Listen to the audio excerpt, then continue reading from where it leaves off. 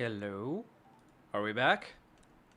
Can everyone here see me good?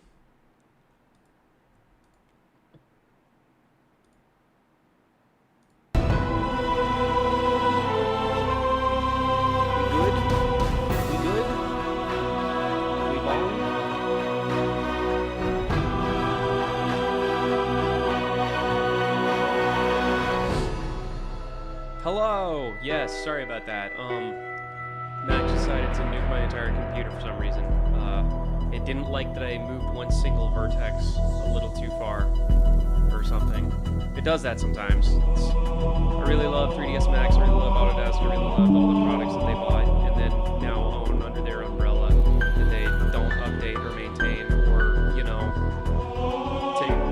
reduce the price of, despite them being outclassed by tons of other community and open source tools every day. I really love being Autodesk 3ds Max user of 13 years and seeing my skills kind of tried over time as newer, better, shinier tools that are free or much cheaper, rapidly accelerating past what they can do. I really love it.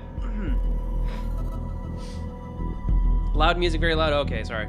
Sorry. 1 second. How's that? Is that better? Well, I know the music just stopped, but let's try it, everyone. There we go. Is that better?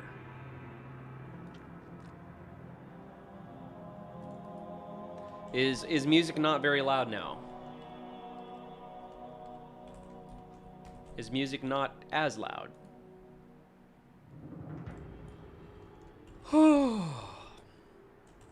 Better, good.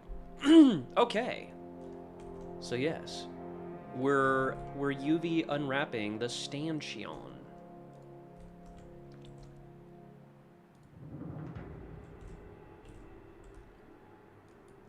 Oh wait, hang on a sec. One moment. Here we go. Yes, good.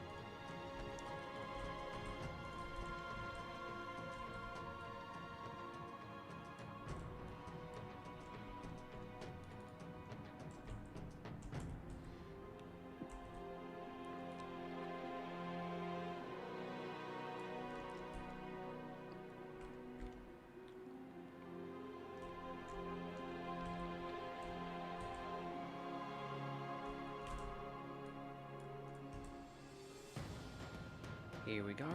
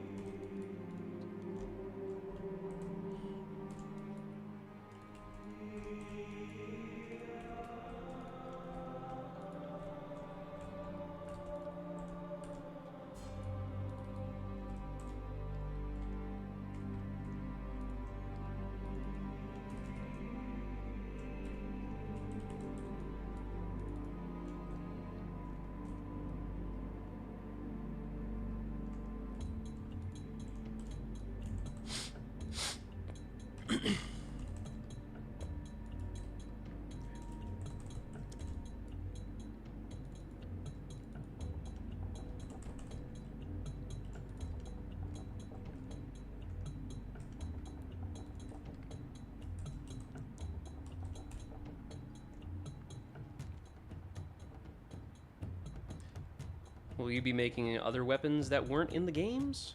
Perhaps. I want to make the rotary grenade launcher from Reach. I might even get a little funky with it and do... I might remake some of the cut Macworld weapons in a more modern kind of spin, you know? Just to add something a little extra. Add some spice.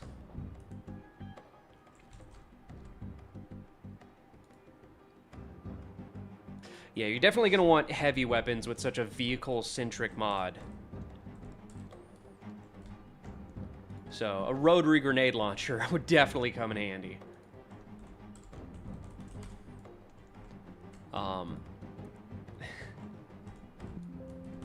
Man, what's really funny, I was playing around with the Jackrabbit earlier, and so the Jackrabbit fires grenades, right? And grenades have like a certain impact effect that, like, you know, has physics behind it. Like, it throws vehicles around a little bit. And I mean, like, I was like shooting at a warthog with it, and it was just tossing the warthog around. It was funny. So, if you're in anything lighter than like a freaking medium-sized tank or whatever, you might get like rolled off a cliff just by getting shot at by the Jackrabbit, which would be funny. Yeah, I think the Jackrabbits are going to be really interesting in gameplay because it's like they're not strong, but they are fast, and they have like a decent weapon. So, I mean, like, that is kind of like the whole meta behind the Warthog, right? The Warthog is not super strong, but it's like, it's fast, it's maneuverable, and it's got a big chain gun. And it does some work with that thing. So, Jackrabbit all by itself, it'll be interesting.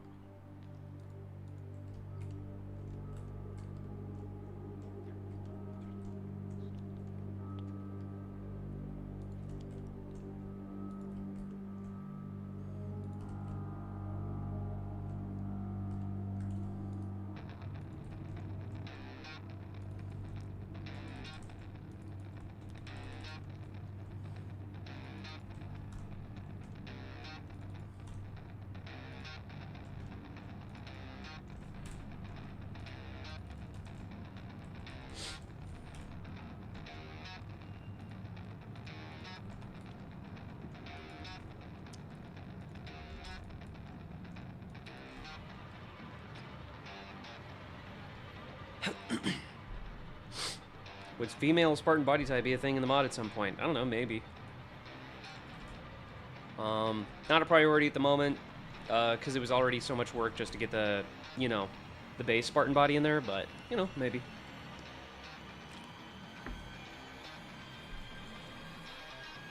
Alright, I'm back. Yo, what up? By the way, did you see my message about me modeling blockout of the E3 2007 level? What? You're doing that? No, I didn't see that. Hang on.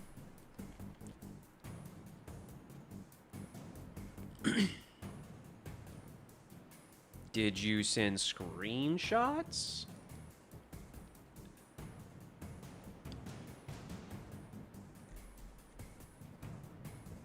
I'd love to see it if so. The stream died, yes. Stream back up. Yeah, I'd love to see screenshots of that, dude. When did you start working on this? Literally last night. I started retopologizing it last night, and I'm almost done with, well, not almost done with the UV unwrapping, but I'm like most of the way there. I made this this whole low poly last night. Well, I finished the scope today, like this morning.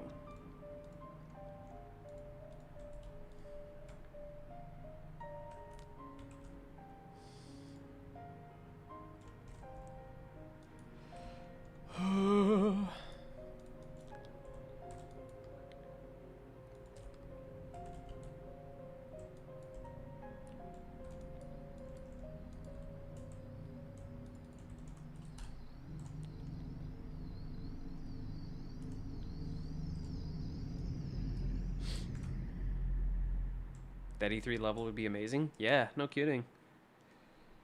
The message you before the stream crashed? What? 1 second. I didn't see it. Yeah, I don't see any new messages from you, man. So, by the way, my whole computer crashed, so... I don't know if that affected anything.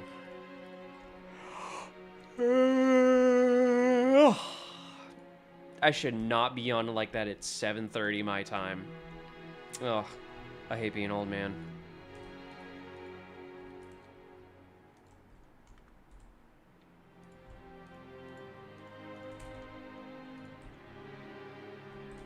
I'm not actually old. I'm like early 30s. But even still, 30 is 30, man. When you hit 30, dude, you will feel it. I'm cursed with, you know, movies I watched as a kid being, you know, 20 years old.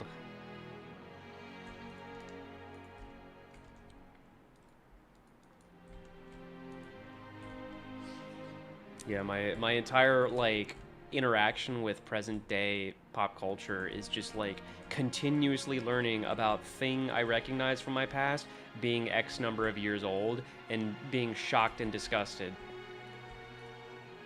That's just like the millennial existence now.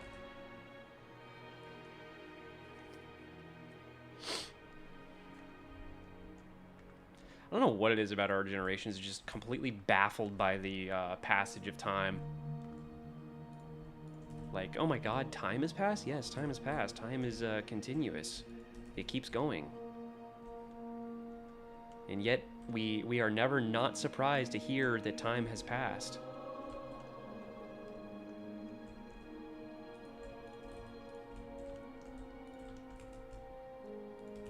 TF2, hey bro, you ported several H2A campaigns assets to Reach, right?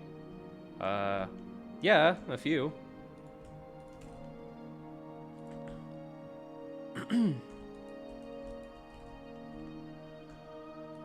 Oh, you're talking to some... Oh, you're talking to Tanner.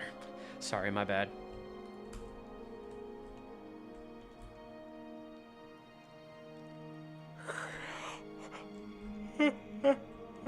Ugh. God. I think lack of sleep is also catching up with me. I'm not a good sleeper, gotta say. It's one of my weakest skills is sleeping. Never been good at it.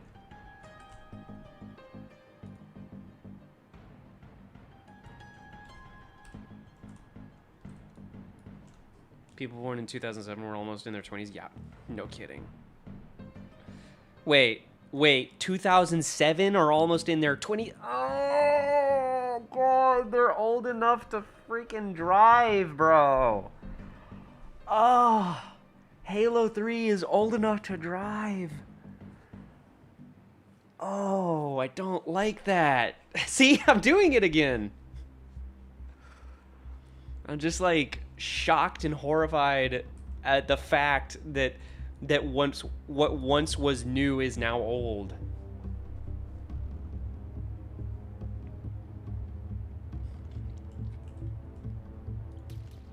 Why can't things stay new? Huh? How about that? Why can't things just stay new? The thing I remember that made me happy from when I was a kid, why can't that just stay brand new? Stay fresh, stay relevant, stay popular, because it deserves to be, dang it. Stuff from my time deserved to be popular. Freaking Maxaroni, Twizzlers, Go-Gurt, 90s stuff, Street Sharks, vintage Nerf darts, sock and boppers. That stuff was cool, man. It was objectively peak childhood.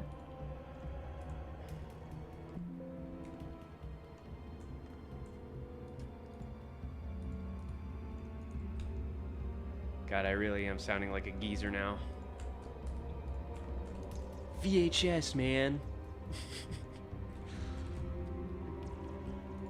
Actually, no, VHS... VHS can stay. Like, Blu-ray... Blu-ray is definitely way better. Although, there was a certain quality to VHS. It was just like... like, and not just for nostalgic reasons, but like, watching footage that isn't ultra HD was actually beneficial in certain ways because you didn't see every single pore and skin cell and hair follicle on an actor's face. And you could also get away with a lot more just like movie trickery, right? Because your mind's eye would fill in the gaps a lot easier. So like, not everything had to be like super, super detailed and hyper realistic because it wouldn't even show through in the footage. So yeah, there's kind of an argument to be made for old school film formats.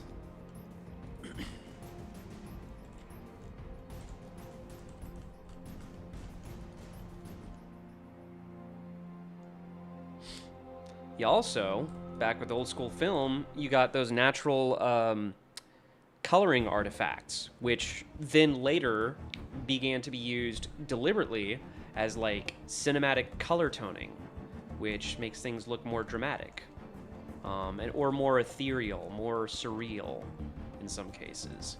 There were a lot of just lens imperfections, like not being able to capture full color gamut and stuff like that then got used deliberately because it makes things look more old and vintage.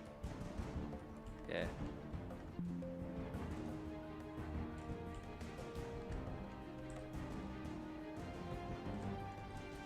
I'm completely rambling. I don't know what I'm on about. Sorry. Sometimes I like to just ramble. Halo CE technically, if you think about it, was like dev times 28 with how much development time it had. I know people make a fuss about being close to Silent Sniper from Halo Wars 2, but would you ever be open to the Silent Sniper? Basically the reach sniper with a silencer on the front?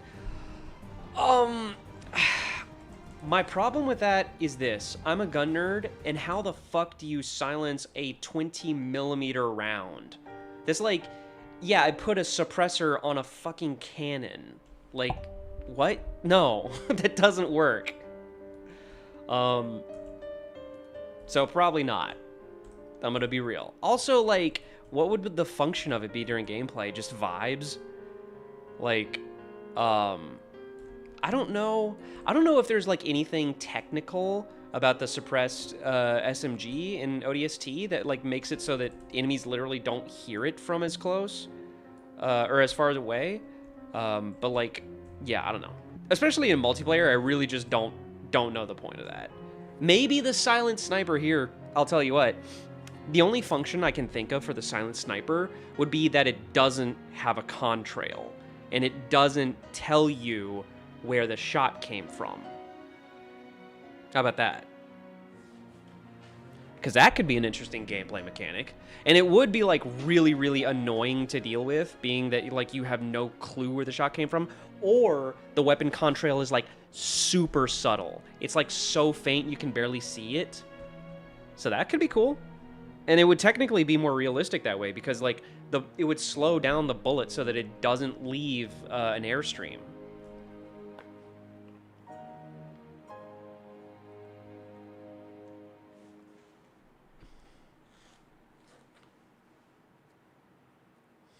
Use subsonic rounds. Yeah, but it's like with a round that heavy, your range is going to be exponentially cut to like a fucking fourth of what it normally is. So I'd be like, I don't know. Actually, you know what? That would even... Damn it, now you got me thinking about it. Not only could the round be subsonic, leave a very faint weapon trail, it could also have a gravity drop-off. So you have to, like, lead your shot. Okay, now, that could actually be pretty interesting. Like, this went from a stupid idea... Not stupid, excuse me, I shouldn't say that. This went from a unrealistic idea to a very cool and realistic one.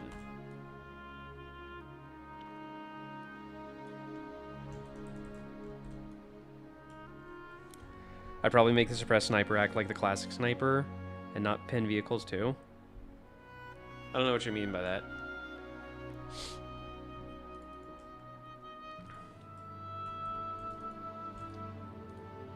What is Rejected Shotgun up to? I'm curious.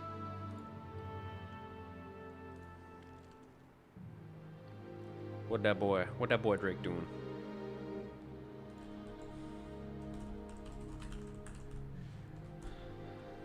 What did Drake doing? It was a collision. Is this Oh, he's still messing with the reach spire. The collision, is this where your players and the bullets are going to interact with? Sure is.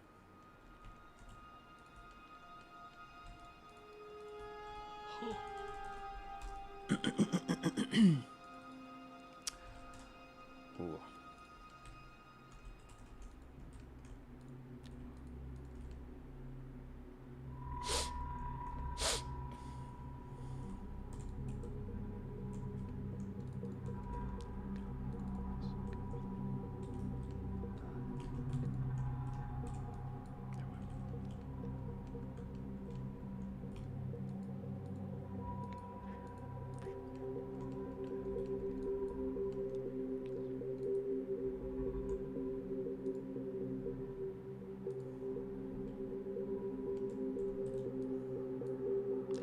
That function would be a cool take on the sniper. Yeah, dude, like, the more I'm thinking about it, the more that's actually, like, a pretty cool idea. To have a suppressed sniper that has bullet drop-off and a faint weapon trail, on top of just, like, not being able to hear it from very far. Sent you a DM of the silent sniper if you want to see the silencer on it. I have a pretty good idea. I mean, it's just like, you know, a big barrel with a can on it. Wait, it's basically a massive block? Okay, wait a second. Is this the same person? Yeah, if you're the person who just sent me a DM, you literally just sent me a picture of the stanchion. That's the stanchion, my guy. That's not a suppressed sniper. It's literally the weapon I'm making now. Although, now that you sent these screenshots, I'm realizing that the stanchion from Halo Wars 2 has a totally different model. It's like the base of a regular sniper rifle, but with a big block on the end. I see what you're saying now. I think I see what you're getting at. So it's like, I see. So instead of like a detachable suppressor, it's like an integral suppressor that's like completely replaces the actual barrel. I see what you mean. 8.3 2007 blockout? Tanner, why are you box modeling every single face of that, dude? Why don't you just sculpt it? Like, that's gonna be way faster and easier to block out a level, dude. Just sculpt it, decimate it. Like, have you seen how I make my maps? Hang on. I'm gonna quickly demonstrate, real quick, yet again, how I make maps. I'll make a map in like less than 10 minutes. Watch.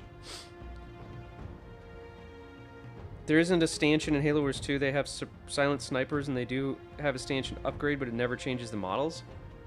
What? I mean, I guess they wouldn't bother because it's like, why you would never even see that, but... Huh. I really need to freaking play Halo Wars and Halo Wars 2 again. I am dedicating so much effort into this mod, and I barely play those games. It's so dumb. Okay, Tanner, look, watch, observe, please. You mean like make a massive plane and sculpt it? Yeah, dude. Like that's the way to do it. Or at least it's just like a way more efficient, like, cause it's good for blockouts at the very least. You can just like, you know, sculpt it. Look, mountains, right? Sculpt your little terrain here, and I have Dyna Topo on, right? So it's just like, it saves time, and then you decimate it, and then you port it, and could play modded Halo Wars, yeah. Yeah. Yeah, just put some, you know, terrain or whatever, right? And then, you know, smooth it. And this is only 37,000, so this will export just fine. And then I'll just put a decimate modifier on it. Crunch it down. Check the geo. Looks good. I'm going to collapse that. I'm going to take this. I'm going to select the rim. I'm going to extrude down. And then I'm gonna make this nice and, whoops, make this nice and wide. Then I'm gonna take all of these edge verts.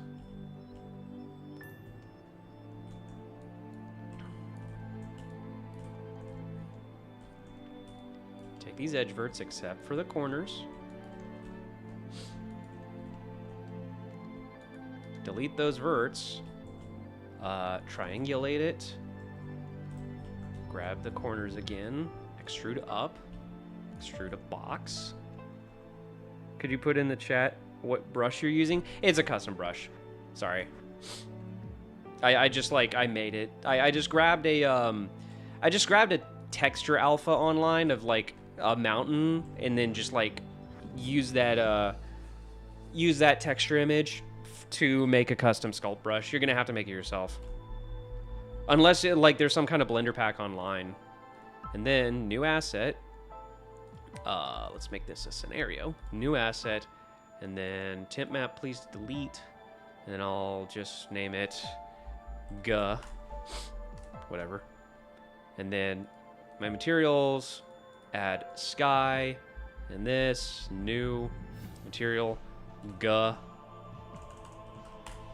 And it has to have a material for the terrain, as you know. And then the whole map is 12,000 polys. Let's export it. Our plans to add some content from the canceled Ensemble MMO by using a less cartoony art style. Think a fair amount of it. Dude, if you have like ideas, because I know I mean, people know next to nothing about that game. Hang on, Halo Ensemble MMO. What a wild concept, by the way. A Halo-inspired MMO that has like a Wild Star aesthetic. Very interesting, especially for the time. Don't know if it had legs though. I think there's a reason it got scrapped. And then export completed. And then we just let me close my Sapien, launch Sapien. Sapien. And boom, we got a map. So Tanner, please, I would strongly recommend just sculpting. Huh. At one point, I did take the silencer from in-game, put it on the Halo 3 sniper, and it surprisingly works for the Halo 3 sniper. Yeah, dude, you know, now that you're showing it to me, I kind of dig it. I'm not gonna lie. I'm kind of feeling it. That does look pretty cool. Wait, does Rejected Shotgun's Silent Sniper have this, or is it like a different model that he's using? Because if I remember correctly, he's just using like a traditional cylindrical can on his sniper. Oh, well, the map's tiny, but you get the idea. Like, sculpt the thing out. It'll take like a few minutes, and then you can refine the topology from there. Please, Tanner, I'm begging you. It's just like a better way to work.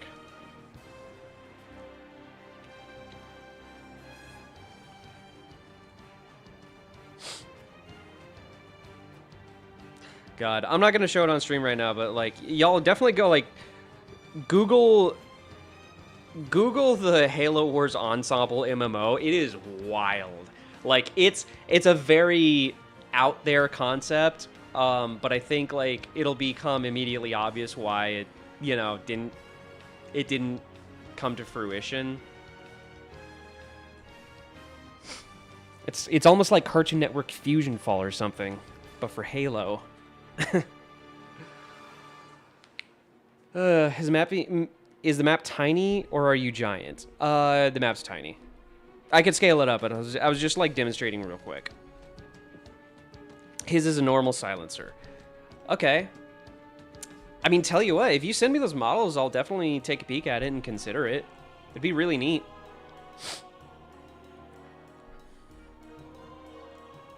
Don't see why not.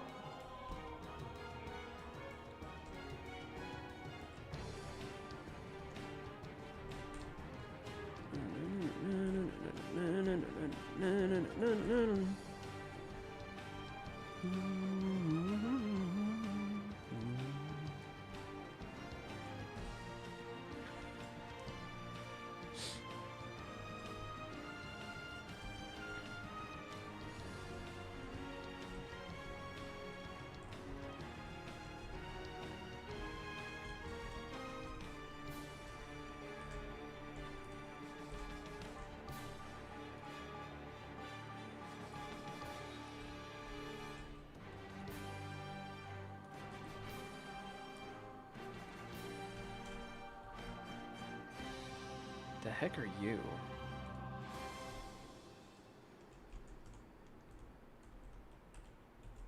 This one piece of geo is really screwing things up for some reason.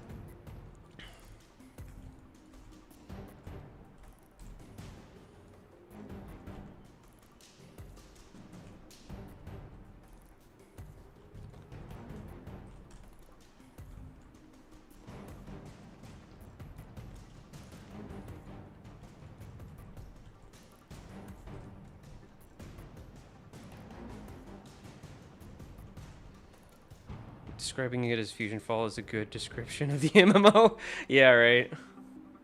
It's just too nutty. It's too wild and wacky, man. Like it is an interesting idea, and like who knows, maybe like if you rework it massively to be, I don't know, more in line with the books or like the lore or something, it could be interesting, dude. I definitely want. You know what I would really want, and this is like a more far out there idea, but it's still like would fit within Halo at least. I want Tomb Raider in Halo with Ryan Forge as the main character, because she's basically the Tomb Raider of Halo. She's literally like Halo Tomb Raider. Ryan Forge, by the way, for those who don't know, Ryan Forge is Sergeant Forge's daughter from Halo Wars, and like she gets like a couple of books that are actually pretty good.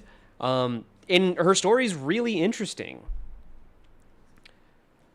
Will the players in this mod have Halo 3's high jump height or the lower jump height of Halo Reach? I'm thinking about it. I think I might have to remove fall damage. Not have to, but like I think I want to remove fall damage.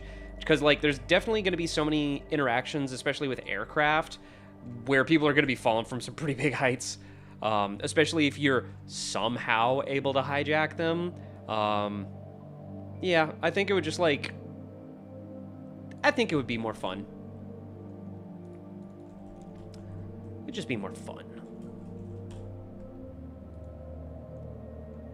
Yeah.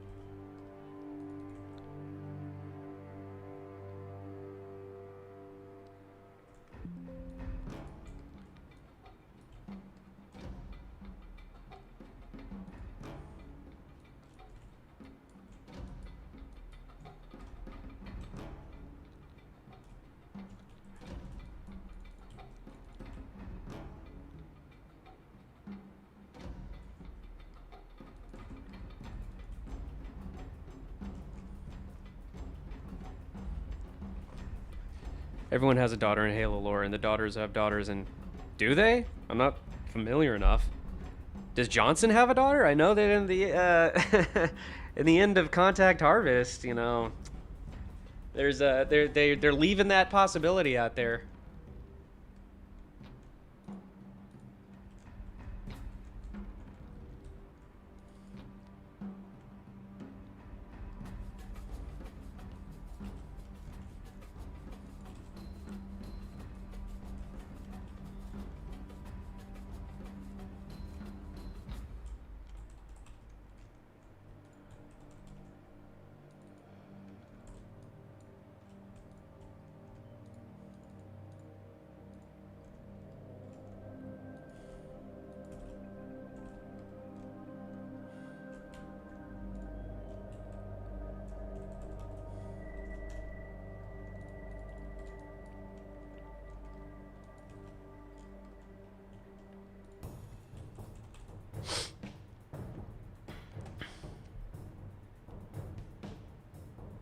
Apparently itself YouTube is half dead. Wait, what? Main page is not loading? YouTube site is dying hard right now? Huh. Interesting. Maybe that's why my stream crashed or something. Yeah, I was having a little bit of trouble getting back on. The main YouTube page was like not loading. Weird. Okay. Finally, the scope mount is actually unwrapped. We're making good progress. Oh, with the barrel. Gonna wanna,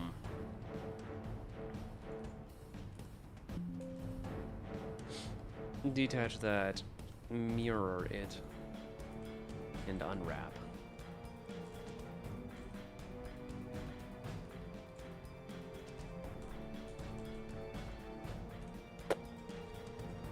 Cool. Cool, cool, cool, cool, cool. Cool, man.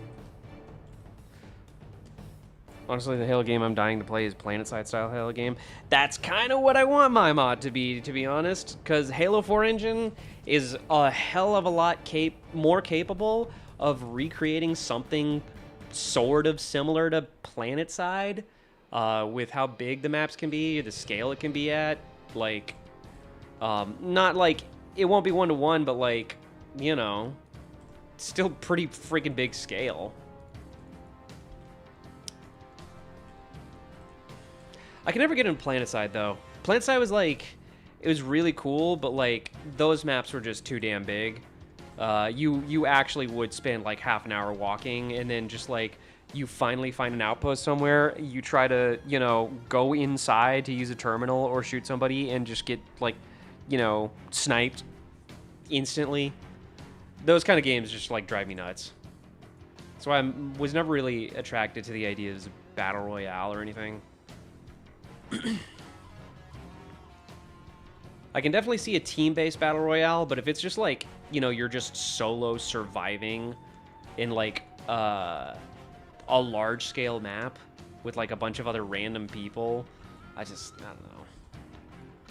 know.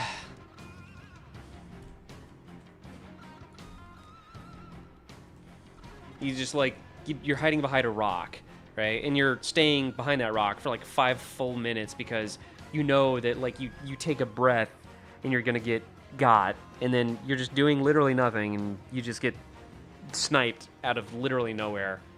And you're like, all right. But PlanetSide, yeah, sorry. Man, what a hell of a tangent I went on.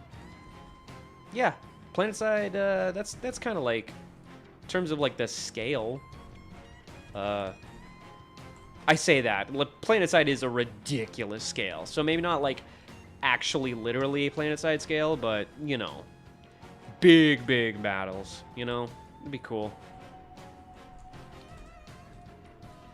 Although the one limiting factor with that is, of course, you can't, the thing that makes PlanetSide work is the fact that they have huge lobbies. And Halo 4, even Halo 4, only supports a max of 16 players.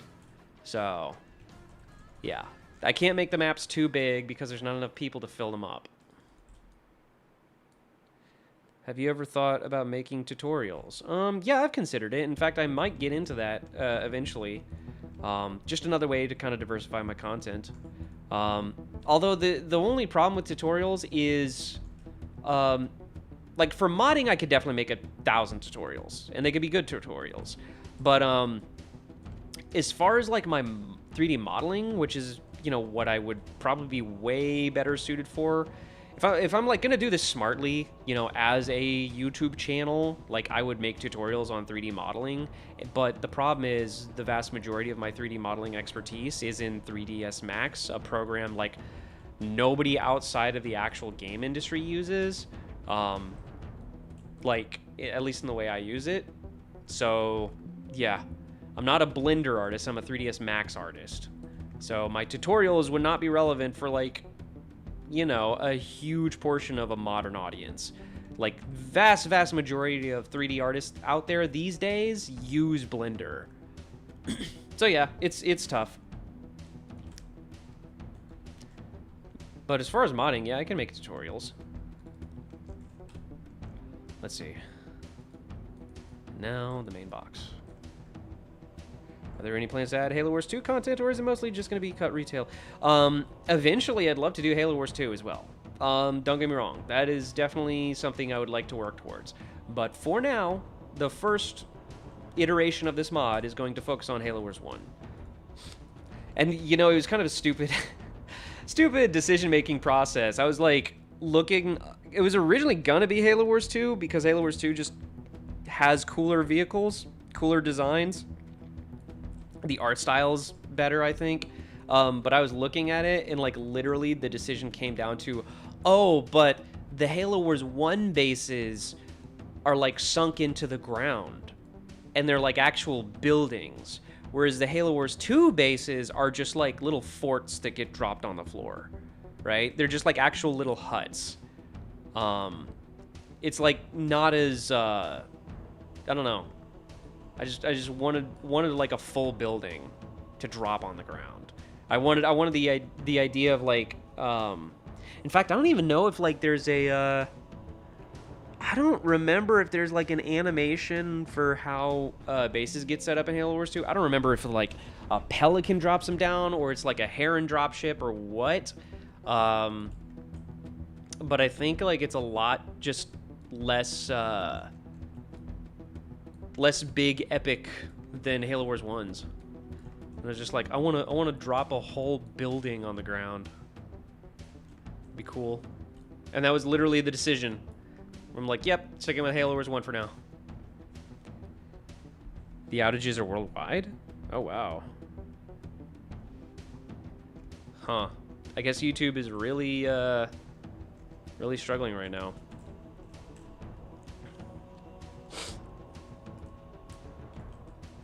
If we lose connection, I apologize in advance. Condor drops down the base, does a few things, and it's completed. Oh. Very little movement. Yeah, see, that's what I mean. This is like Halo Wars 1, it's got more aura farming, I guess. More pizzazz.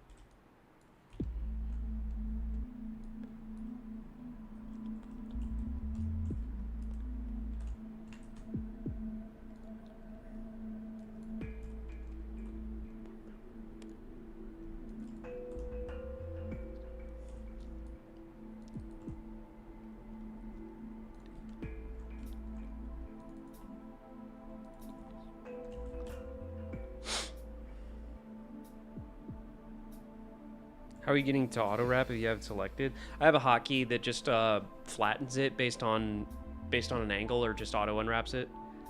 Like, I'm only auto unwrapping like a selection of faces. Change to the blend file, but would you rather me send the snipers as actual models? No, the blend files are fine. Thank you.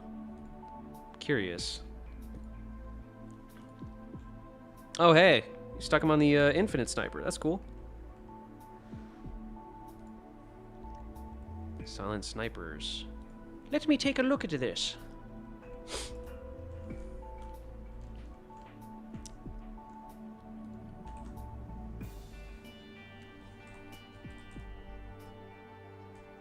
Wait.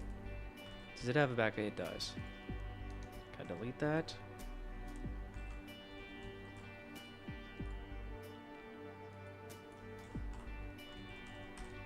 Cool. And then the cylinder.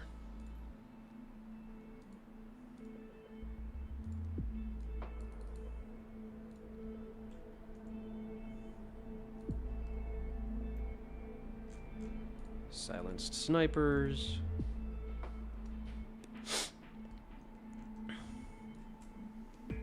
I'm assuming you just use the end game asset from Halo Wars, because this looks pretty crunchy. But I mean, like, I can definitely use this as a base to just like draw inspiration from. It is pretty neat, gotta say. Like, if I wanted to make a Halo 3 quote-unquote stanchion, this would be it. Pretty cool.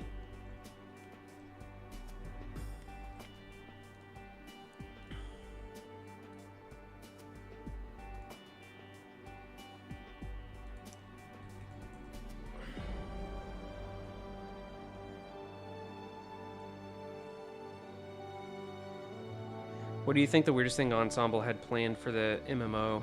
Aside from possibly time travel? What? I'd say the Scions, since they were people of space. Dude, I know very little about the Halo MMO. So you are... I don't have context for anything you're saying. I don't know anything about what they were planning, what they had in mind. I can't even contribute to the conversation, really. But if you were to describe it to me, it would just be a series of you explaining thing and me being like, whack.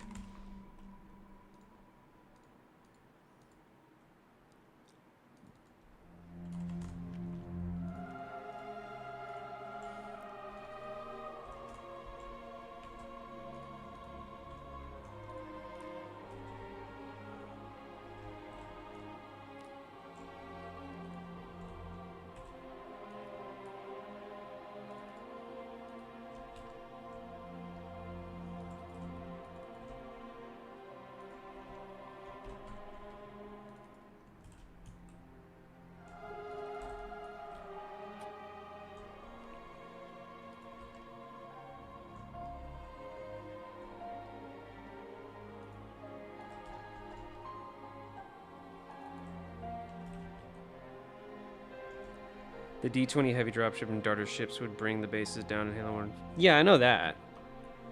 You're talking about the Heron, right? I know that part. I just don't remember how they happened in Halo Wars 2. But yeah, yeah, I think like we can all agree that like the drop sequence for the Heron in Halo Wars 1 just has more spice to it. It's just more badass. And granted, I remember when the Halo Wars cinematic came out in like 2009 or whatever it was, 2008. And I thought, man, that is stupid as hell. This isn't Halo. What is that? That is like, what, you're just gonna drop a building? Like, that's not Halo. That's like totally impractical. Halo is like at least partially kind of semi-plausible, and you're dropping a whole freaking building on the ground as a base. What? I also didn't know what I was looking at. I didn't understand what an RTS was at that time, but yeah.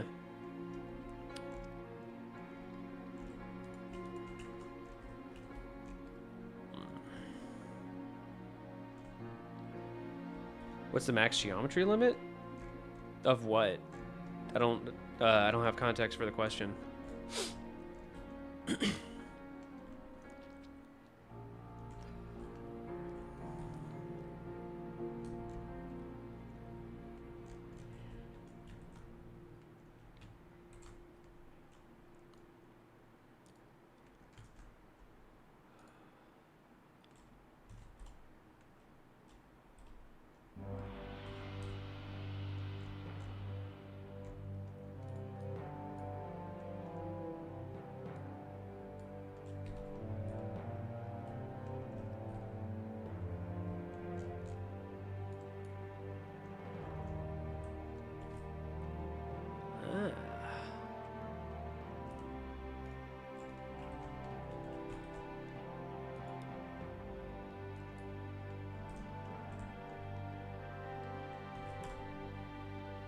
And there we go. Got some pretty nicely packed UVs there. Hell yeah. I'll bet we can tighten them up a little bit by flipping a few things on their side. Because I see a gap right there we can fill up with something. Nope. That's like what I like to do whenever I'm like trying to pack or auto pack UVs, is just like flipping things around, seeing what can, you know, fit automatically in that space.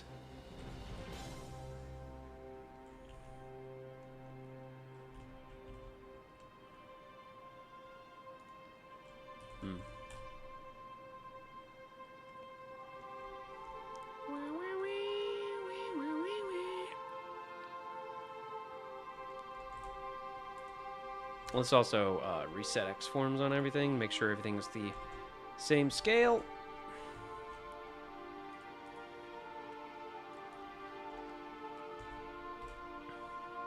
Ah, and we get a totally different set of UVs now, don't we? And actually, I think I want to take the smaller bits and actually scale them up. Whoops.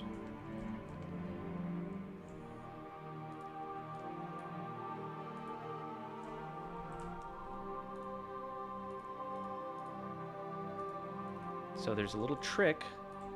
Make a big sphere, scale it down so that it is a fraction of what its default scale is. And if I attach all of this to this, wait, other way. If I attach all of this together, it should mean that I can pack this as a larger object. It'll be treated as a larger object, at least. Because it's at a different scale than everything else. Let's see. Did that work? Or is it just auto... Is it unifying everything? Yeah, it seems like it's just unifying everything. Marines on the ground, sir. Hola, Skaboodly. Hola. Hey, Bisquick. What's up, man? Haven't seen you in a while. Hello, modder with hair. Oh, did I get raided? Or is the shotgun audience filing in? Yeah, looks like he stopped streaming.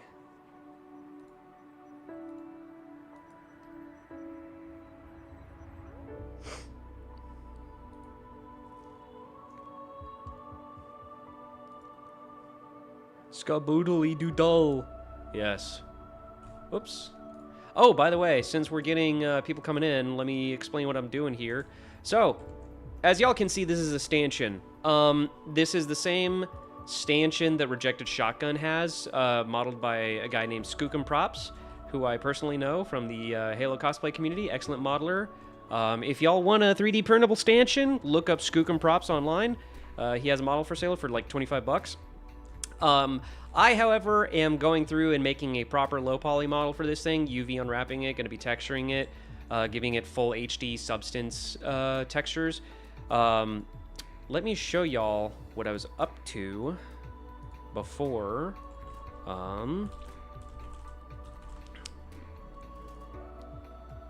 launch last settings. Let me use the restroom real quick, and then I can show y'all what I'm up to.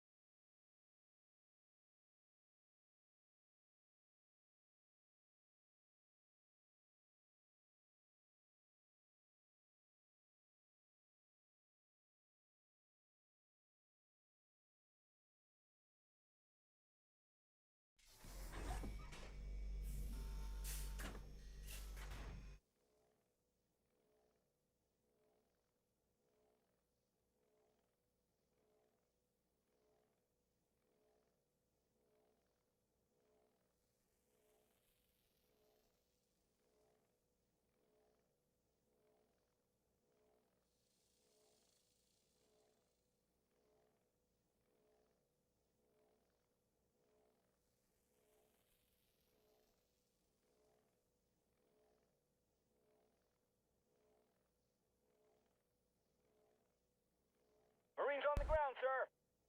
All right, what's up, everybody?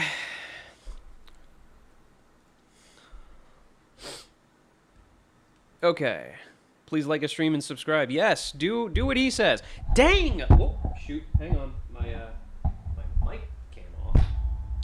162 viewers. God dang, man. But yes, hello everybody. My name is Scooby Doodle. I am the friend of Rejected Shotgun. I do pretty much what he does, but I have my own personal little project going on called Halo Wars Frontline. And it's basically just a mod for Halo Reach and Halo 4 with Halo Wars stuff in it. Basically, I want to eventually make a full campaign set during the Halo Wars timeline, during the events of the first Halo Wars game. But you're like doing side quests as a nameless Spartan, using all the vehicles from Halo Wars. So, this is a little test map I got going on. We have the Grizzly, the Cobra, the Jackrabbit, the Falcata, the Sparrowhawk, the Hornet, and the Short Sword. I only liked because I'm already subscribed. Well, thank you anyway. But yeah, so I've been doing a lot of work this past week on a lot of things. I've been polishing the existing Mark IV armor. If you go back and look at some of my older videos, you may have noticed that there's some skinning issues on the undersuit mesh. And I've recently been able to export this and clean up a bunch of skin weights and just polish it up to make it nice and smooth. I also have a new collision model that matches my new Mark IV armor. So this is not the standard Halo Reach hitboxes. This is new custom hitboxes that match the armor. I also have new first-person hands that match the armor as well. I was using an older version of this model before. It looks nice and spicy now. As well as I have a new energy sword based off the classic Halo 2 one, but this one has a little contrail. So like, yeah, when you swipe it and move around, you can see a little misty stuff, just like in the Halo Wars cinematic. And I gotta say, it's definitely a vibe when you assassinate people with this thing.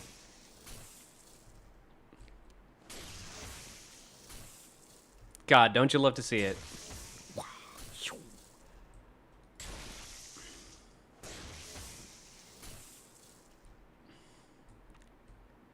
But yeah, so so I may eventually make a version with 2 swords, which would be sick as fuck. Where you're just running around with dual swords and just slashing people. I would love to, like, it would be a lot of custom animation work, but I mean, come on. It would be so cool. Halo Wars Arbiter vibes, you know? I also got the sounds for the Hornet working. Out of curiosity, will any weapons be getting new animations in the future, like CE-style reload for the AR? Maybe.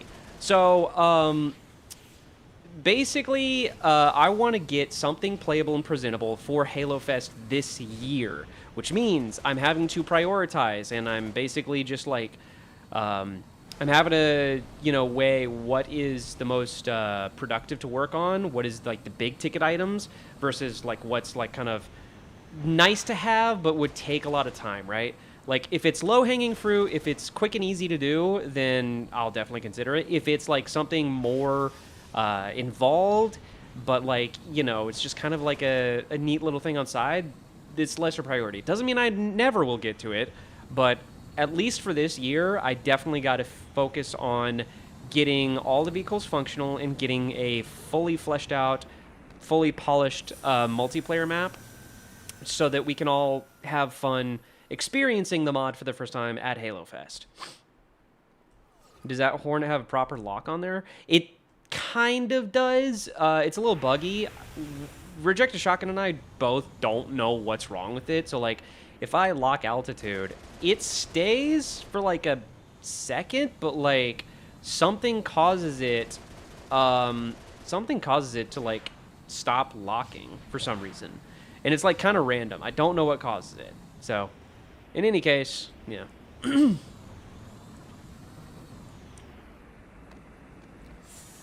But yeah.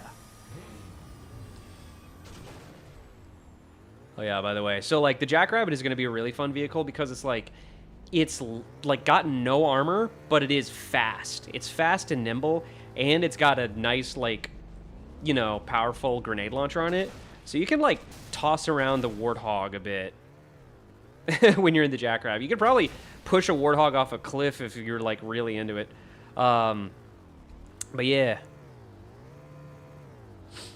And I've had to spend a lot of time reworking the Sparrowhawk because the Sparrowhawk had a few issues with it.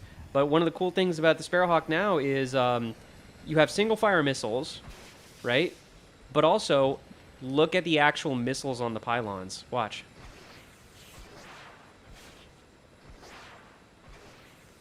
Yeah. They disappear and reload depending on how many shots you've made.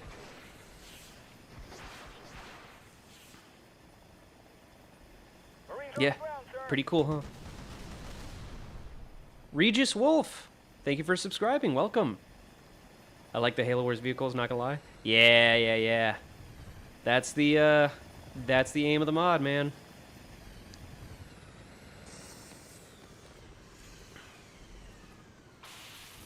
God, I still am like really surprised how fun the energy sword is with contrails, man. I don't know why they never added it. It is just so fun to watch.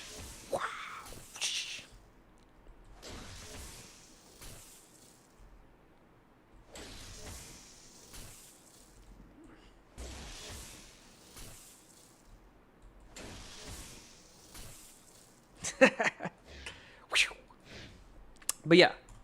So, what we were doing... Also, I'm going to fly around the short sword a little bit, just because it's really fun. I am very proud of what I did with the short sword.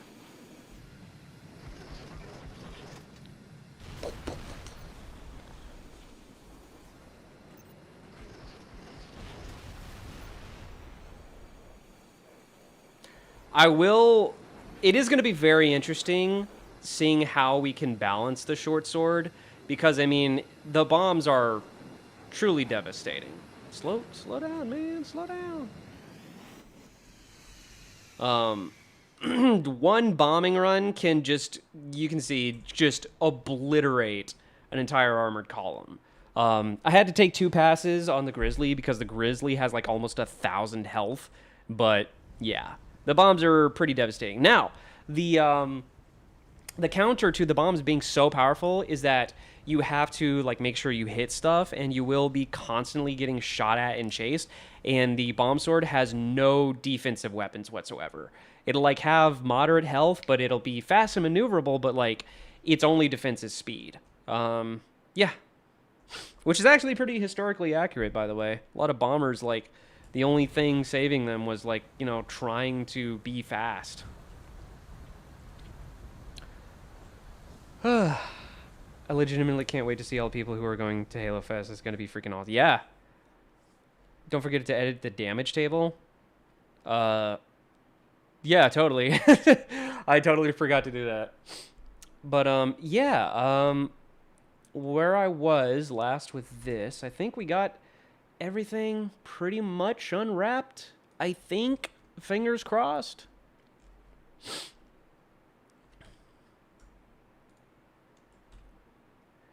And then, what I need to do that now is there's a little trick. So, in 3D game art, there's a little trick you can do to save a lot of UV texture space so that your textures, you know, can have as much pixel density as possible. Which is, if you have mirrored elements on your model, like symmetrical details, you can just copy over one side to the other. This is a really handy trick in game art. Yeah, but you have to be careful about, like, where you mark your seams and which parts you're copying over, because, like, if they can produce like breaks in a tileable texture, then they might look funky. But yeah, in this case, I'm gonna see if I can do it.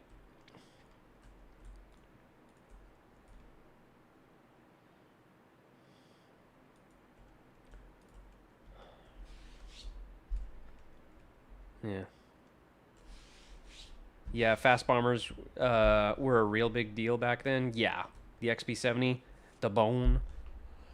The XP70 never actually, like, entered service, did it? If I remember correctly. That was, like, a really fast bomber. It was, like, almost as fast as the Blackbird, if I remember right. But, like, it was just, like, too... It was, like, either too expensive or, like, strategic bombers became less relevant because ICBMs kind of came around.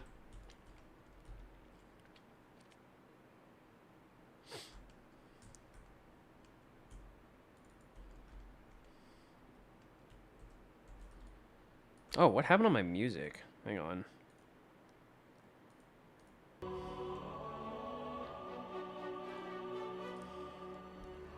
The B-58 was sick, too? Yeah. Let's see, B-58, which one is that? Oh, yeah, the B-58! Yeah. Marines on the ground, sir.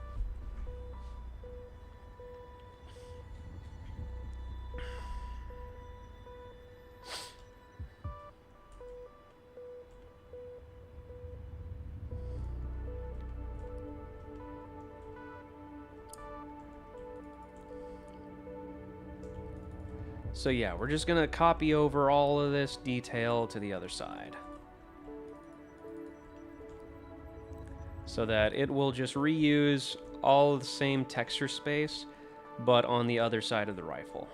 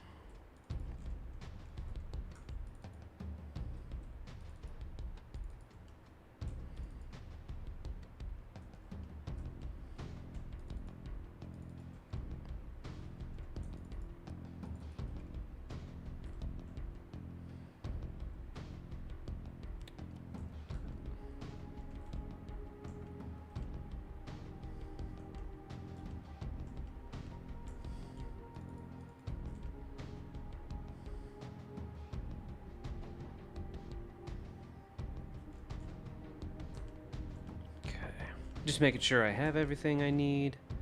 Oh, the barrel, right.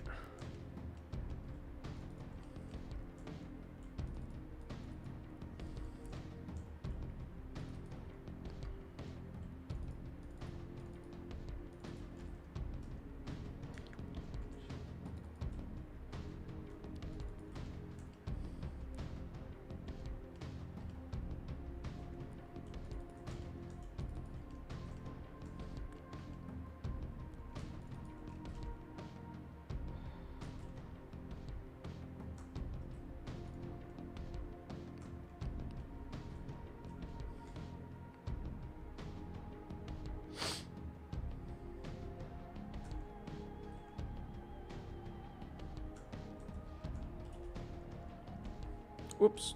Don't do that.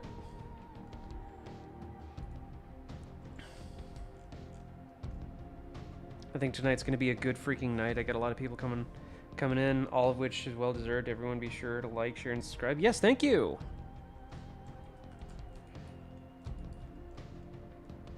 Thank you for plugging my channel for me. I really need to get better about doing that myself.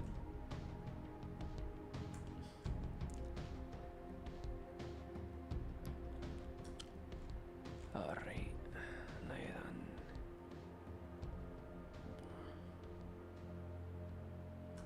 Trying to make sure I got everything. All right.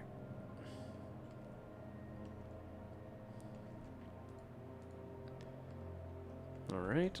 Duplicate. Detach as clone. Freeze. Flip. Okay. Same with the barrel.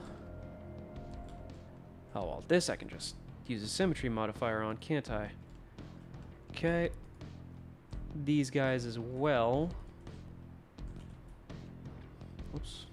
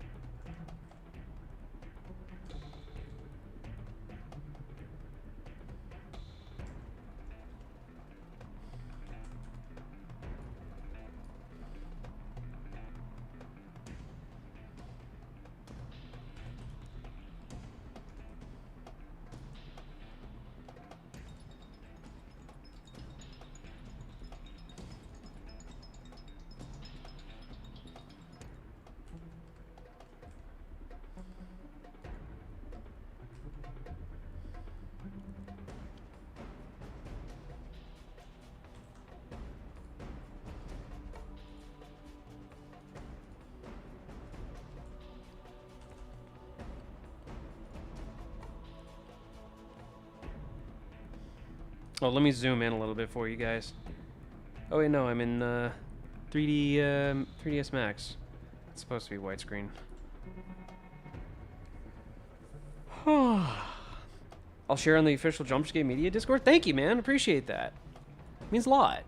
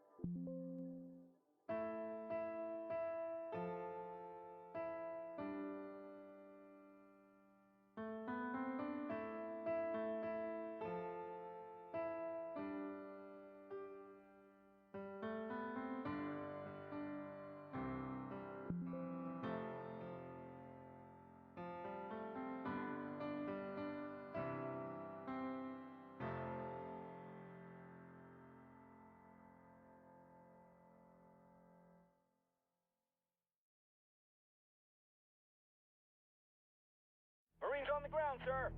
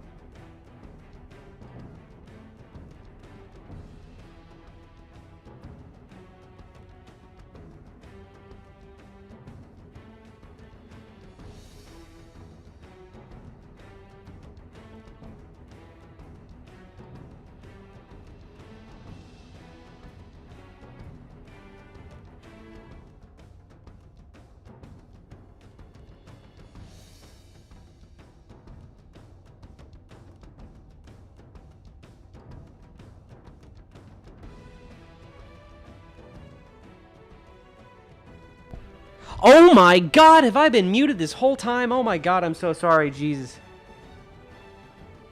Wait, then how have people been hearing me? Wait, how are y'all listening to me? My mic was muted.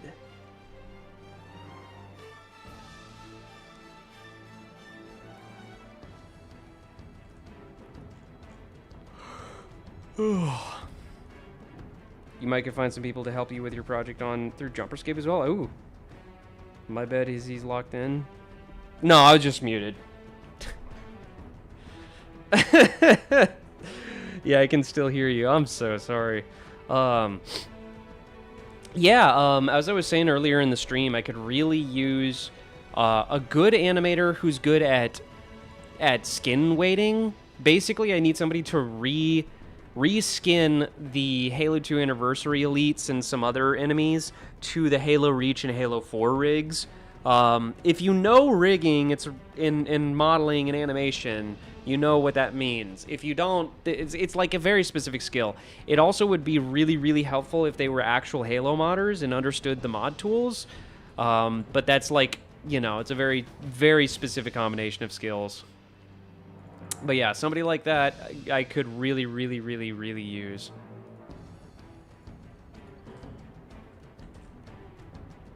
I'm a decent animator who's not good at skin weighting, so yeah. Yeah, and that's the thing. Like, I can animate, a lot of people can animate, but there's very few people out there who can actually skin weight, and especially skin weight well. Skin weighting, rigging is an incredibly specific technique or skill set, and there's a reason that people who make rigs for a living make pretty decent money.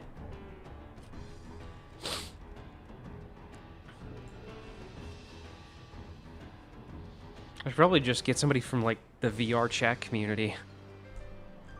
Somebody who's just, like, really good at making custom avatars or something, and I throw them, like, you know, a digitigrade alien lizard man. They're like, oh, bet. I've done 1,000 of these.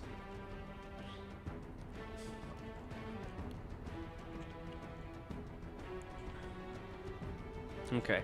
Oh, that's some weird, weird UV there. Hang on. No, no, no, no, no.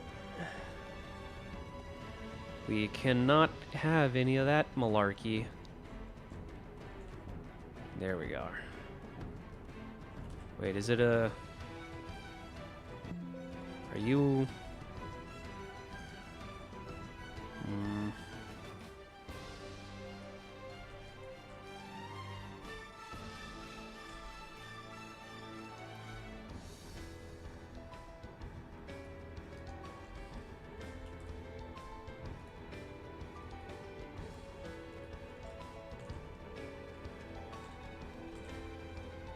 I think these are Turned out to be some pretty clean UVs.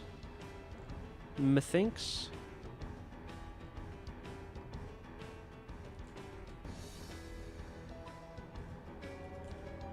No.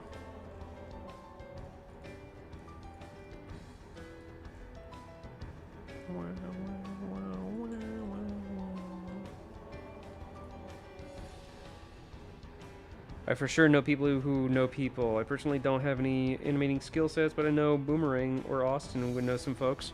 Yeah, send them my way.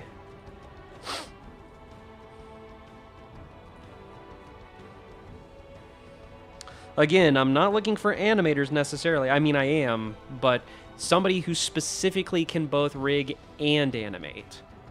Or at the very least, rig. Because rigging is the big technical challenge. Okay. I think that this thing is finally UV unwrapped. And I think that now I can begin to... oh, hey, hang on.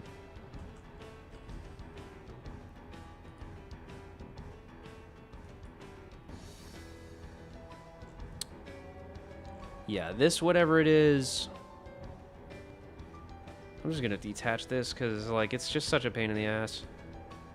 I'm not going to include it in the, I'm going to put it in its own layer. Inner barrel. We're just going to assign a different texture entirely to it. But as far as high poly and low poly, I think we're about ready to go. Low poly. Wait, what happened to my material assignments? They're still there, right?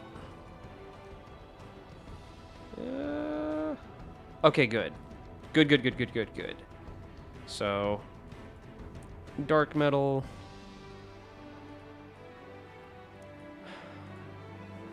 Dark metal, rubber.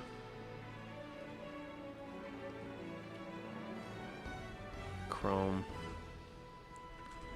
Cool. Cool.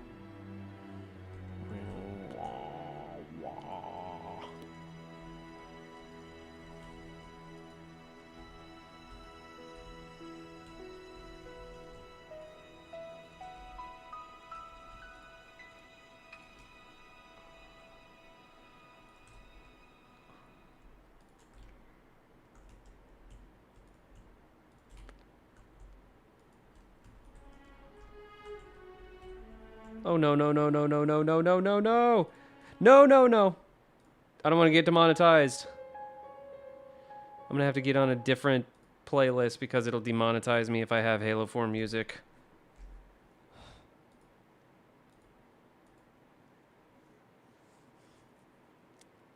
You have specific needs, I get that. Just DM me on Discord and I see what I can do to help. Best way to get it out there would be to get an interview.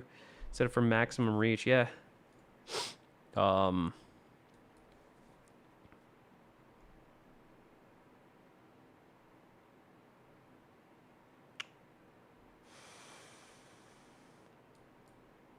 Wait, what's your name on...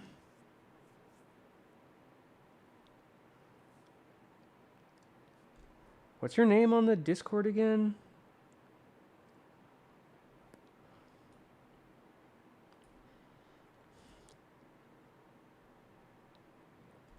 Trying to find your comment where you actually said your name. Jumperscape.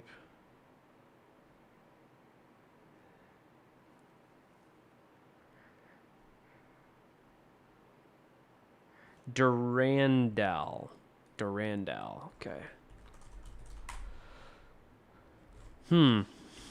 Durandal.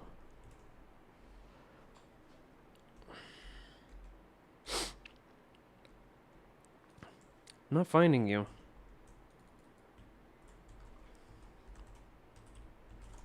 I'm not finding you in the Discord.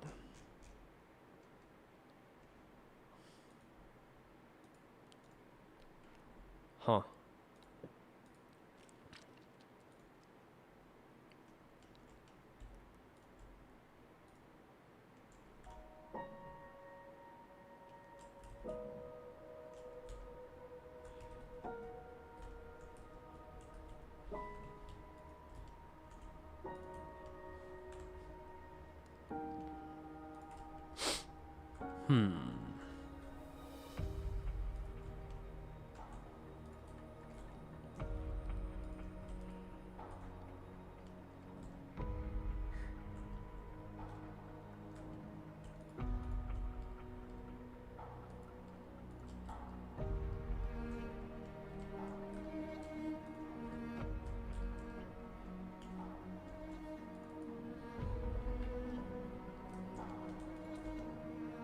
Could you just EM me? I can't seem to find you in the Discord, sorry.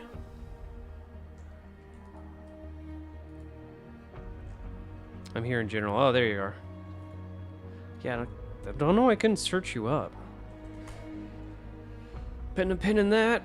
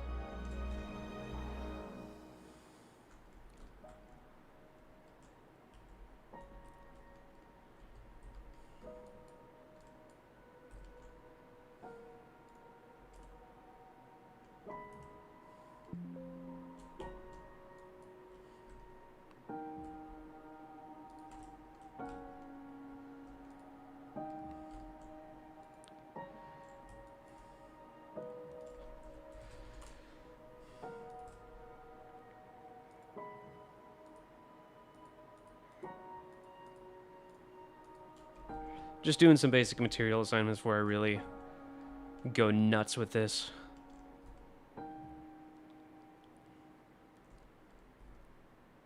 All right, so now that we've got the low poly unwrapped, what we basically need to do is separate everything into groups for baking. So,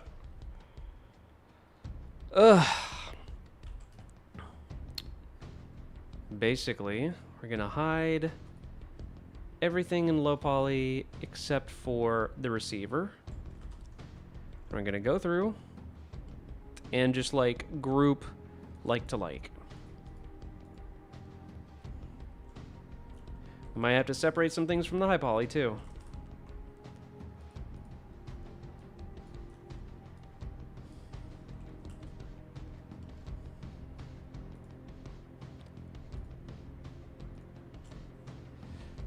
I love your work. Thank you. Appreciate it.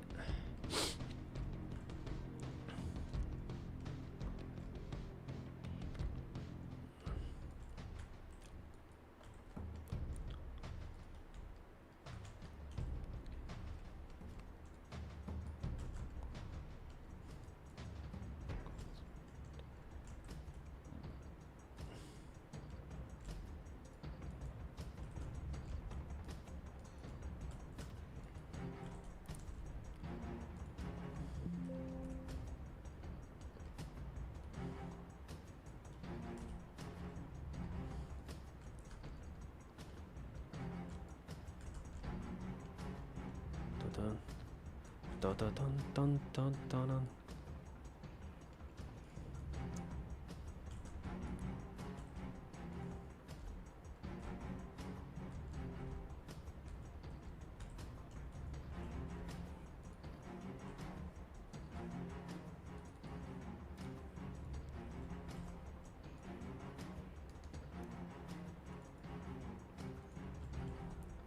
Okay, just double checking.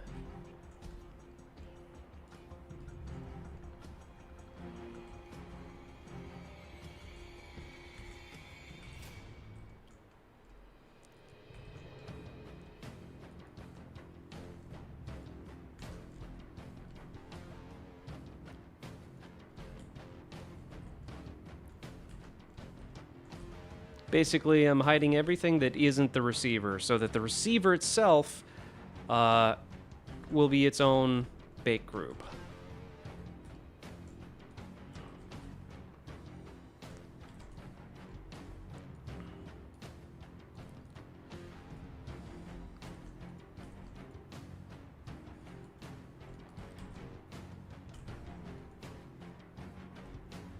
And, I mean, for this model, I'm not going to have a Picatinny rail.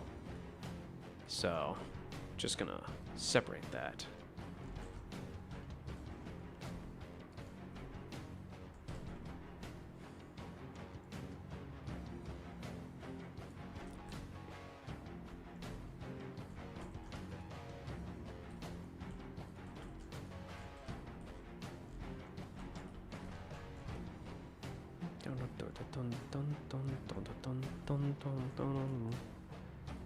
Let's see, is that a separate object? Looks like it is. Yep, it is.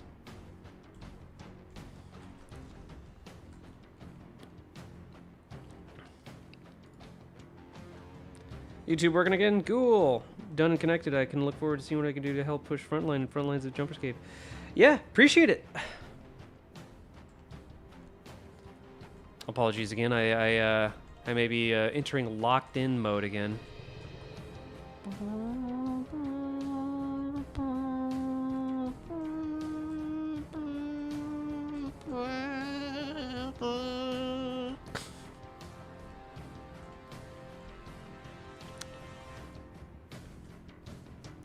Okay.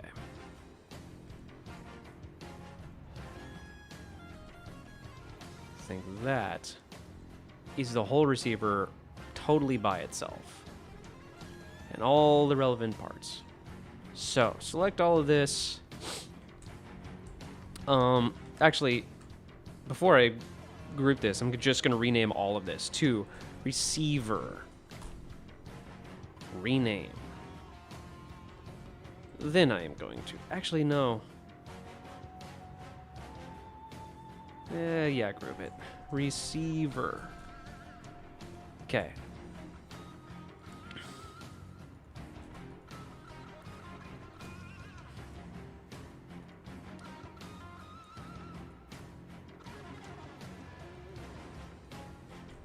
Hide all of that.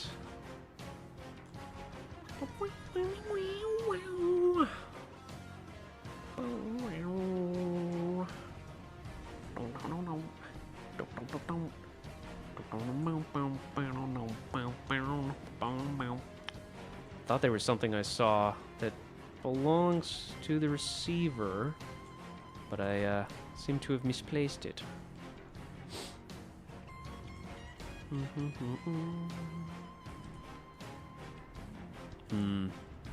It's one of these bolts. Yeah, it's this bolt guy here. So let's just go ahead and make a copy.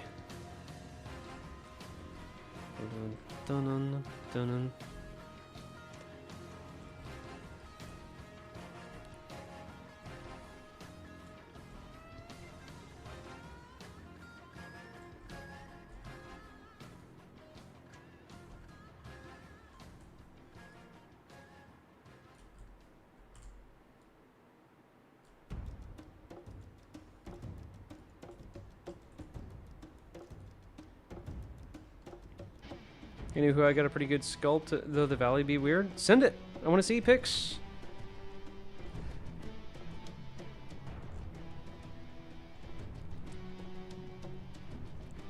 I want to see that stuff, Tanner.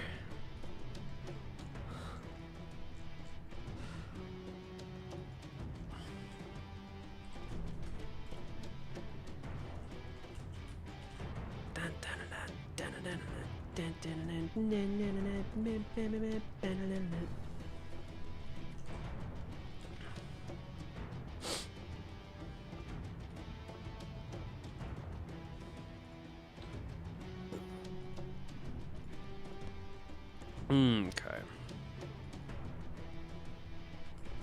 Okay.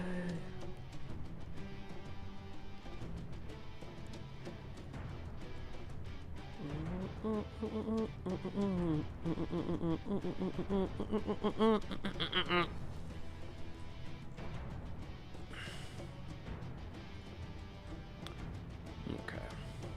And the rest of this should be fairly easy and straightforward.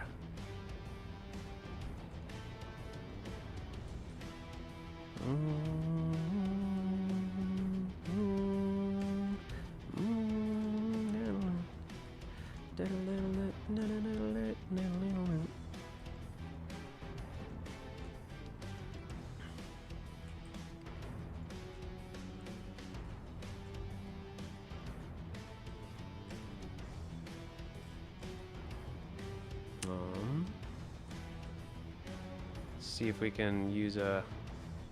Whoops. Does this plugin still work? I don't think it does. Darn it.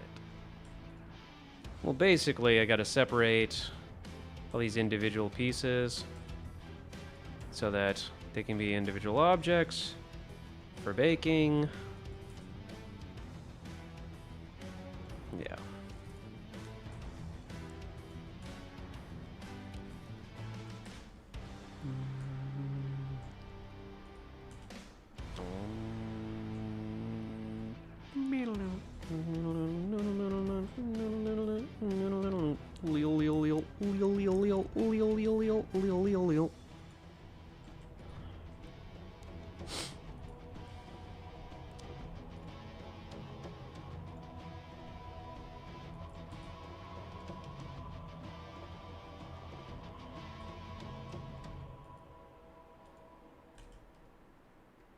Wait a second, what the hell? Did I not unwrap that? What the hell, man? What the hey, man? Okay. Gotta unwrap you.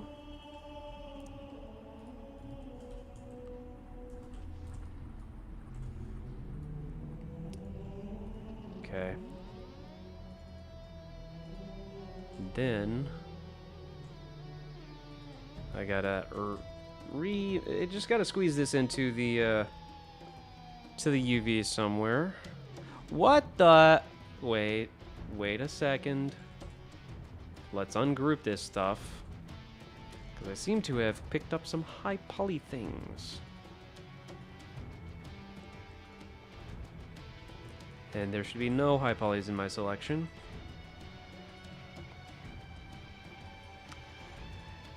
Cool.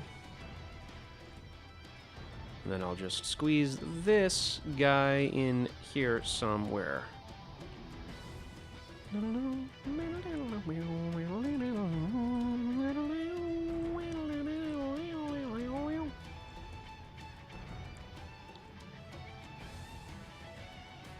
Okay.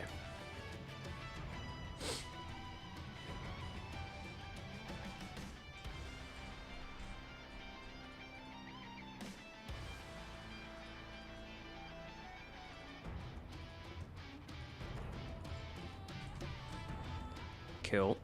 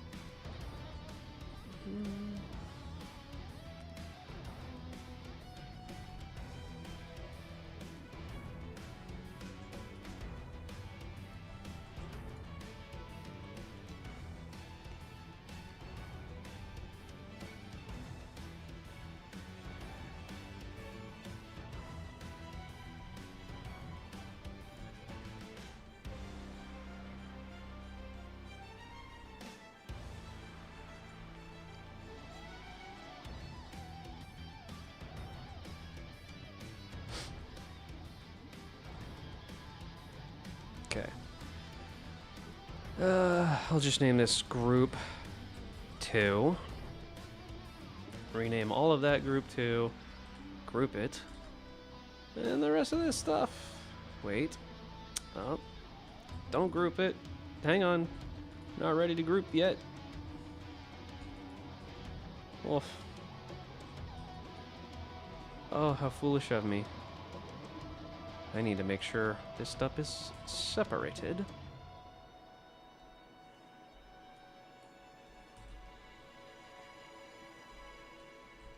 So I can individually select things better.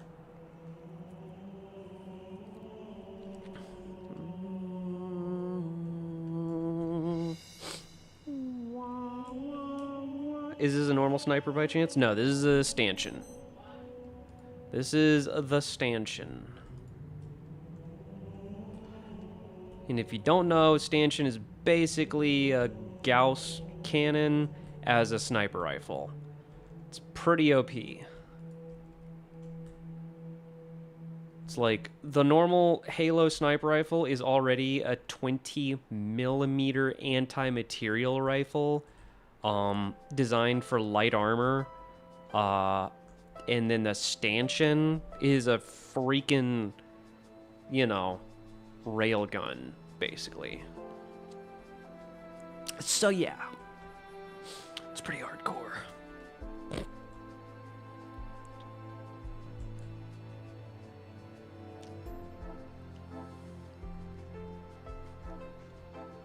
All right.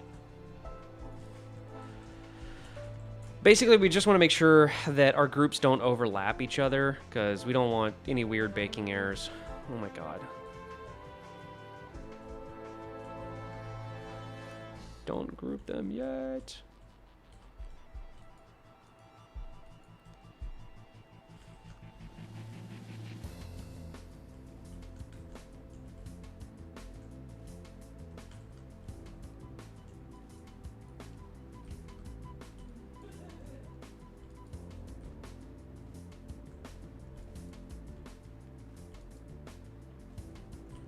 The problem is this high poly is derived from a 3D print model.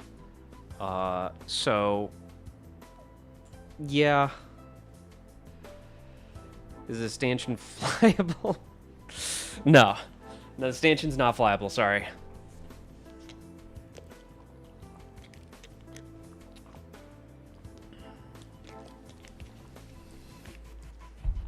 I like the railgun, but 1,000% better due to the lore alone. Oh, what lore? Halo's sniper rifle is 14.5, not a 20. Well, okay. My mistake. I always thought it was like a 20mm or something. Because it is based off the South African 20mm sniper rifle. Like, it's almost a direct copy. It's just that it's not bolt action bullpup.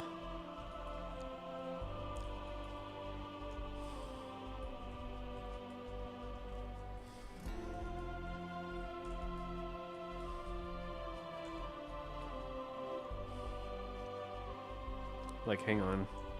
South African 20mm rifle. Like, you're gonna see this and you're gonna, that's literally the Halo sniper rifle. An image, new tab. Yeah. Yeah, literally the Halo sniper rifle. It's got the handlebar, it's got that little gas piston thing right there. Or whatever that is. I guess it's not a gas piston because it's a bolt action, but yeah.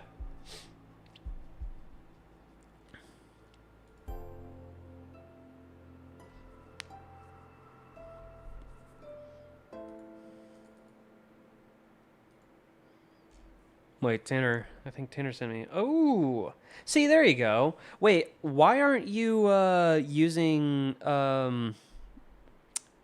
Why aren't you using Dynatopo? That'll make things way easier. Are you just like sculpting on subdivided terrain? You gotta freaking use Dynatopo, my man. Click this Dynatopo right here. Say enable, and basically what that does is that dynamically adds geometry as you're brushing. And then you could just sculpt to your heart's content without worrying about topology. And then once it's all sculpted, then you add the decimate modifier to optimize it. Decimate. There you go. See? Look at that. Look at that. And then you can, of course, smooth it all. There you go. Learn the meta. Group 2.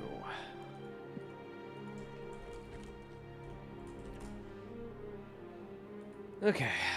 Named all those. Group 2. Oh, gotta make sure this is named right. 2.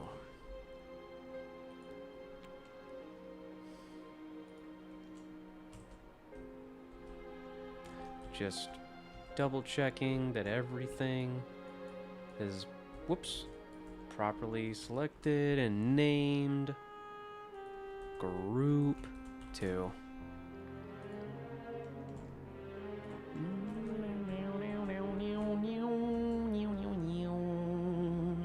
Wait, rename this group Group 2. Cool. And then the rest of this, theoretically, should be named a different thing.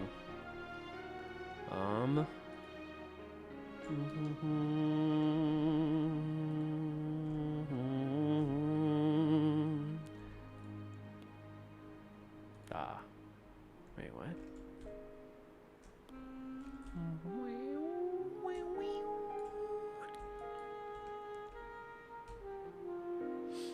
I guess I can just name this scope. Or actually, no, I can name it receiver, can't I? Because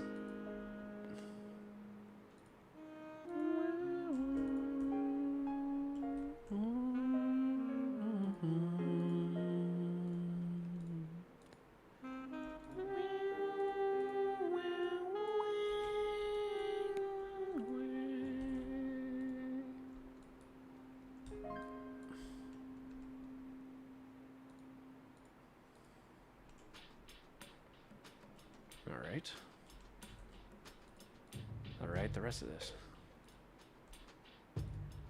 Wait.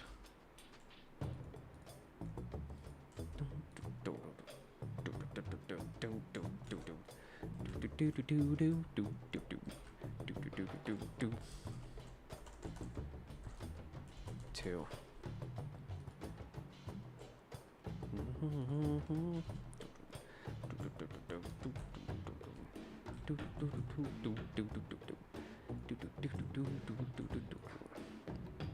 Group, attach, then ungroup. We want to.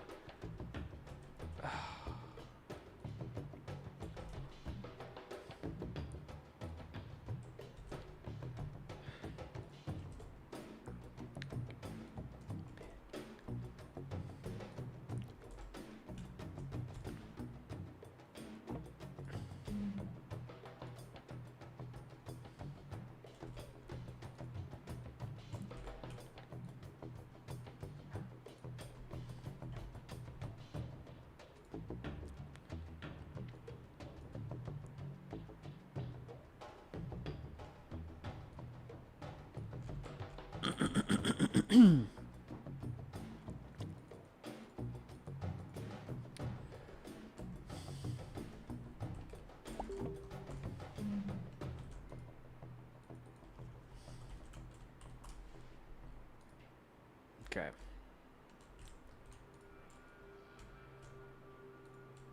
Hide that. Hide that. Whoops.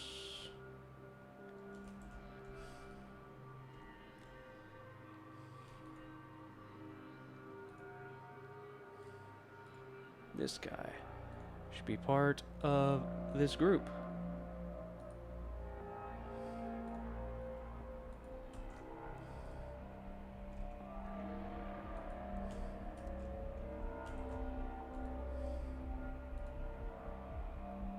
So the rest of this stuff,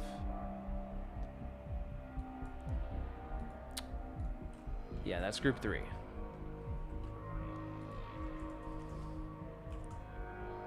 Actually, it's group 1 technically, since I didn't even name a group 1. All right. Group 1. All right.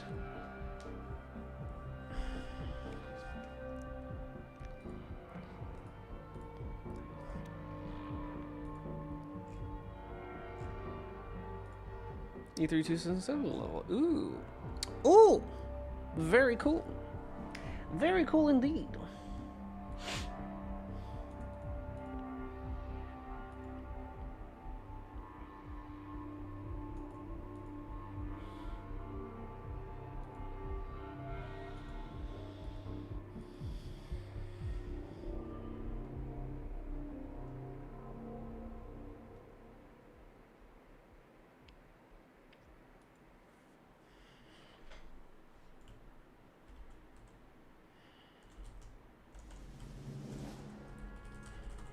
Oh, no, no, no, no.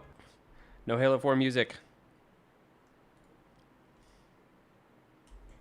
Hang on, let me get some more music on.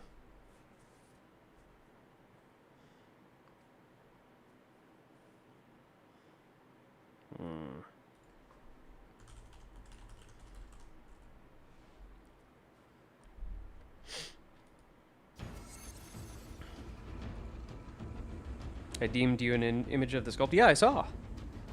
Did you not see me telling you to use Dynatopo when you're sculpting?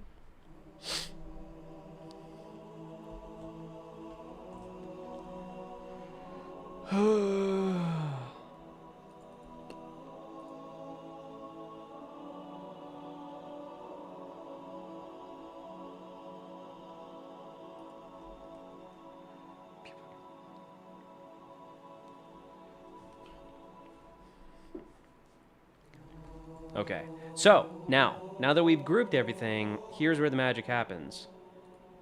Knock on wood. So, I'm going to hide my high poly, then I'm going to select and unhide everything in my low poly, right? I'm going to select everything, ungroup it, hide my groups, select everything in my low poly, add a suffix to everything, underscore low. That will designate all of these items as low polys, and then do the same with a high. And wait, hide my low. And then everything up here, I'm going to select with this suffix of underscore high.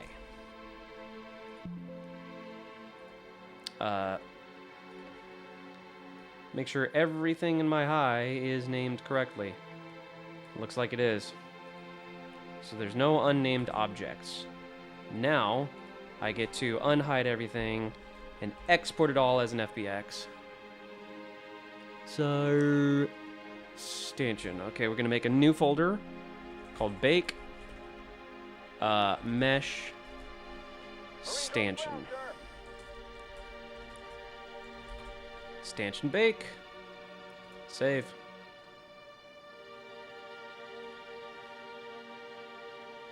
Now it's Marmoset time.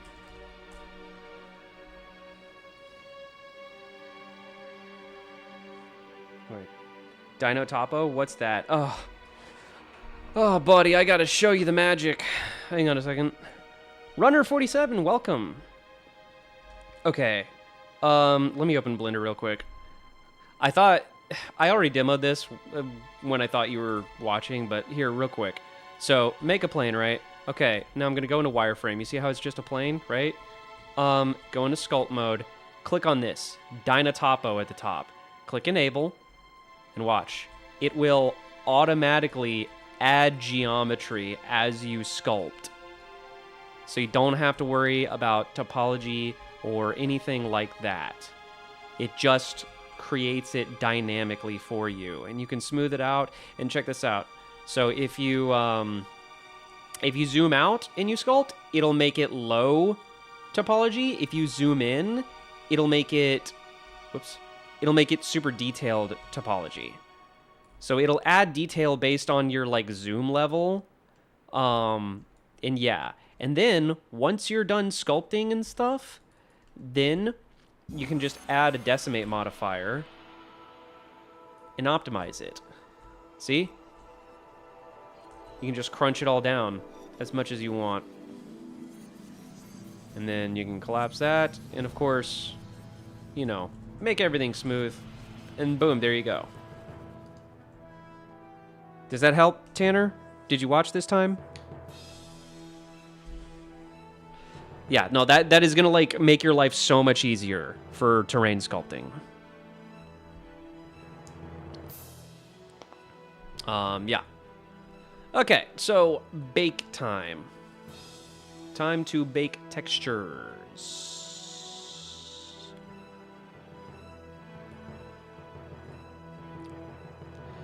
All right, and then data, Halo Wars.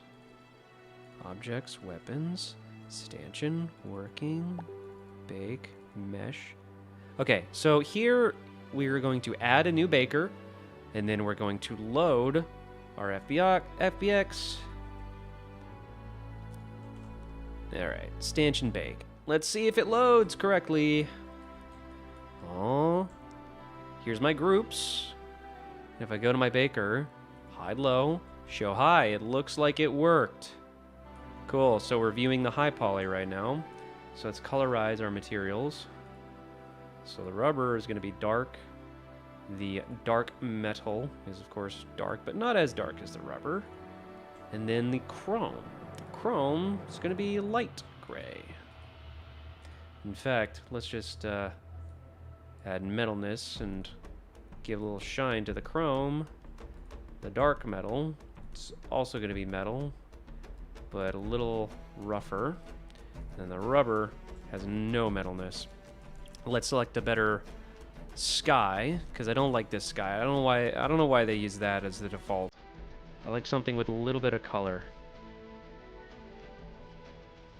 And then, how do I rotate again?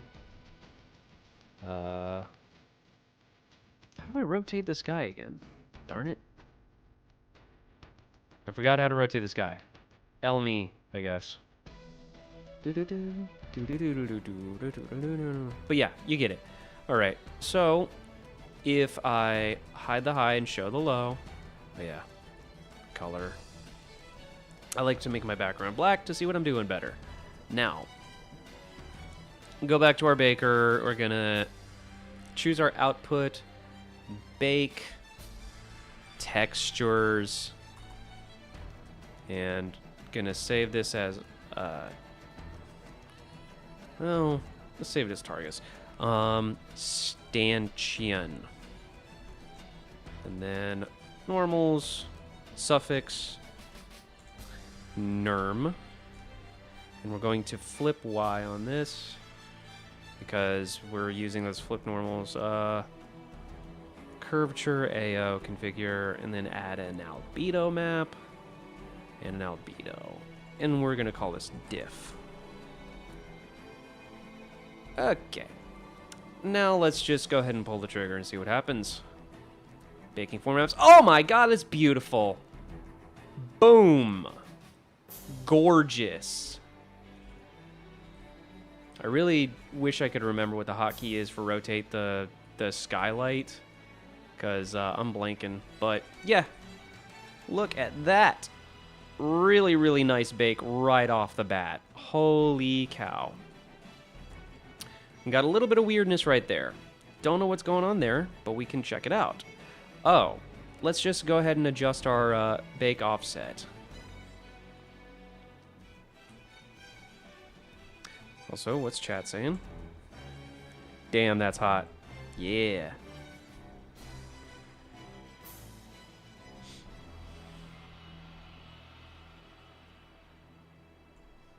Just need more paint. Well, yeah. Yeah. I get you. Paint offset. We just need to adjust our max offset. Cage opacity. Also, we want to probably just triangulate a few things here and there before getting too in the weeds here. Also, we probably want to double check our actual UVs. That might be good.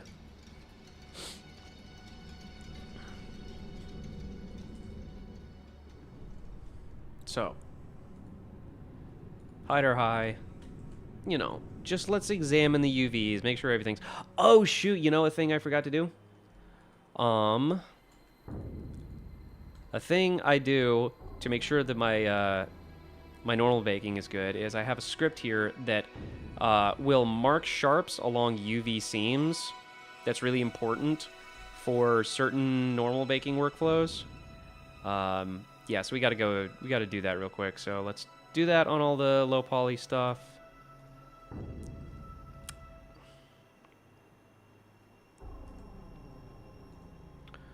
And it takes a second, but it's really, really helpful for making sure we get good, clean, normal bakes. In 3ds Max, sharp seams are defined by what's called smoothing groups. It smooths the model in a certain way. You can select certain smoothing groups. You can make your own smoothing groups. Are you going to make skins for the weapons? Hadn't thought of it, to be honest. Probably not. I think MCC already has enough cool skins for weapons. I don't know what I could add unless... Well, you know what? If I overwrite the default models and then I somehow figure out what texture files MCC uses, like I could probably make custom skins for all the Halo Wars weapons. I don't know. That's like a small bucket list thing for in the far future after the mod's released. That would probably be like an update. But I mean, like, kind of a neat idea. Okay. Okay. I think I did the magazine already. Mm-hmm. Yes, yes, yes. Yep. And I think that's all little bits and bobs. Yeah, pretty sure it is.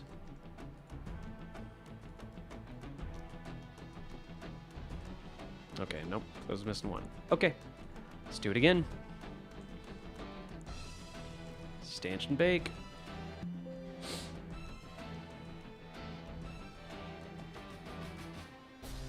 Whoa, what happened? Where'd you go, man? Okay, is that a little cleaner? I think that's a little cleaner.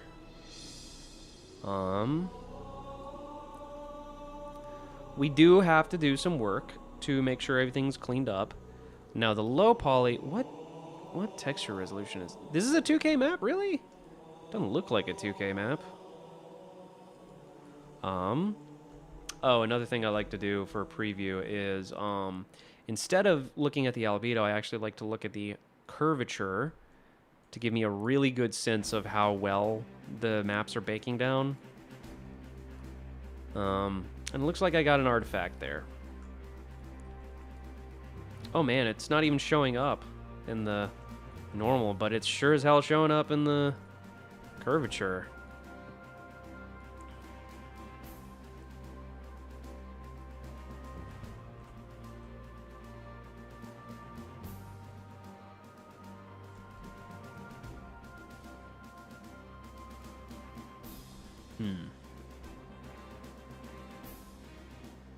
Also, I want to see if I can do the... Oh, yeah, let's go ahead and save.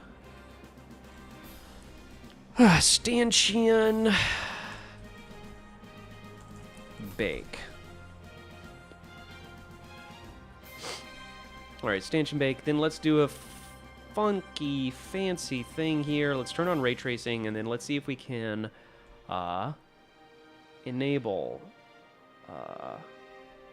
normal bevels. Surface normals, bevel. Oh, it looks like we can.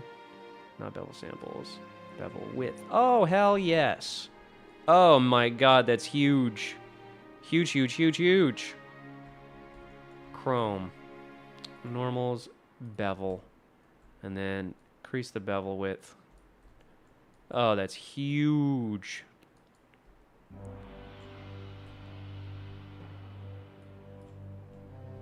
All right, rubber. Same thing with rubber. Normals, bevel.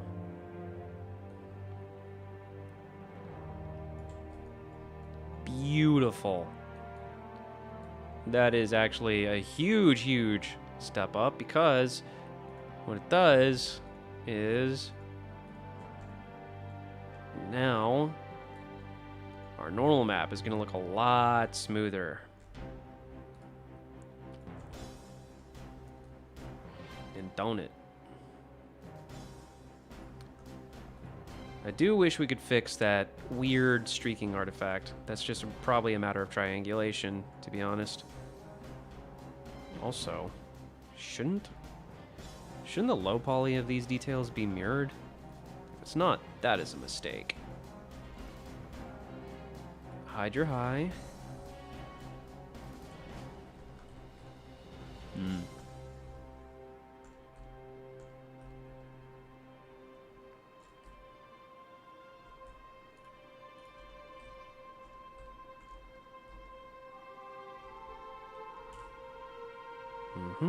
Group 2 low. Make sure to maintain your naming structure.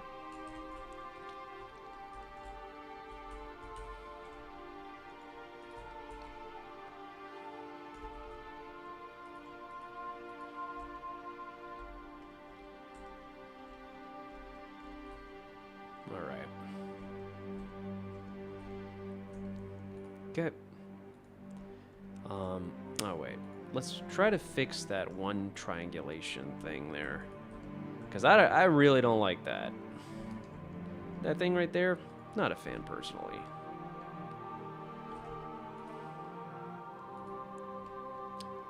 I don't know if that'll solve it, but worth a try.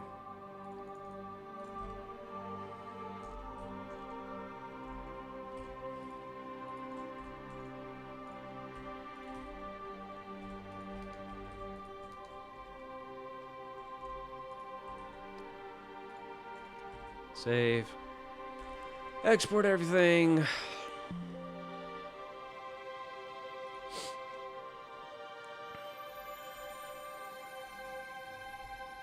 There we go.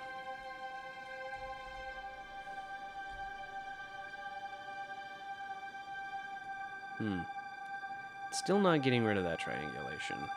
And that upsets me.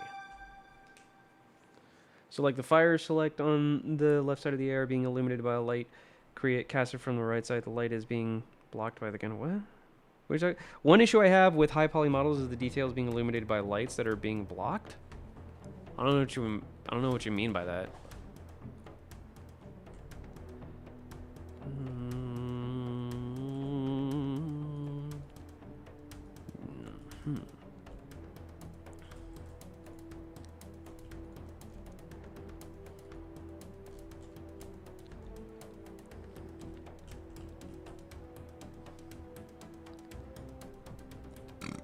Excuse me.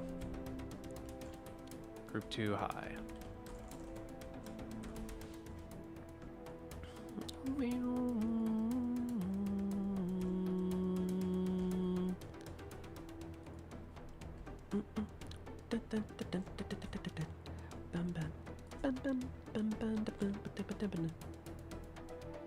Group 2 low.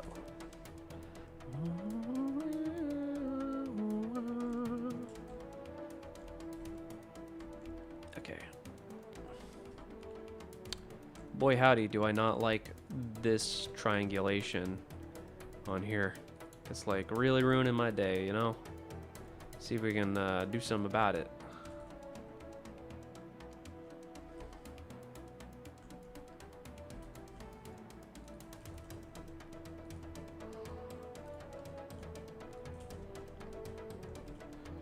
See if that does anything. Stanchion bake.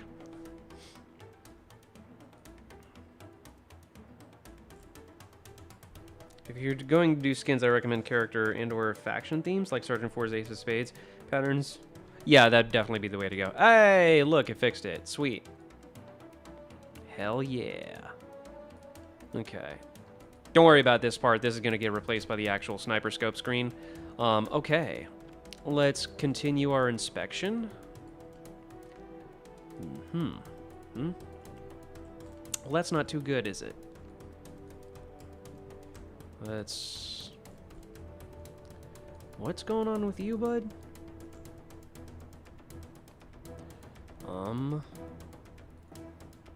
Ooh.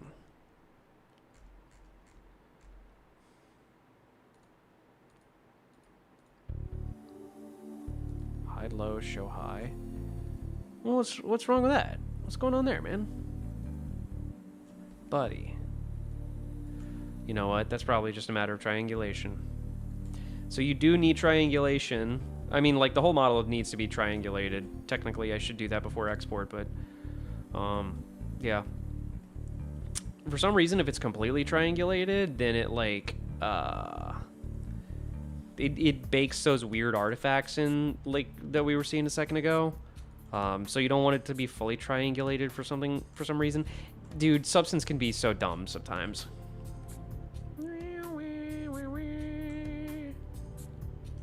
Okay. High poly.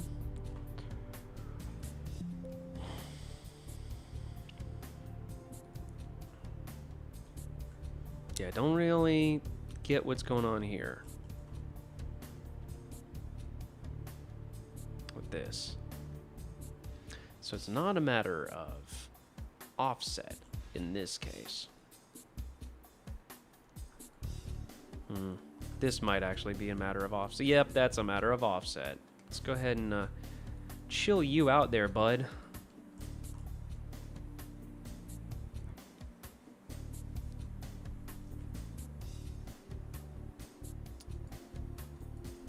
Let's decrease that cage opacity so we can see better what's going on in there. Huh. Oh, I know what's going on. There's no actual geometry there to actually render. Interesting. Okay. So the inner diameter of the barrel is wider than I expected. Cool. Okay, otherwise, let's see what else we got.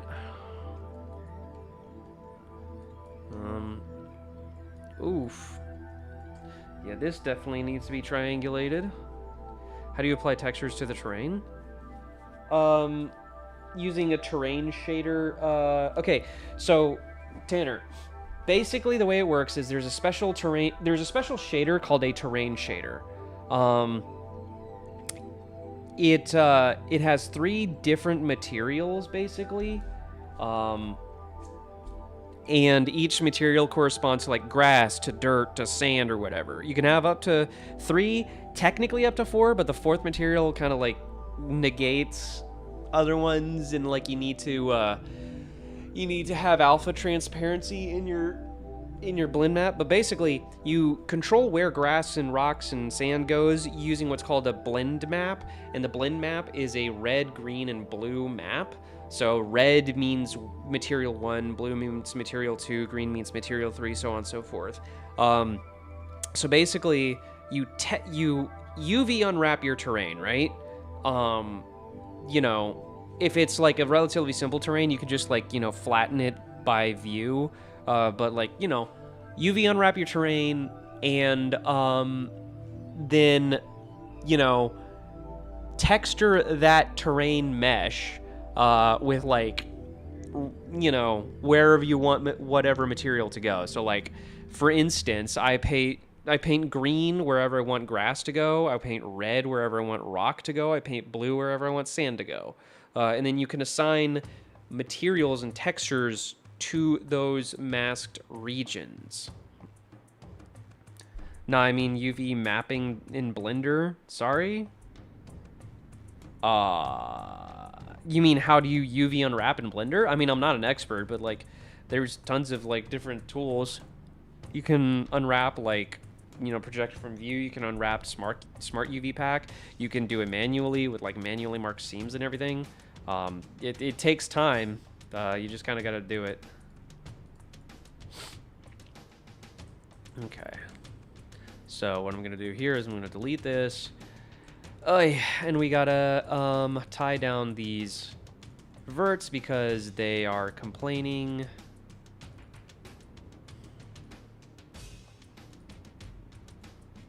Oops. Oops.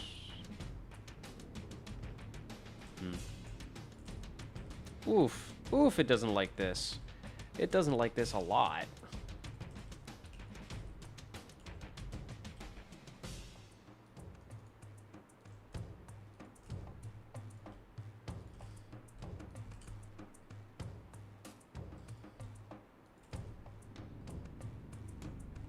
Please don't.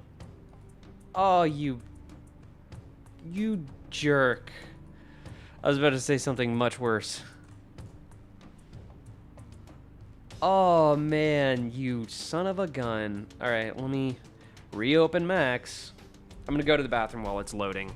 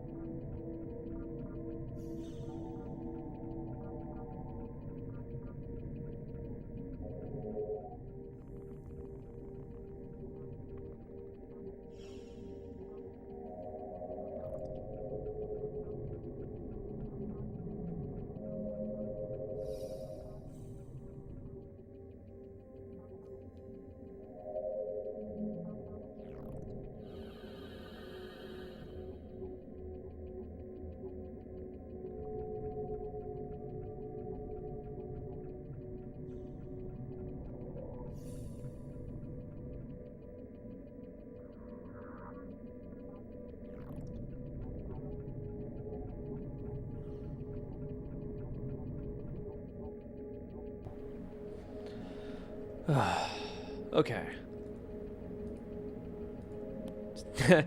we left off on 69. Nice.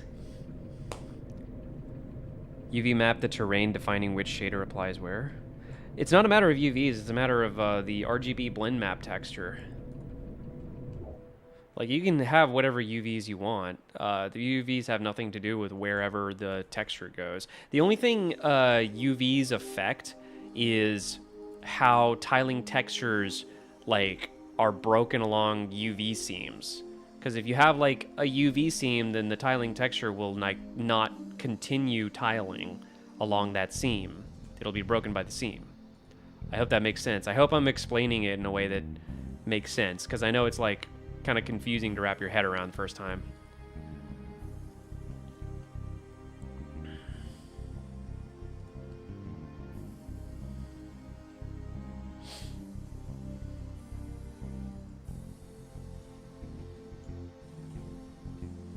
You know what? I should probably just triangulate this. Screw it. That's what I'm going to do. Edit poly. Just grab all the tries. The only reason I don't like doing this is because it tends to bake the triangulation artifacts into the normal. but I want to see if we can get away with it. High poly, low poly, select everything, export. Bake mesh, stanchion, export, yes. Okay. Yeah, right?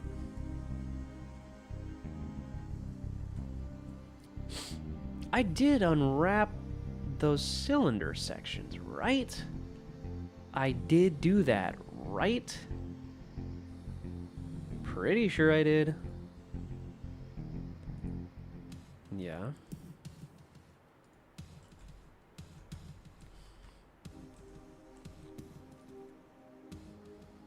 Yeah, they're all unwrapped.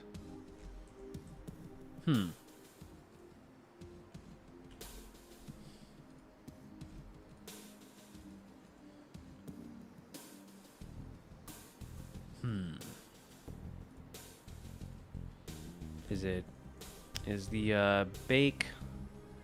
No, that's a pretty tight cage. Huh.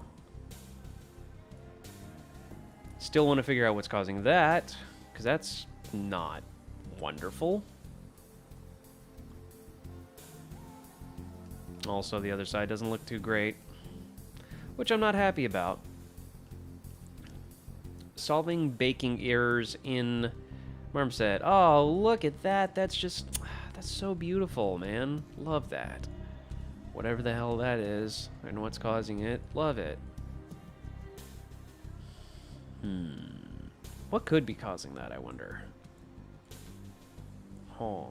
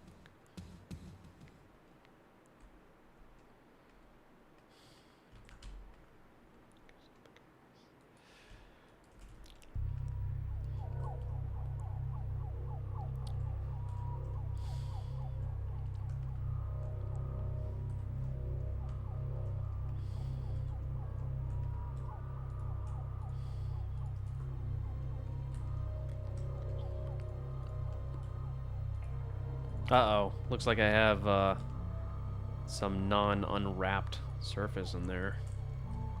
That's not okay.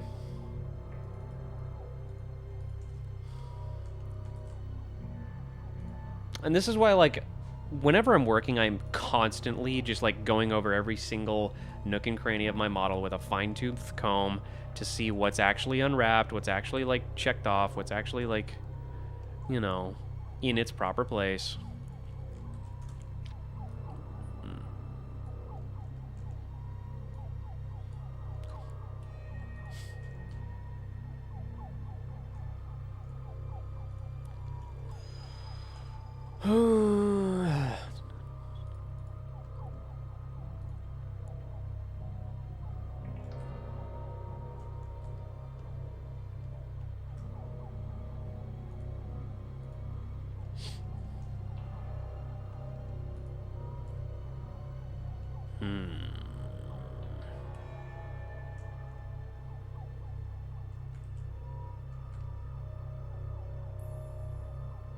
Spooky flood music.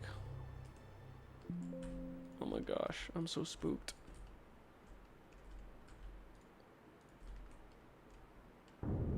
Did you do any modding before deving Halo? Absolutely. I modded the ever-loving shit out of The Witcher 3, I can tell you that much. Spent more time modding the game than playing it. Jeez, that game is a rabbit hole of modding.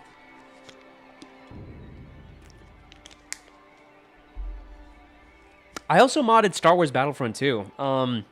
I was actually the very first person to get a mesh mod into Star Wars Battlefront 2, and I made the clone airborne trooper helmet. And it was pretty cool, pretty fun. You mod the game more than you play it. Yeah, seriously. Like, I can't even remember the last time I actually played Halo. Like, just played it. It's been... shit, it's been actual years since I've actually just sat down and played Halo.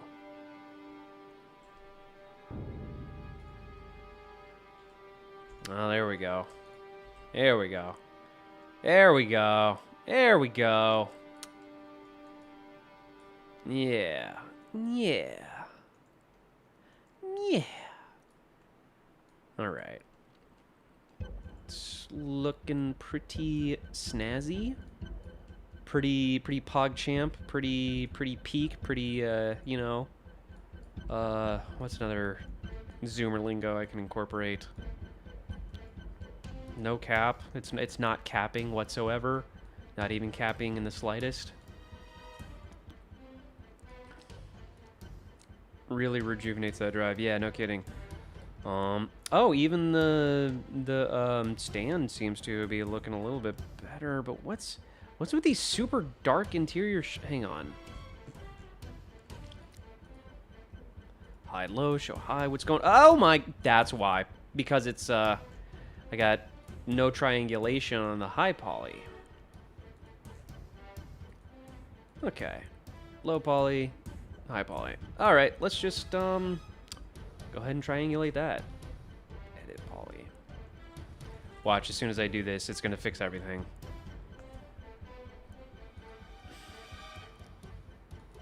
Go away, inner barrel. We don't need you.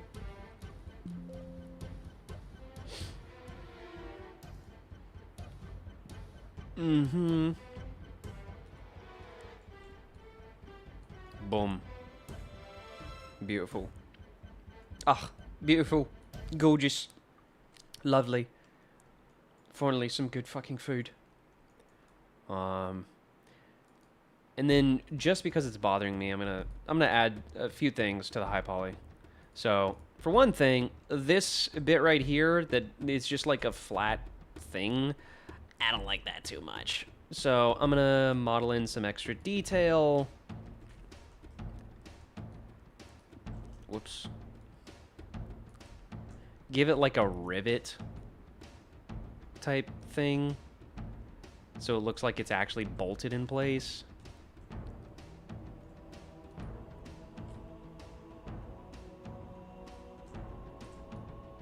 Oops.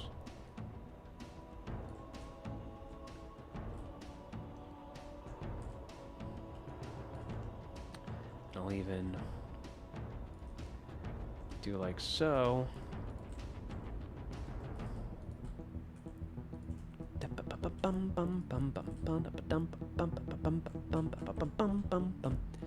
No, just like do like that, you know.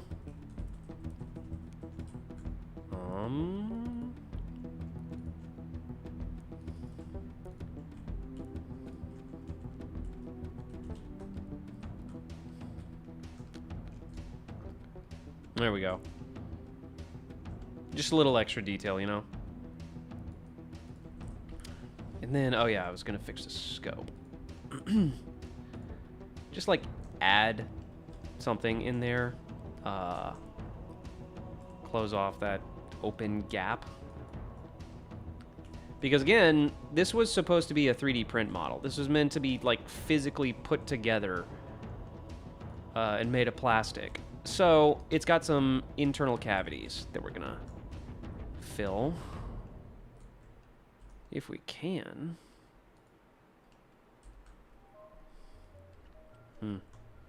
Just gonna go ahead and glass. I had a... Is that it? I had some kind of material for glass. Where'd my glass material go, man? Oh, that's it. I'm gonna name you Glass. Cool. Low poly. export. Stanchion bake. That's sick. No Halo modding though beforehand. Not really. There wasn't really much to do in terms of Halo modding other than custom edition. Before we got the mod tools, like the only thing you could do really is custom edition. Oh heck yeah, that's looking spicy now. Look at that. I got like an extra detail on the bipod. It gives it a little zazz. Okay, this is like got to be one of the most annoying classic Halo soundtracks. There we go. Like that one track is like dee boop boop beep bop boop bop bop beep boop boop. Like the most shitty robot sounds. Okay.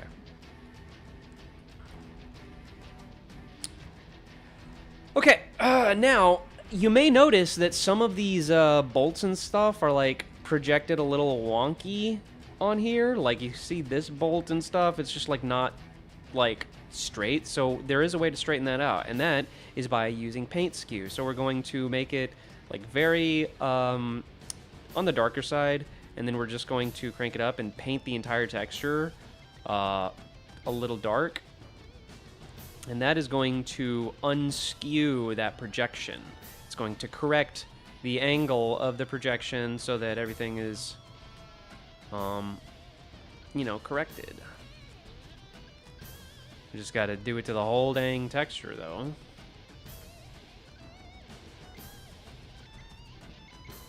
But yeah, it's going to be good.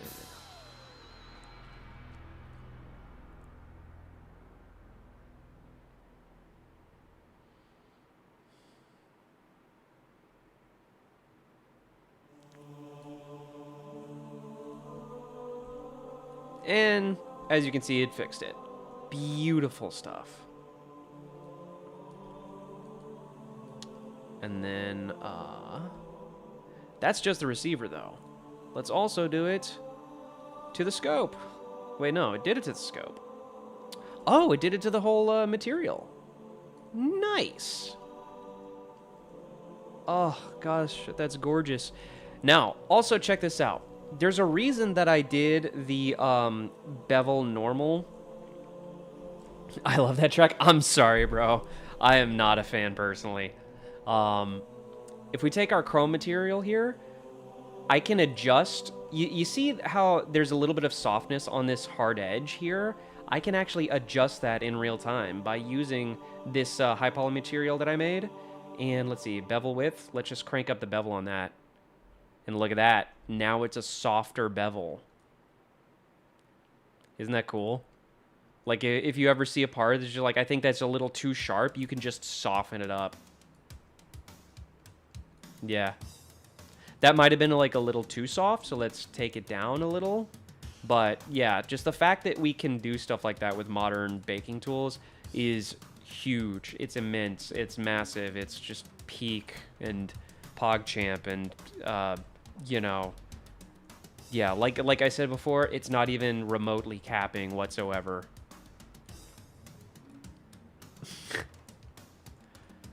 I wonder how many people I caused to wince by saying shit like that. If there's any, what plans do you have for armor customization? Dude, you're like the third person who's asked me this stream. I kind of have no plans at the moment. It's just going to be the Mark IV Spartans. Eventually, like way off into the distant future, I might do something with that. But like for now, it's just the basic Mark IV. Sorry. And to be clear, I'm not like annoyed at you asking that or anything. I'm just like, I'm surprised so many people like are thinking about that.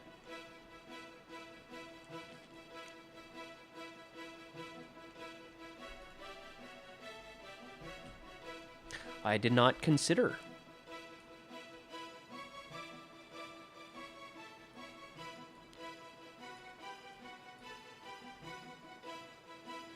All right, let's make sure these bolts are completely unskewed.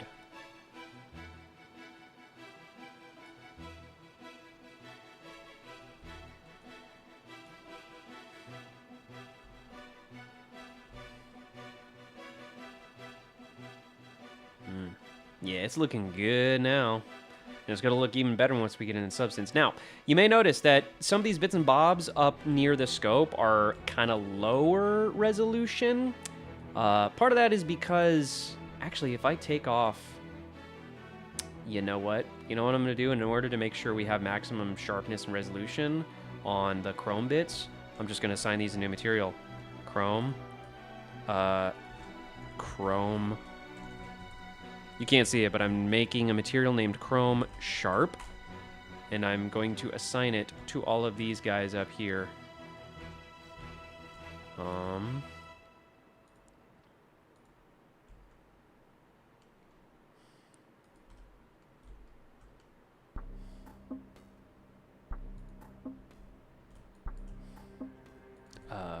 Dark metal sharp.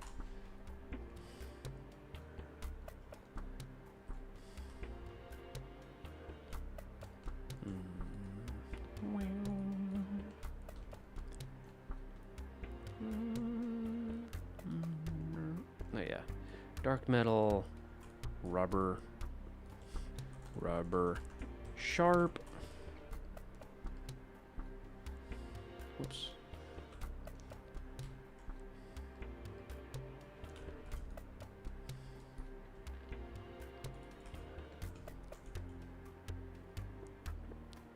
Dark metal. Oops. Dark metal. Sharp. And assign that.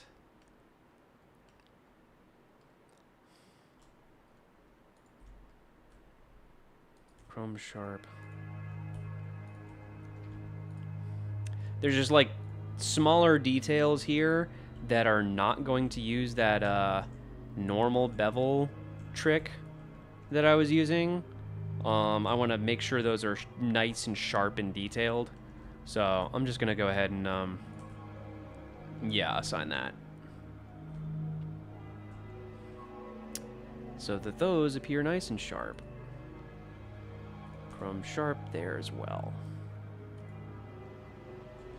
Is that not chrome? That should be chrome. Yeah, that should be chrome. Oh. Okay. Low poly. Export.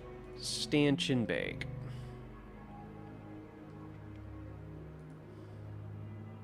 Now, I'm going to get some new materials in a second, once it loads. Oh, did it crash on me? Dang it. How dare. Okay. And we're back.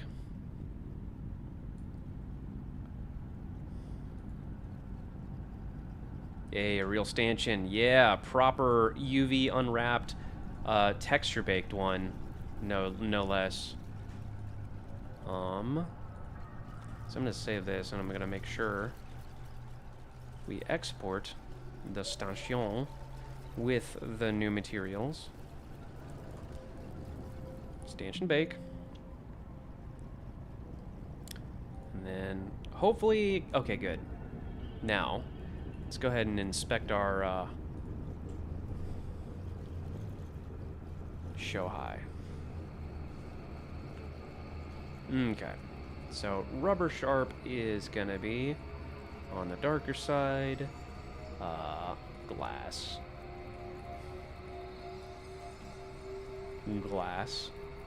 as you know. Dark metal sharp. Make that dark and make it metal. Chrome sharp. And that is chrome. Alright. Bake. Show low, hide high. Now let's rebake all that. There we go. Now we're getting those details back in.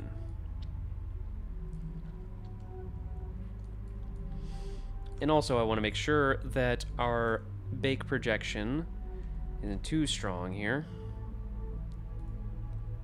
You gotta show it on the... Wait, what?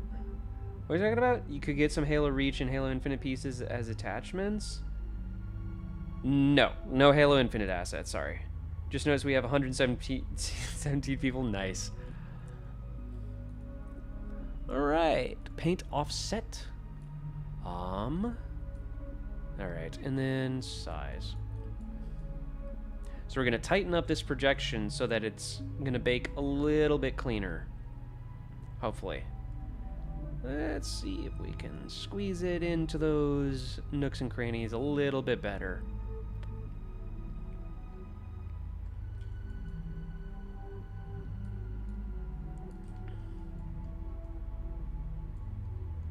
Yeah. Good stuff.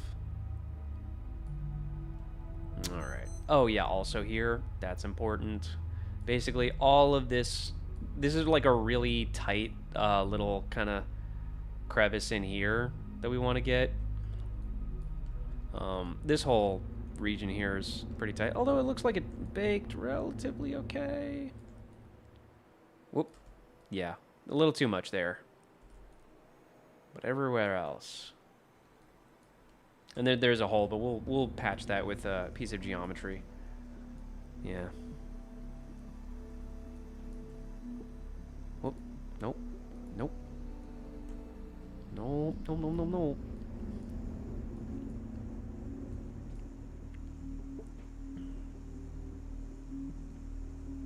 There we go. That's looking pretty good. Yeah.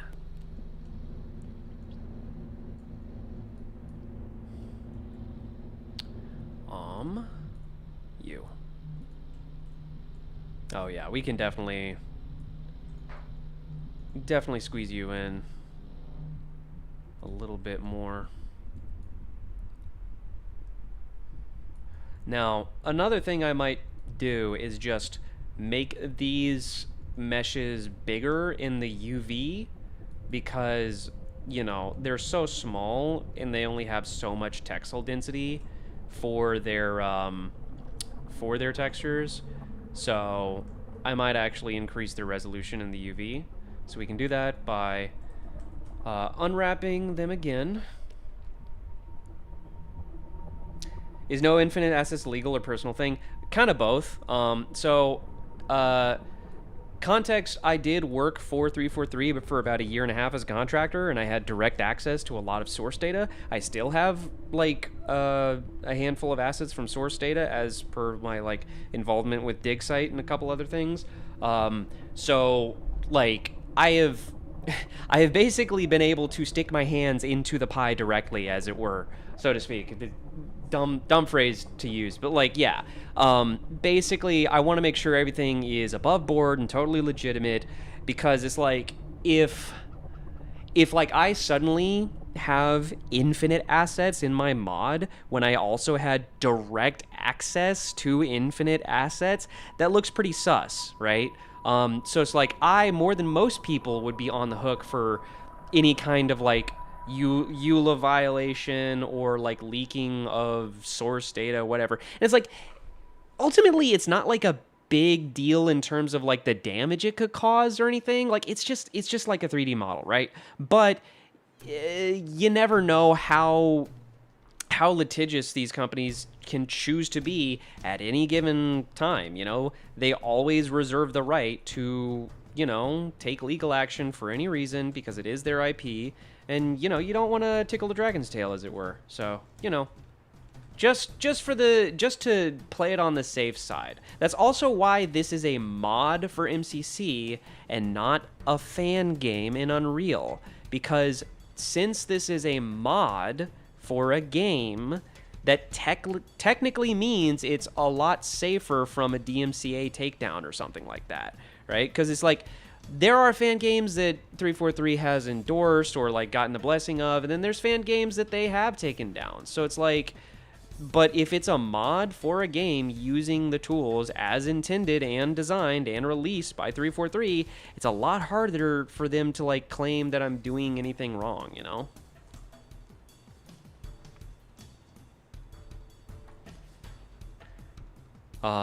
So yeah, like it's just in the safer zone.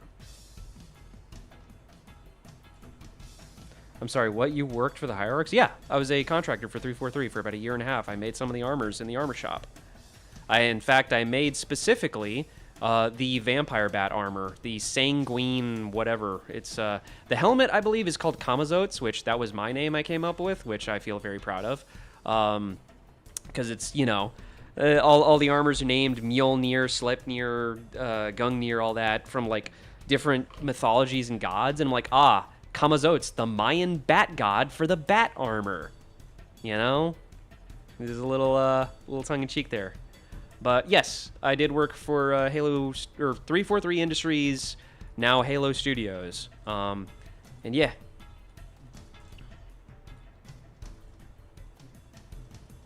That's really cool. Yeah. Yeah, no, I had a great time. Like, despite whatever you've heard about the company, honestly, best experience of my entire career. Like, the people I worked with, the culture, you know, just the, at least from where I was, and I can't speak to other departments or other people's experiences, but at least from where I was standing, it was a fantastic experience. It's not that it's not that it was perfect, right? It's not that there were never any problems, or there aren't even things that, like, I took issue with, but, like, you know, at least for me, it was a pretty amazing experience.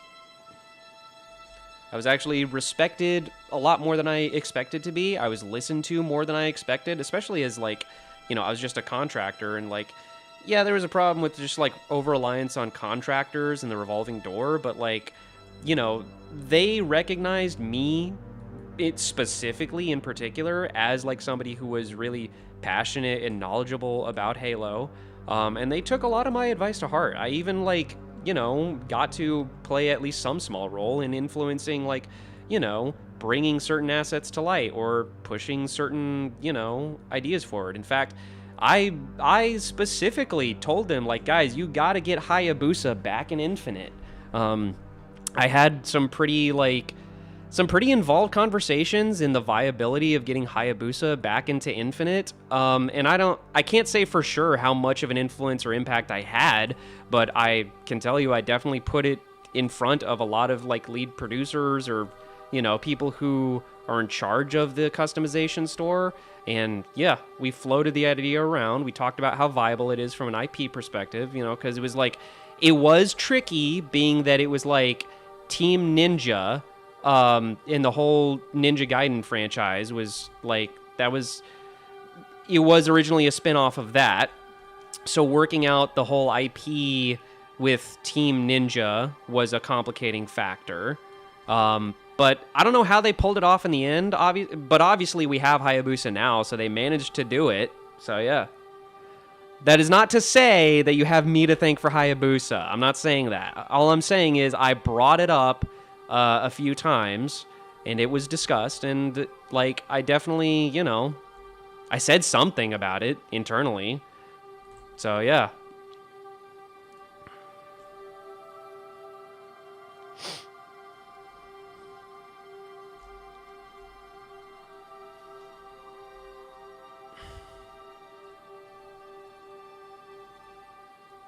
But yeah, so, yeah, I have, like, not necessarily stories, to tell about my time at 343, because it's, like, it's kind of hard to, like, get into stories without it sounding like spilling gossip or tea, especially with, like, you know, how people feel about 343 or treat 343. But, like, yeah, it was an experience, and I can definitely tell you good things, because there are good things about the studio, and good things that I experienced.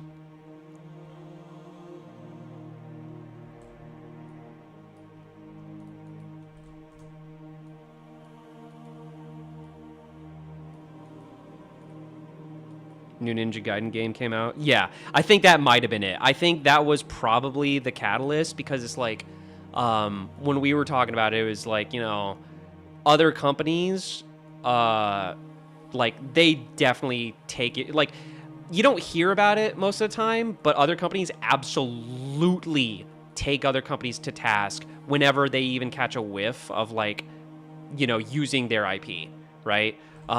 without getting too details, there were certain customization items in MCC that they got a call about from other, like, you know, big studios, like, hey, what are you doing? Stop that. Or like, you know, hey, we're not gonna take action, just like knock it off and we'll be cool.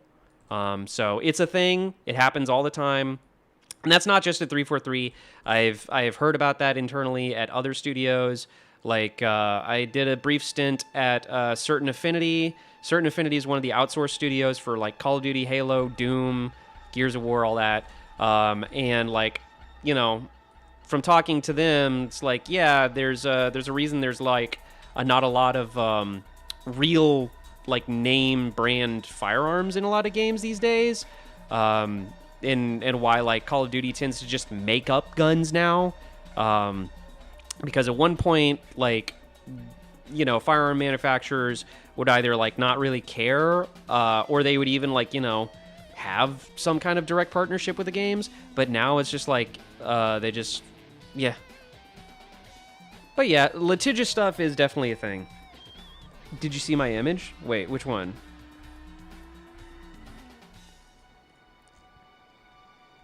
Wait, which image? Whoa! Is that a scarab? Did you get a scarab working? Or is that just your map? Oh, that's cool.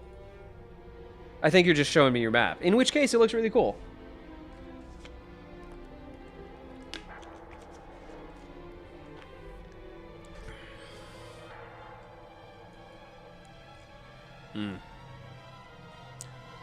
Man, I'm gonna be honest.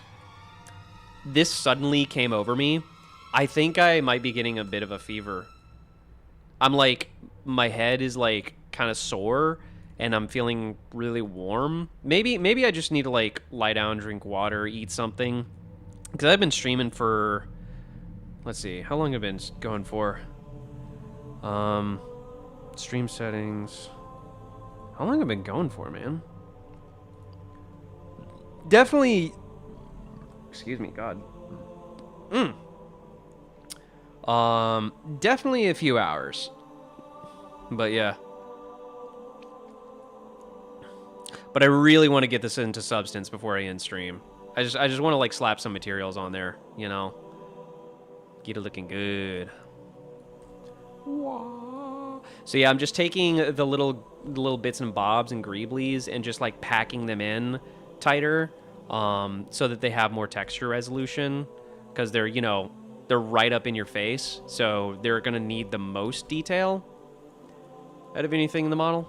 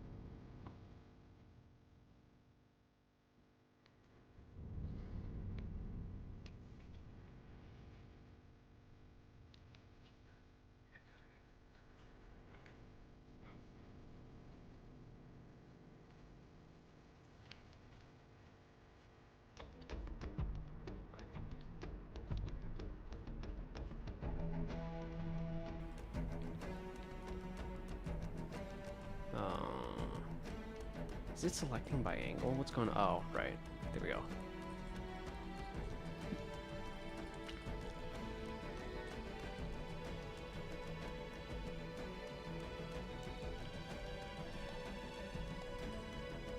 This one, most of all, is the most pixelated.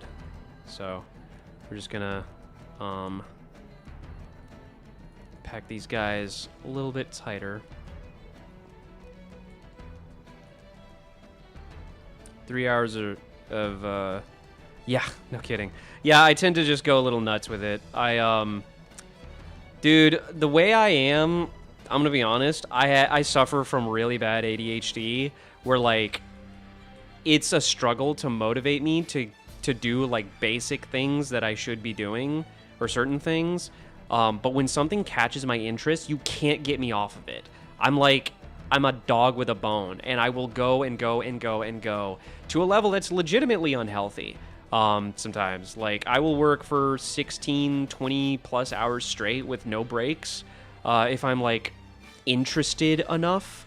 But then other times I'll be like, you know, it's been days and I haven't gotten around to doing the thing that I should be doing, you know?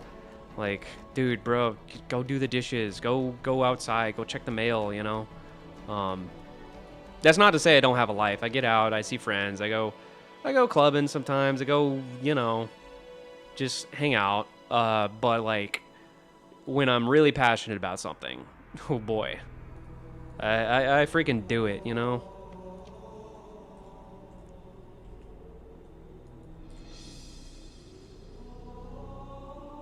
As y'all can clearly see on stream.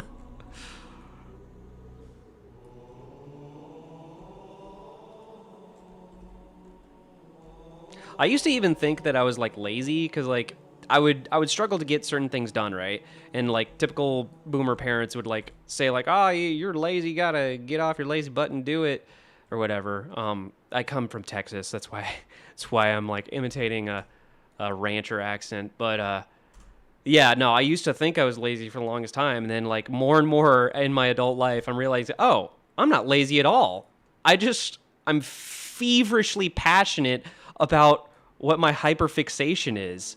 Like, you cannot call the stupendous amounts of work I put into stuff like this laziness. I gotta be focused on it. I really need to get medicated. I think that's like my main Achilles heel, is just like, you know, can we just take all that energy and put it into like I don't know, can we refocus and reprioritize a little, you know? The lock-in gene. Yeah, exactly. I call it weaponized autism. Trying to like steer your mental illness into something productive.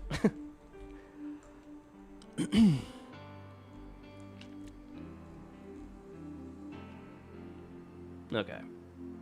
So we repacked and made some of those things a little bit larger.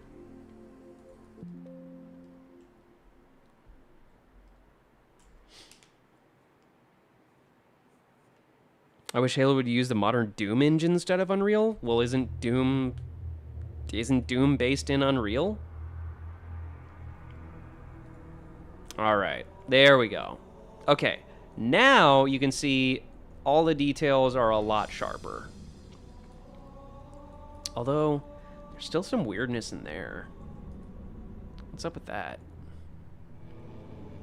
What's going on there, man? What's up, buddy? You got some weird, funky paint offset. Oh, it's because I changed the UVs. Right.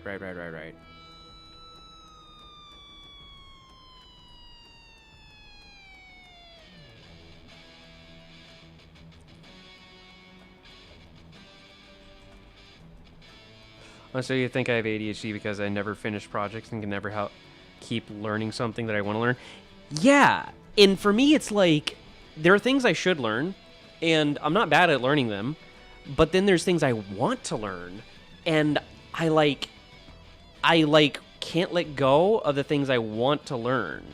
But like the things I need to learn, it's like pulling teeth getting me to focus on it. And it sucks. And I don't want to be this way, dude. It sucks. I hate it. I want to just, like, be a normal, like, functioning person who just, like, yeah, do the thing you're supposed to do. It's just that simple. You are told to do something and you do it. And, like, yeah, what's the problem? But it's like, no, it's not that simple. My brain is, like, no worky in so many regards.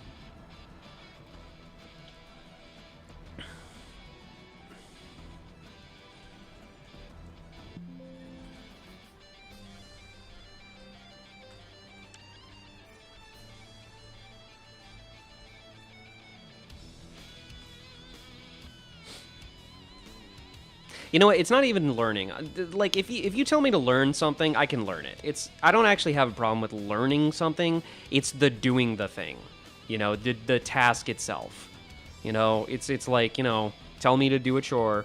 Chores is a bad example because I don't mind doing chores. I can do them pretty fast. But, like, just for the sake of example, if you tell me to do a task that's like, I don't know, I don't wanna, you know, the whole like, anti-stimuli of I don't wanna is so damn powerful, and I hate it.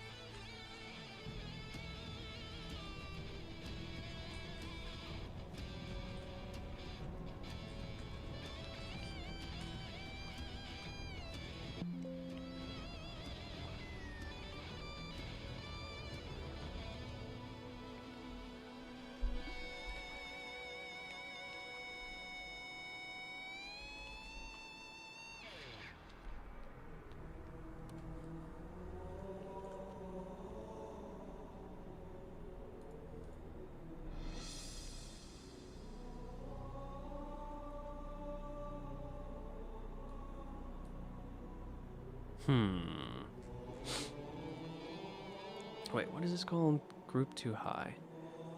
What? Group 1 high. Oh, it's group 1 high. Hang on.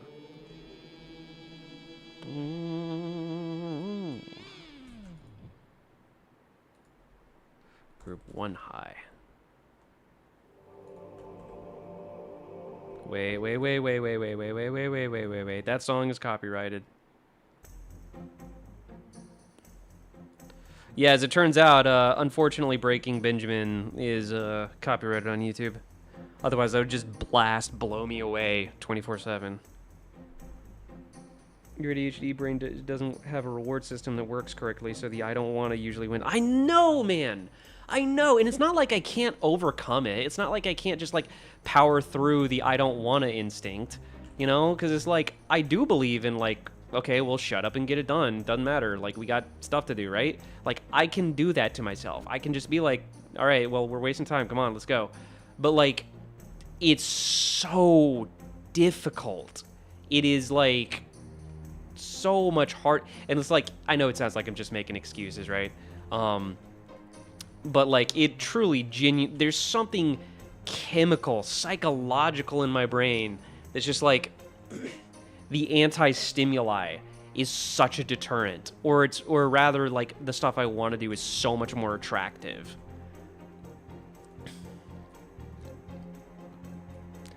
And I don't want it to be that way. I want it to be fun to do the things I should be doing, that I need to do. Because it can take a long time for me to do basic stuff that I'm supposed to do.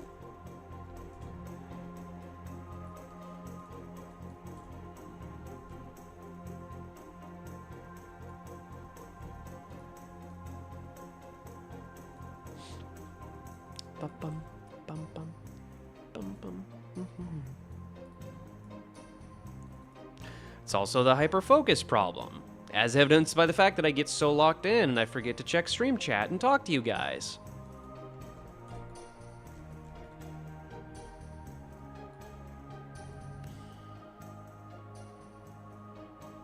Hey, by the way, what are you guys saying? Quite exactly is a chemical. Yep. See, I will start learning something so I can make a project, and then I start another project and I don't finish anything, and I learn so much more if I follow through and finish. Exactly, dude. See, I've gotten a hell of a lot better these days at just following things through to completion, to a point that like people who know me will like start to wonder why I'm so obsessed with making sure something gets done, because it's like I now have a trauma response, because I have like there's been so many times that I procrastinated or didn't finish something that I'm like I can't let that happen again. Like I am so scared of not finishing something, so that like when I do somehow find the motivation, I'm like, I need to seize this now, because if I don't take advantage of this momentum I have now, it like won't get done. So I need to make sure it gets done while I'm in the moment, you know? It's like this like panic response. That's why like when I do something, I freaking do it. I do it like crazy. I am all in. I am so like, I go out of my way, I go the extra mile, like, I do it incredibly thoroughly and incredibly high quality. I just need to, like, balance it out, you know? I need to, like start things casually and finish them casually, and not, like I work myself up into anxiety, honestly. Yeah, and it sucks. It's a bad way to be. I've made so many Halo BSPs and restarted with different things. The only thing I know how to do is Halo import Halo B. Dude, same. That's what I do with all my test maps, man. I haven't finished a single map. I've gotten close with like the playtest map I'm working on, but even then I'm like, I might want to start over. Me at my brain just screaming, why can't you be normal?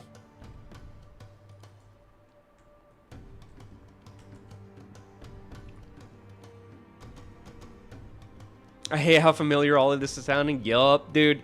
It's like I come from like a long history of like people who were just like ADHD deniers, who just thought, oh, there's nothing wrong with you. It's not real. You're normal. It's just like a simple matter of choice. You got to choose to like pay attention. You got to choose to like want to do something. It's like, it's really not that simple. Like, yeah, you can power through it. You can just do the thing. It is physically possible to, but it's just so much of a struggle.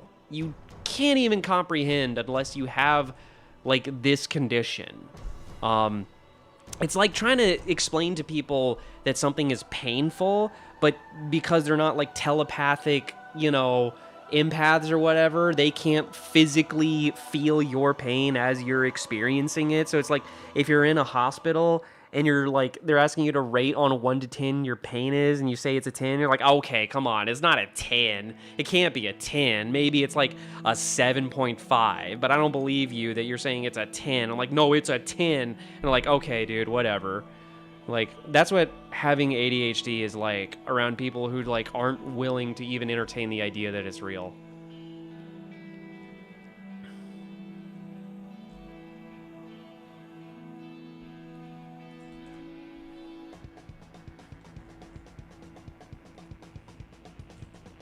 Man, I am just rambling. I mean, as evidence, like, I am such a case study for the fact that, no, ADHD is real. I mean, just listen to me, man. I'm rambling on like a lunatic.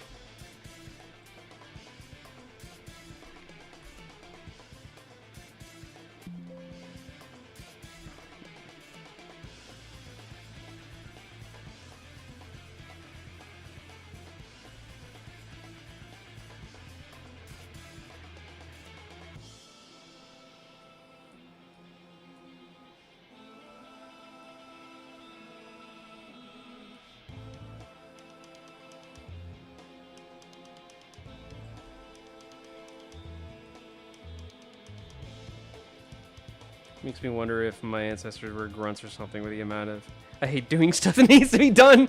True.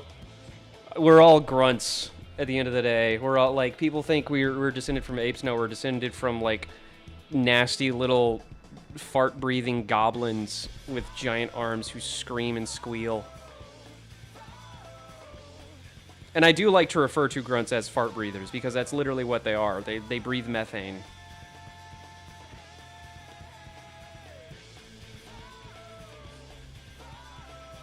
That's scientifically accurate. You don't have a counter argument, sorry.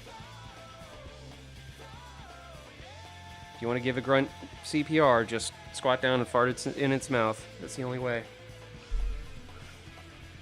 Actually, I'm an elite. Okay, bro. All right. Actually, I'm an elite. I'm what you call a high-value alien. I'm on my elite, you know, sanctimonious prophet grind set. By the way, how's that a remix in the... Is that a remix in the background? I don't think so. I think that's from the original track.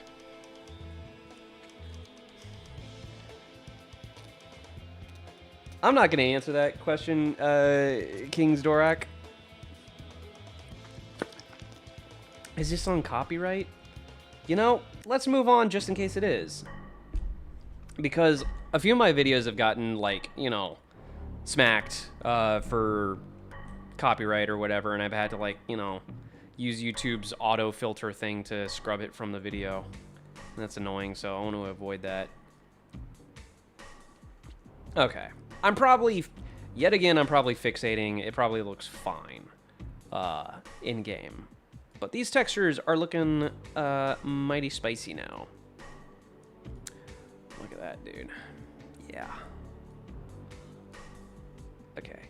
This stuff bothers me here because I miscalculated. The inner diameter of the barrel is a little bit wider than I thought. So I'm probably going to have to just, I don't know, Boolean that out somehow. Whatever. The Drake chat has truly moved here. Yeah. Some of you commenters. Dude, that was like one thing I was kind of, not gonna lie, I was kind of concerned with. This is just because, like, I'm not... I can be a goblin, but it's just like, because of my career and background, I'm just like, I can't be too much of a goblin. You understand?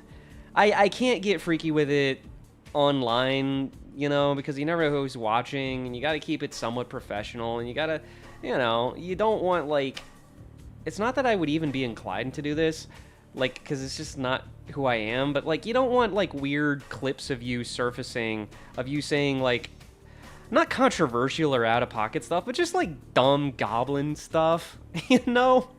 Like, you're applying for a new game studio, and then, like, it's like, oh, man, highlights from your stream where you just, like, said wacky nonsense, you know? You make me sick. I'm sorry, coward. Yeah, sorry. I'm some, like, you know, I'm some awful career-having, you know, reputation-preserving, whatchamacallit, square. Whatever name you want to call me, I don't care. And it's not to say, like, I'm super uptight or anything, right? But it's just, like, you know, you got the game industry is all about, like, casual semi-professionalism.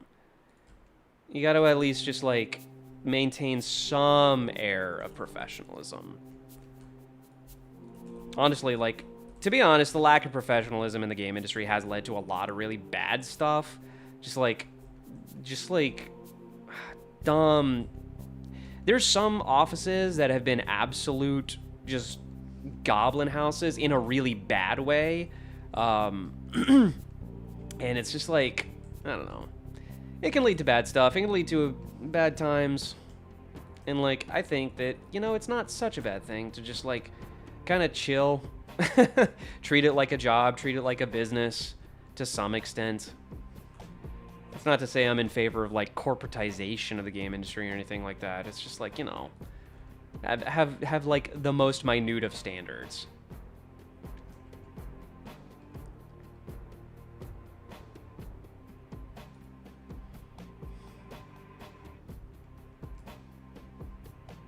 Blizzard. I'm not gonna name any names, okay?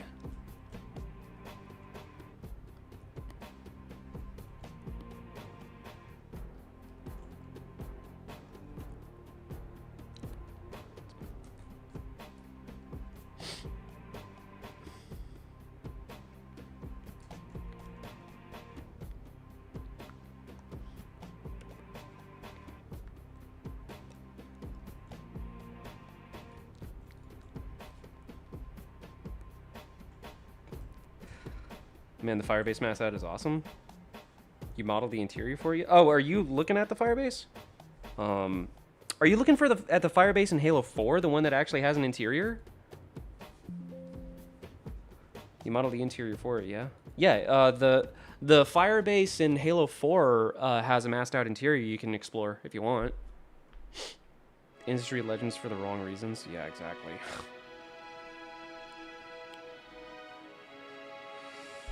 I just want to make games, man.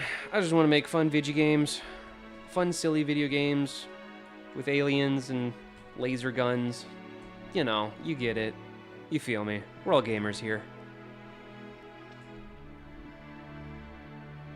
And the Reach Google Drive? The one in Reach has an interior? Oh, I must have ported it from 4. But yeah. It doesn't have...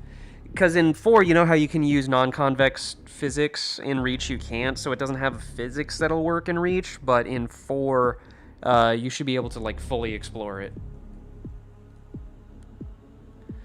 Okay, so, I think we've polished it enough. I think we're ready for Substance. And if I have any other big freaking problems, I can just fix it later. All right, boys, girls, everybody out there, we can finally drop this into Substance. I know it's been a long time. I know it's late, but I just want to put it in Substance. I just want to see. I want to see it.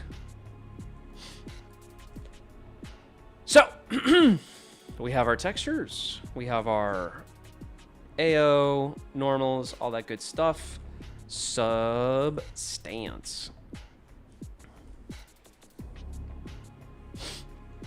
Oh, also, before we do anything else, hide low, show high. I'm gonna like crank up the contrast on these different colors because it will allow us to mask them in Substance.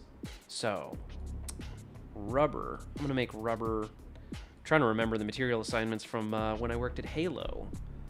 If I remember, rubber was cyan, typically. They used both cyan and purple for rubber a lot. Like, it wasn't hard set, but most of the time, like, our automatic material assignments used cyan and purple for rubber. Dark metal. Dark metal was something like red, because, like, everything was metal. Whee! Dark metal sharp.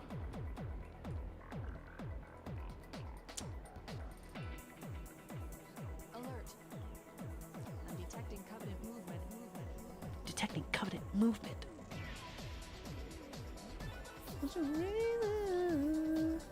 I love this Y2K rave remix. I love it so much. I'm a dumb 90s kid. I'm super nostalgic for just 90s brain slop. Like, you know what? I won't even apologize. It's just like legitimately, the 80s and 90s were cringe on purpose, but in the most fun way possible. They were just like so unapologetically weird and edgy and just like, yeah. It was fun. Gah, home stretch. Exactly. Oh, I opened Designer. Hang on.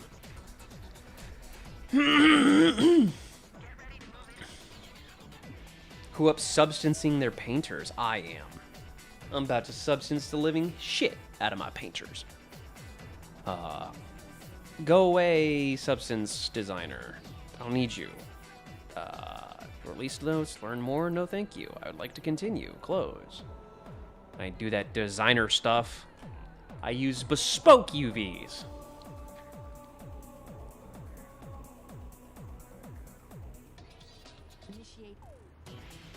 Initiating. Wow, wow, wow, wow, wow. Okay. File, new.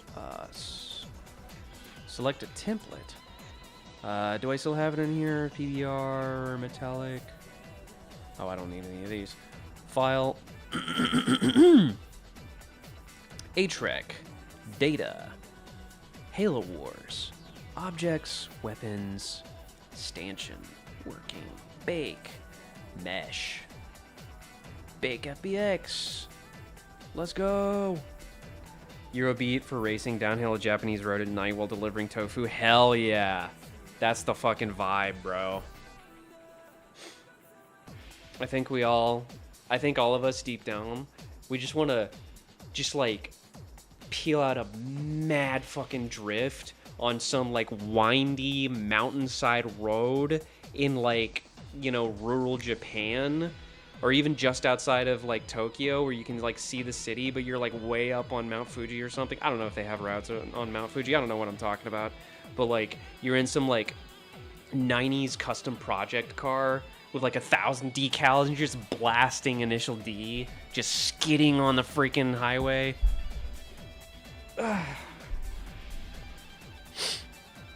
Automatic. No. What are you doing? You fool. You absolute, Dorcas? You doofus? What's the best way to avoid ingons? Triangulate them.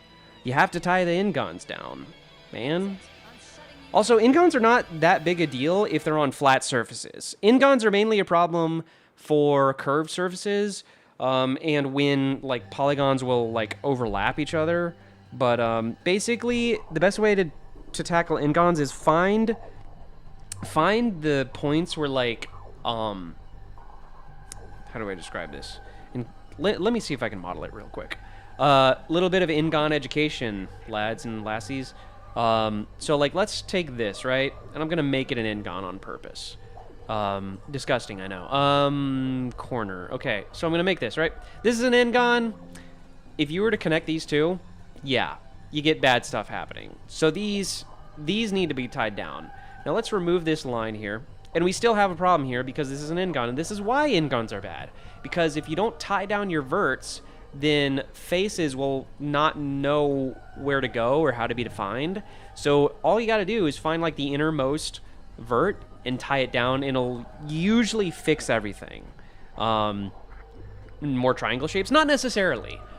You can use quads, you can use tris, and it also depends on the context. Are you doing a high poly or a low poly? Because if it's a high poly, again, if you're going to have ingons, make sure they're on flat surfaces. Generally, you want to try to maintain good quad topology for high polys, because that'll make sure everything subdivides nicely, cleanly, and evenly. And there's even some programs that will literally not tolerate ingons whatsoever, right? Or not tolerate tris or whatever. But, yeah. So, I mean, like, if you want to be lazy, just select everything and just connect all the verts, right? But if you want to be more meticulous, just, like, be like, oh, yeah, that goes there. Either cut it or just select vert, and connect or whatever. But yeah, so like going back, so obviously this is an ingon and it's pretty ugly and bad and awful. But like, and it's causing problems, but like if it's flat, you know, you really don't see the problem. It's more of a problem when it's like curved and you can see, oh, that's a big problem, right? And we could fix this by just connecting some tris, and it's less of a problem. But if it's flat, it's not really that big a deal. In fact, if you're just low poly modeling, like if you're doing environment art, if you're doing tileable textures, if you're doing, you know, low poly stuff, retopologized stuff, tris are everywhere. Tris don't matter as long as the tris aren't too like long and stretchy, right? Like this tri is fine. If the tri is like all the way out here and it's like super duper thin, that will be like kind of problematic when you try to UV unwrap, or when you're trying to like weld vertices together. So try to avoid that.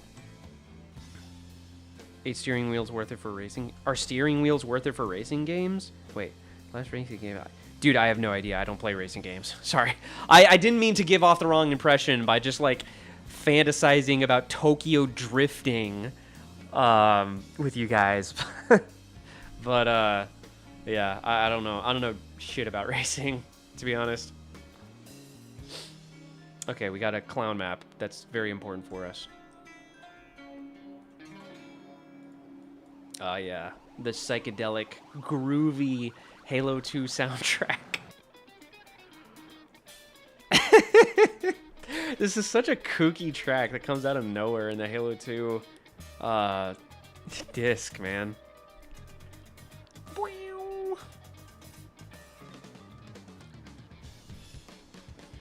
Painter.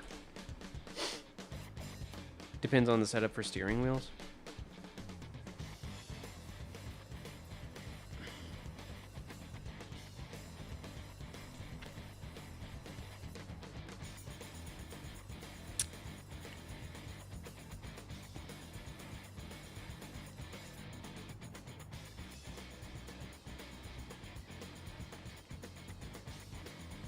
Don't auto unwrap. What the hell is wrong with you? What? Why would you even have that as a import baked maps? Import mesh normal maps and baked maps for all materials. Add? Wait, you can do that now? Oh, it did say it was an update. Huh. Okay. Let's see if that does it. Sir, where's my mesh? Where'd my model go, my man? New. Okay. Select. Bake. Mesh. Stanchion. Let's just do it the normal way. Okay. Discard. Hello? Where's my model? Oh, right. Because that contains the high poly, which we don't want to do. So let's just do this. Gotta make sure. Stanchion low, or Stanchion paint. Let's call it Stanchion paint. File, import, no. Select Stanchion paint. Discard. There we go. All right. Now we import our resources. Import resources. Bake. We're doing it, guys. It's happening. We're doing it. Texture. Import.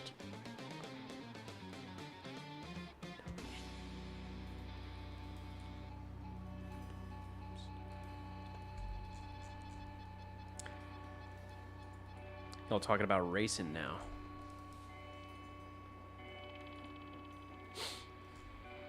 Gas, gas, gas. I'm gonna step on the gas and be a winner. Do you like my car?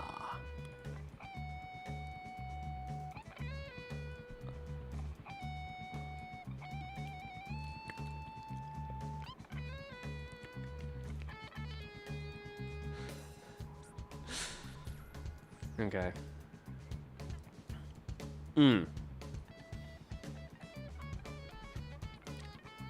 Project configuration. Change this from OpenGL to DirectX. And that fixes the normal map mostly. I got some triangulation bruising, which I do not like or appreciate. Actually, before we even do anything, here's the most important step. We need to actually toss this into Halo itself. And I need to check that the normal maps look good in actual Halo before I even do any texturing. Because the normal maps, I will, like, if I, and I have actually taught people how to 3D model. I've taught courses and stuff. Oh God, what the hell? Am I in, oh, I'm just in facet mode.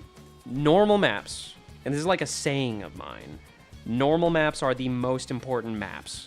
They're the most important textures. All other textures are built off of normal maps. Okay, so I'm gonna get from 3ds Max. That's pretty big. Halo scale. Let's compare it to mesh.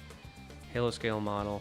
The scale isn't important for now, but I just want to, hang on. Sniper rifle. Render.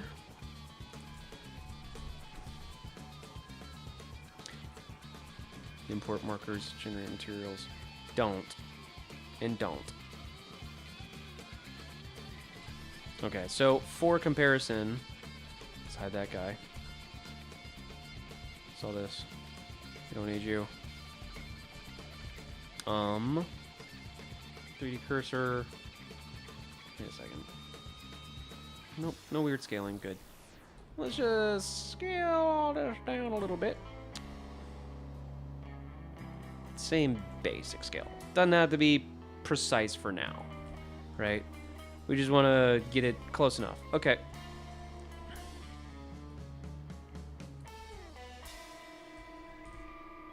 All transforms. Okay, so we're going to set up materials.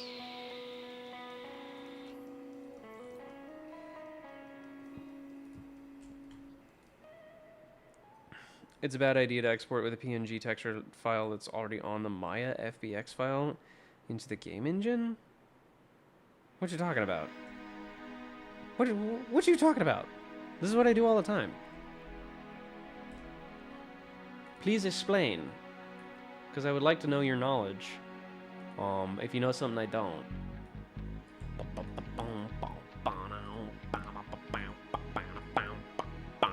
Man, you know one feature of like old school Halo soundtracks I really miss is the big, thick, fat, slappy bass. Just give me some bass with some just thick ass strings. Just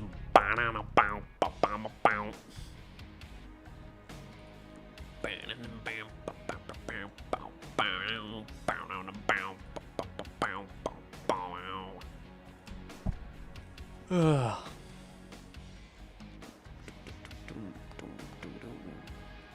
Oh yeah, gonna drop these into the blend file.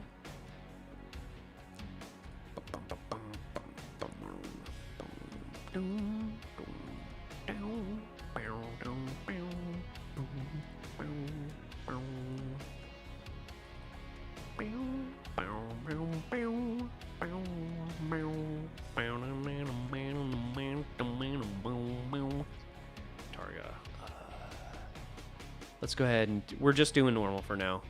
Normal map, drop it in. Okay. Normal, non-color. Okay. So from how this is baked, we might need to flip the normals, but in any case, new asset. And for now, let's just make it a scenery. Halo Wars, objects, weapons, Stanchion.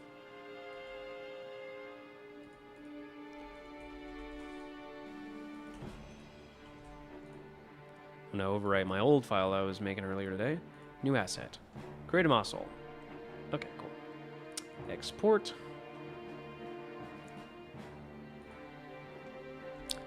What the hell? What happened to my models, man? What the frick? What the actual?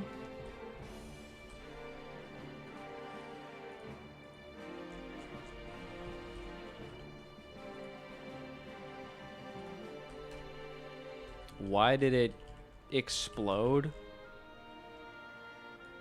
Okay. Let's try that again. So mesh, stanchion paint, 0.1, whatever, not a big deal. Mesh, Halo Spartan model, scale it down. It doesn't have to be super accurate, whatever.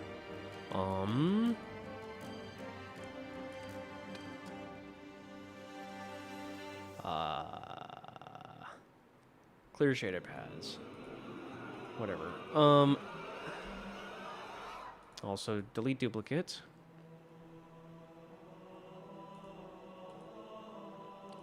So stanchion, right? Then in materials, gonna put our normal map in here. It comes from substance. Bake, textures, stanchion norm.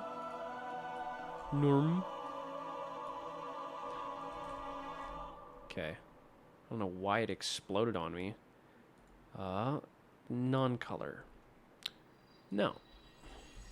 So we have our normal map on here. Oh, let's also...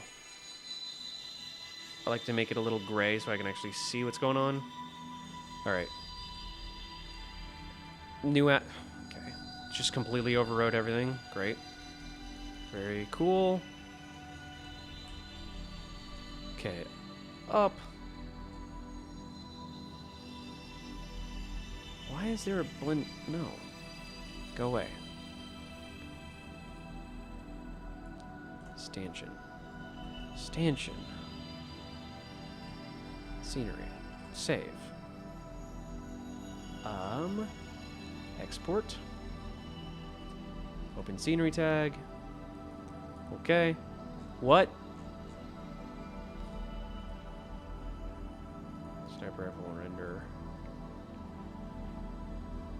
Receiver. Is this... Some of this not slated for export? It should all export. Why is it not exporting? Very strange. Well, we'll figure that out in a second. Let's just go ahead and generate a new material. Link shader tag. Make sure we set this as normal map. Update bitmap. Open bitmap tag. And open Halo shader tag. Now, in Sapien, which we haven't been in for a second, drop our scenery object in here. Reload. Where it be though? Oh, there it is. But it's missing most of its parts. Was the Stanchion ever in a game? It was in Halo Wars 2. Muta Aika does some damn good Halo CE music. He even has the same myths that the sound team at Bungie used. What is the normal map format Halo uses? I believe it's DirectX. I'm not totally sure, but I believe it's probably DirectX. So what is it about you that the game likes? Why is it not exporting all the other stuff?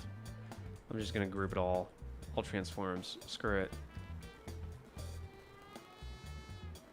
It's not updating for some reason. Refresh. Make sure this is the right file. Open scenery tag. No, it's not even got anything. Render. Wait. Model. Collision physics. Render. Render, please. What the hell?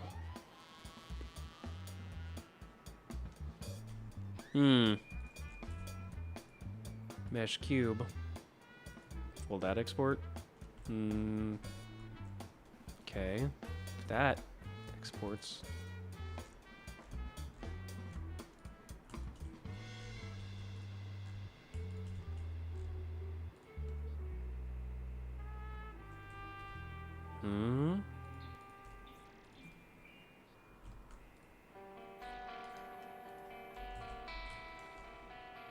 Is it like the shader or something?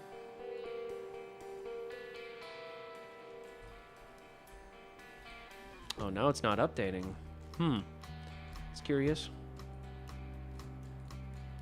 Boy, it really doesn't like this model for some reason.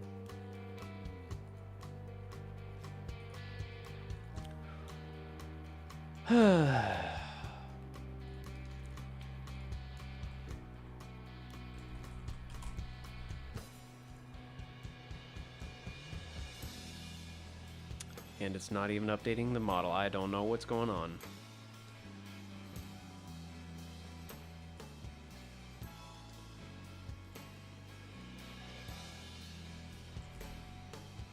Mesh. I'm just testing, make sure everything's working correctly. Okay, yeah, that works. Okay. What about that fucking mesh here? That's got stanchion paint in it. Yeah, right.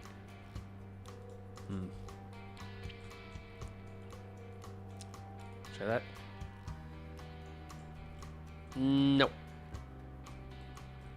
boy, howdy, it does not like that.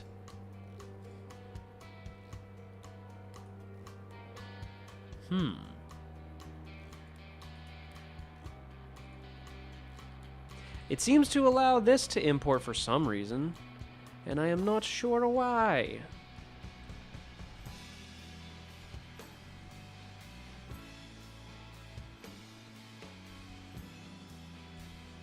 It's importing some things, but not others.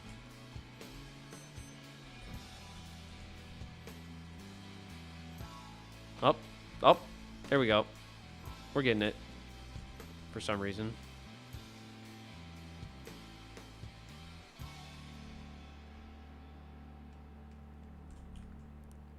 Export.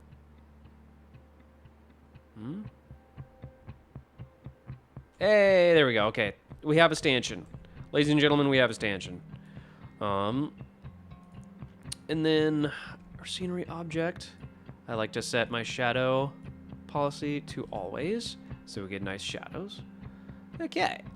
Now we can actually debug the normal map and make sure it's looking good. Suddenly Scottish. Yes. Sorry. You watch my streams, I will become suddenly very Scottish out of nowhere. My dad is from Scotland. I just have it. Sometimes, like, when I'm, like, very annoyed, it'll just come out.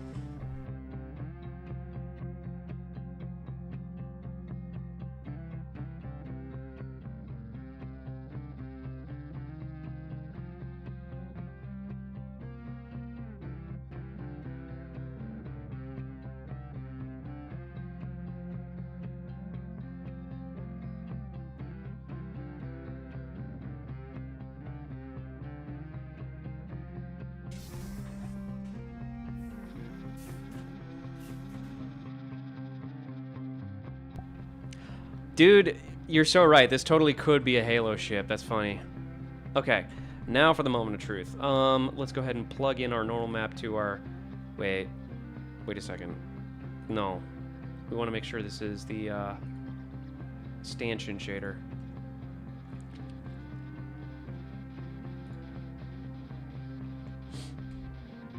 Stanchion shader. This is the right shader, is it not? Open Halo shader tag.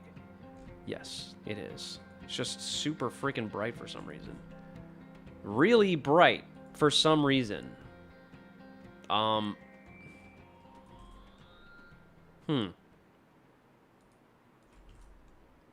some reason, the normal map is making it crazy bright. I don't understand why. Material, no specular max, cook torrents.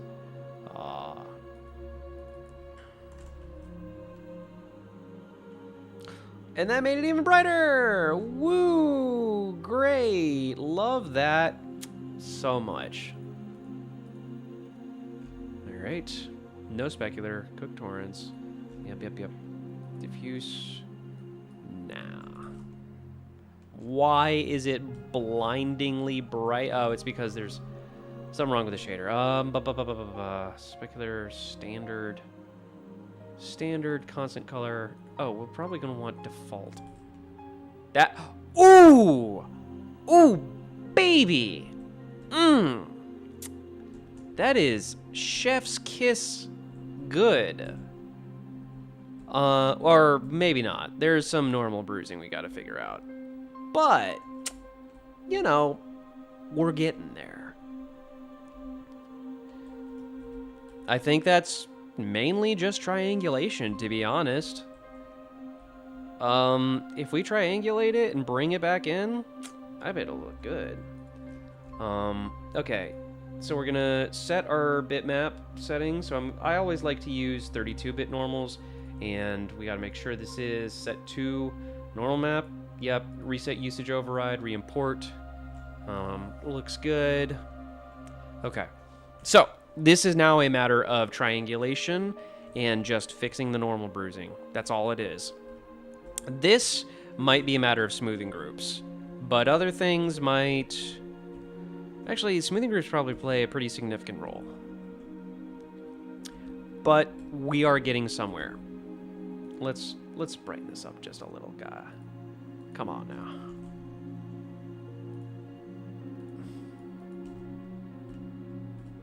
Also, why is it so dang dark? Plastic metal. Diffuse. Oh. There we go. Now we can just darken it to that. Yeah. Also, wide spec. Just so it's like a little bit brighter on both sides.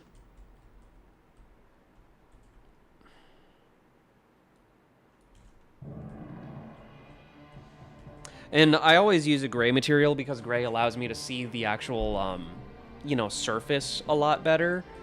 It's just like, that allows me to just purely analyze the surface itself. Point spec. O2. So not crazy bright. Okay. So, I hate doing this, but we might have to. Also, yeah, we're just gonna wanna make these sharp. No way around it. We just gotta make them sharp.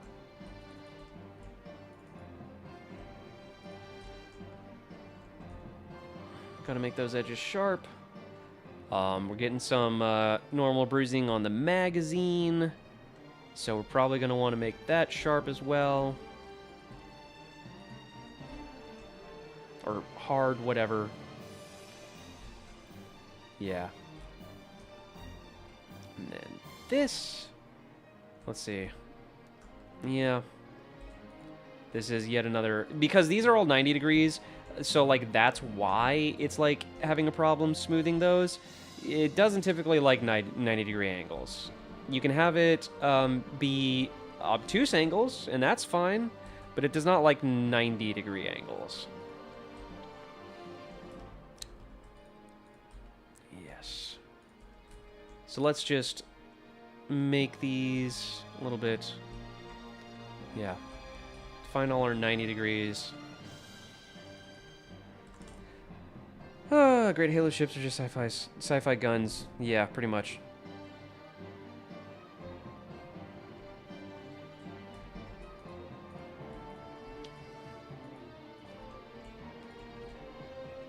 Alright. Let's see if the normals will bake good after I do this, because I'm a little worried they won't.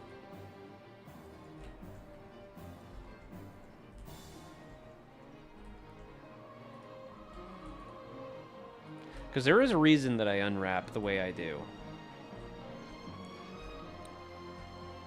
I think that should take care of most of the problems. And then wasn't there, yeah, that's like a big, weird, triangulated section right there. It needs that tied down. Oh. Oh, what the hell? Oh, wow. Okay.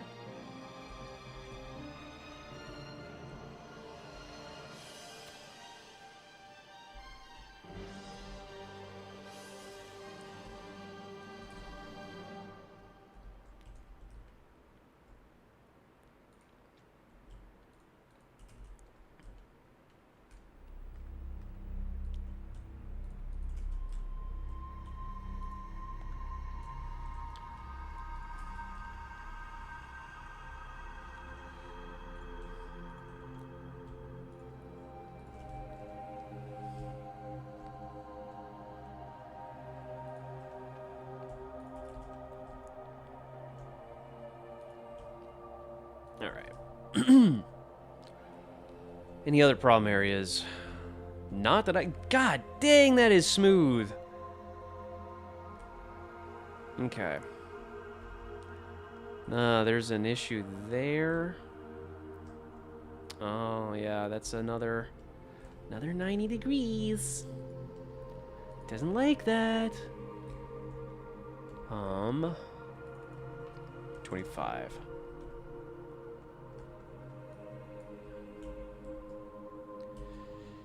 And if it's really bad, I can just, like, break up my UVs along the seams to make sure, like, there's even less problems. But we'll see how this goes. Okay. High poly. I'm going to export my bake mesh And I'm also going to export my low poly mesh.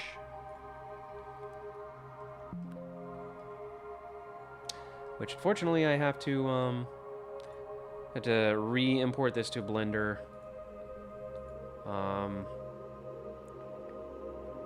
Let's see. Bmax. Actually, before I do that, I'm going to global scale, like, 0.0389. See if that can import it at the right-ish scale. Not really. Damn it. Convert. Wait. Oh, wait. I gotta see if it did work. Nope. It did not. That's cool. Whatever. I don't care. Go away. 0.389. Whoa! No, no, no, no! 0.0389. Bruh. 3D cursor.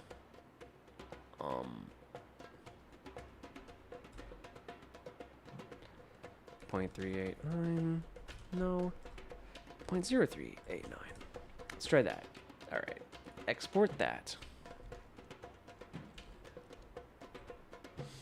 Why do you do this to me? Heading to bed. Good night, all. Hey, thank you for tuning in. Appreciate your company.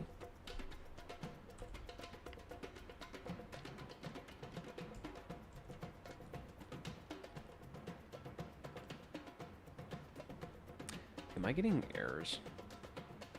Is Blender sending me errors? No.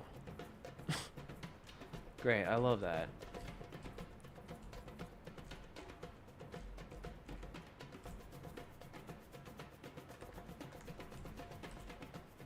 Actually, Foundry. Blender scale.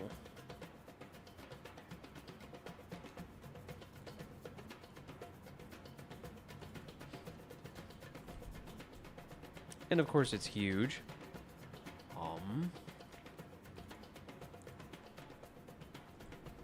That makes it less huge. Cool. Hey.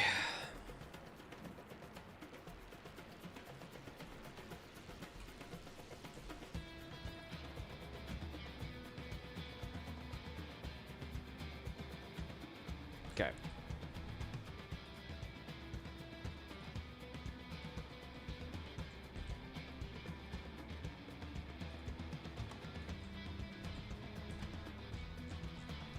It's because of the groups? Oh yeah, those are groups. Huh.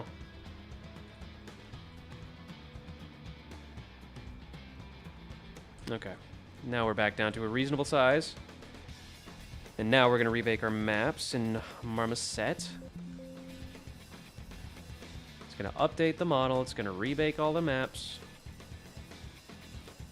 And in Blender,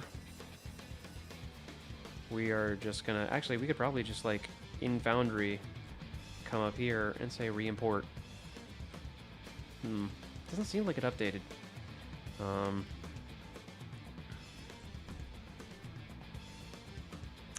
fact, we're going to make the process even quicker by disabling these other textures, because we're not focused on those right now. We're just focused on the normals.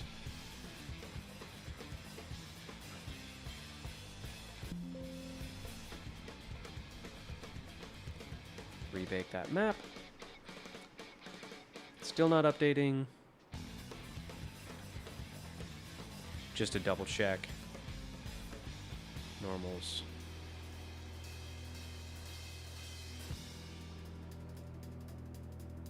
Yeah, it's not updating. I gotta go into Blender itself. Go into Materials. And actually update the normal. And actually, click Update Map here. Okay, so that did actually fix a lot of our problems. It didn't fix everything, but it did fix some things. This block right here is still a little funky. And it's still got triangulation. What else we got? We got some triangulation there, which is not wonderful. Magazine still has some weirdness. And this is why I do this, because like you can start texturing and you'll get way ahead of yourself and you'll have normal bruising and errors that you won't even know about.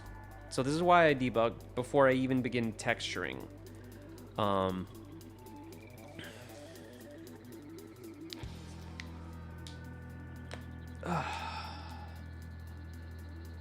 Oh yeah, another little tricky hack. Let's move on from this song.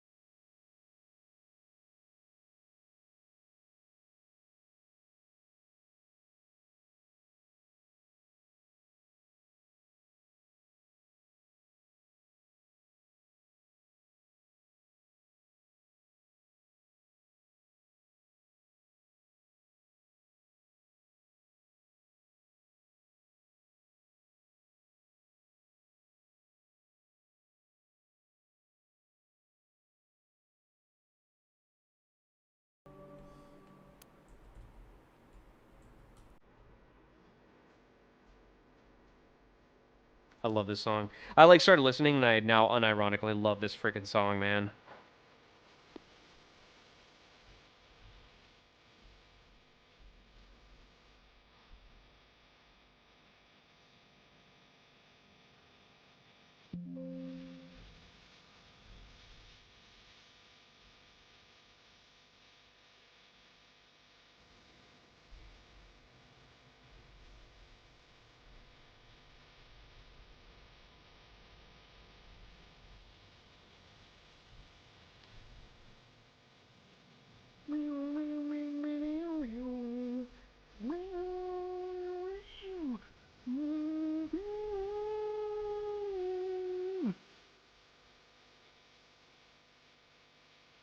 Again, I like that song. Well, I love this song.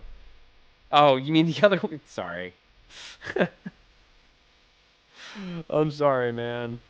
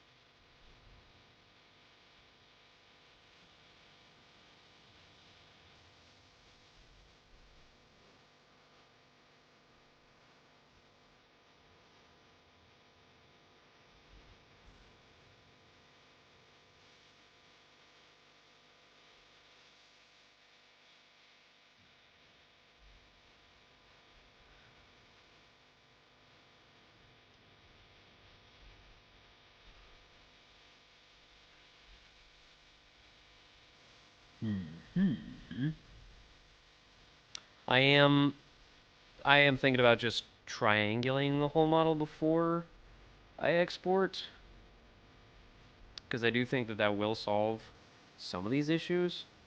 But also, how you triangulate is important. If you see an issue with like how normals are getting bruised, you can try reversing the triangulation on that face, and that sometimes helps a lot. Yeah. I'm really going over it with a fine-tooth comb to make sure that, like, you know, things get fixed.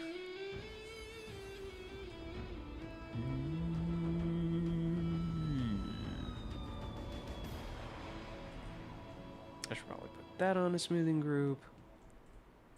Man, yeah, normal baking for the Halo engines, they really, really, really want you to move to use smoothing groups.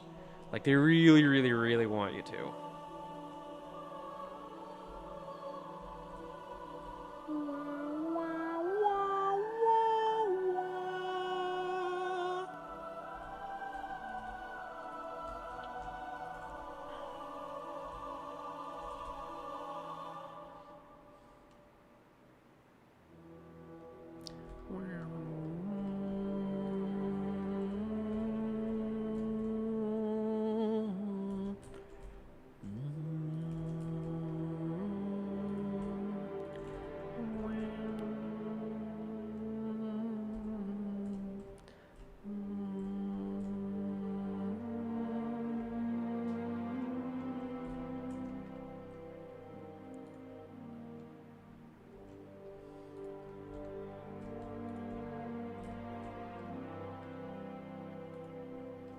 I'll try one smoothing group here, even though it's probably a bad idea.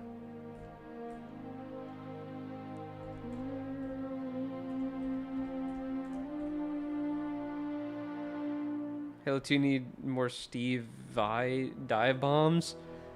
I don't know who that is. Sorry if I'm out of the loop.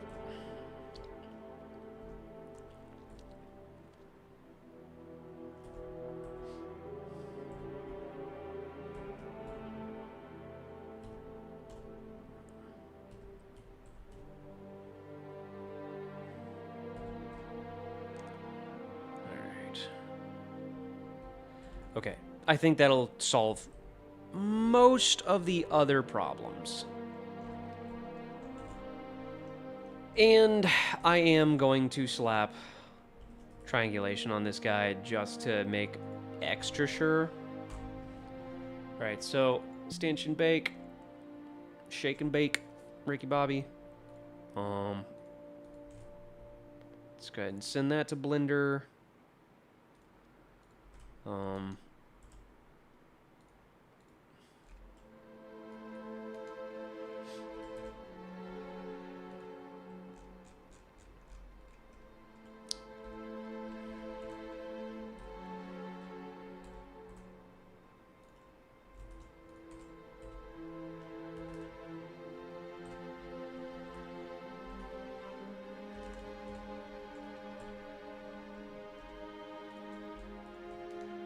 Oops.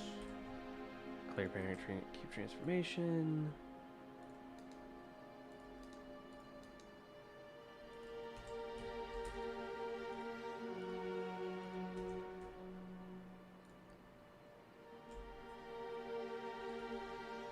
Cool. All right, export this. Rebake and Marmoset. All right. Okay, it's huge, but, you know, we're about to do something about the materials at least. Foundry. Update bitmap. Did it do the thing? Oh, it didn't fix... Oh, wait, yes it is. Yes, it did. Well, it fixed some things. Oh, and see, that's what I'm talking about with triangulating everything. Is it like bakes in triangulation artifacts sometimes, which is not great. But it did fix most. It fixed like pretty much all the other problems. Yeah. Yeah, everything's looking cleaner and cleaner with every pass.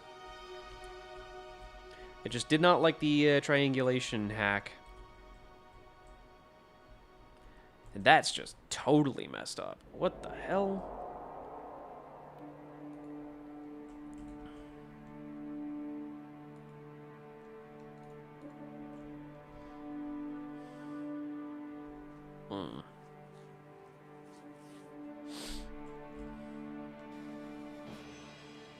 I gotta go, guys. See ya. Good night. Good night, Tanner. Thanks for tuning in. Thanks for hanging out. Appreciate you. The barrel is not as bad as I thought it would be, so that's good. It's real good.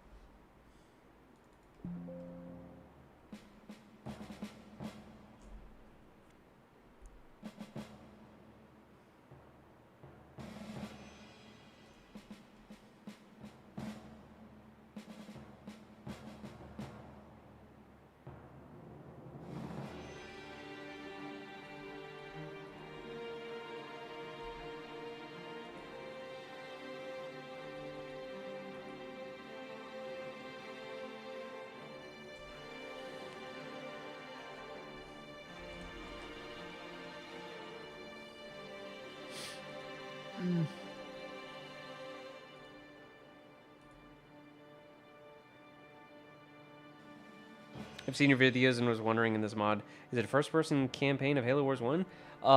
Kind of, yeah. There will be a campaign, and yes, it will be basically first-person Halo Wars.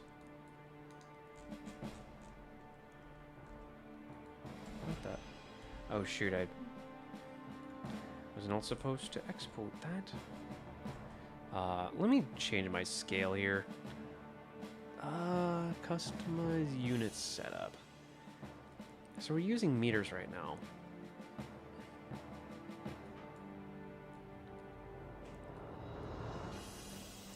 Millimeters?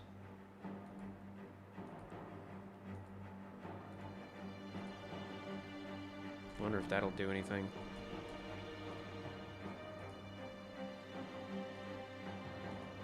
Wait a second. Whoa, whoa, whoa, whoa. Where's my, Where's my, Oh, God.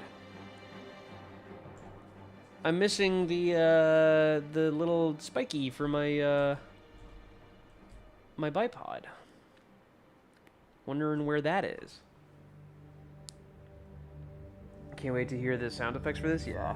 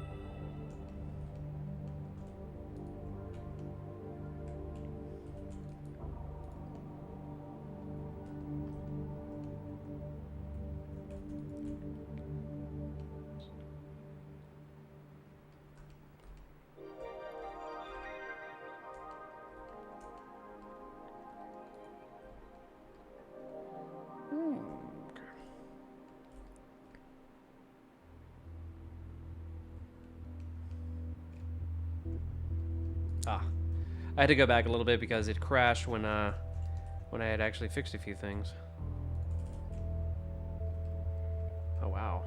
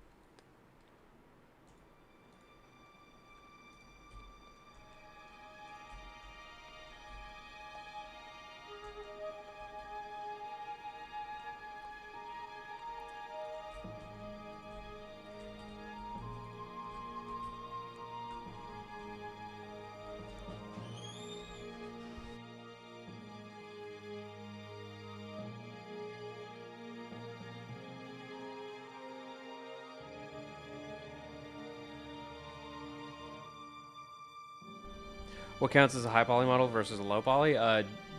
Geometric density. So like this is a low poly model, obviously, and then this is a high poly model. Like it's a bad example because it's like mostly flat surfaces, but like here you can see like every tiny detail, and there's like just thousands and thousands of individual faces and edges, whereas with this there's like only a few hundred, you know, per piece. Oh.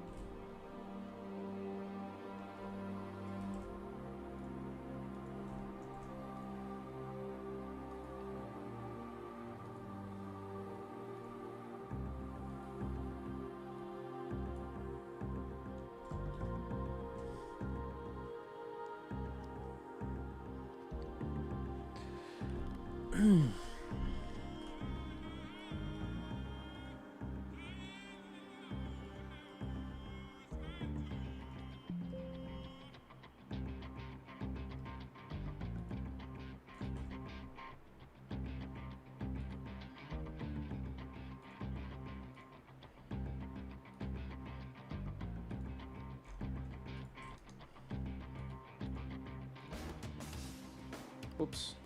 Wait, what?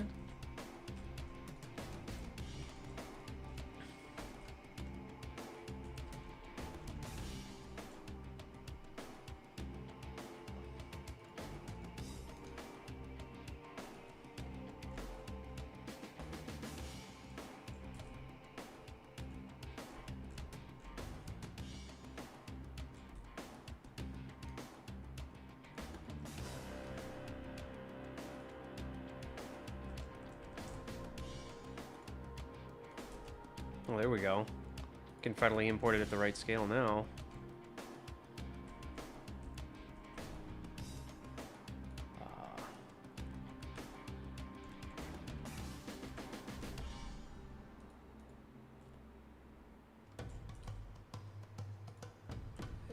Sort of.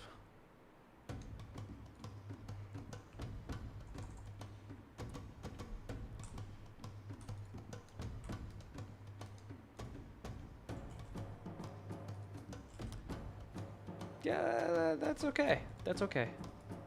All right. Foundry. Remove duplicate shading materials. Okay. Export. And where did it go? I wonder. Where did it get off to? Oh, shoot. Accidentally quit Sapien.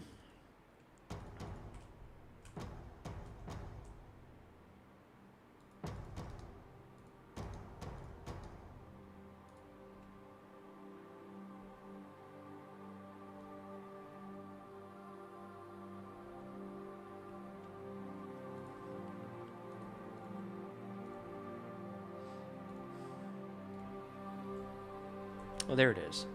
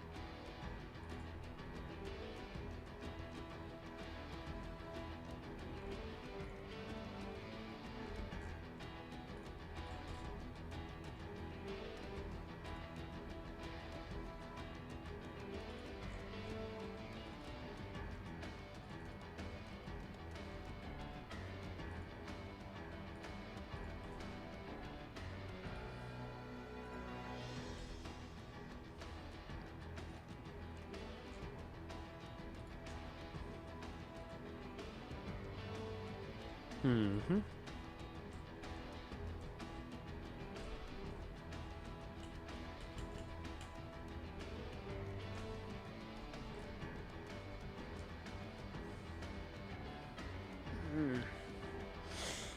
This 90-degree angle is really killing me. See, there's also triangulation on the barrel.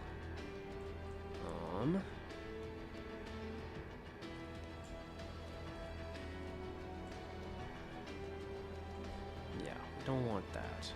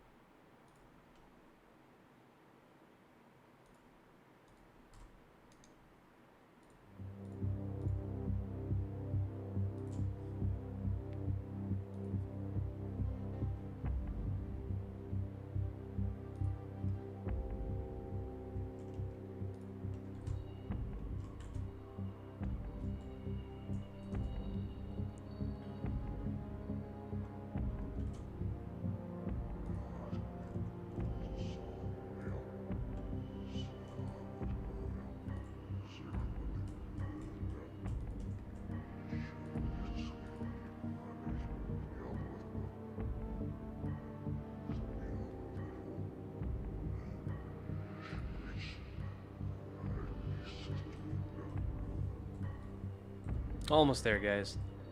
Almost there. Slowly but surely, we're working out all the kinks.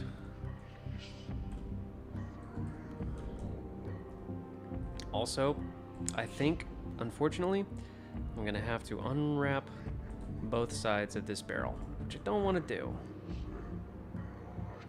But it seems I have to. Because I'm getting weird normal stuff going on. Oh. Am I missing something? It appears I'm missing a face over there. No.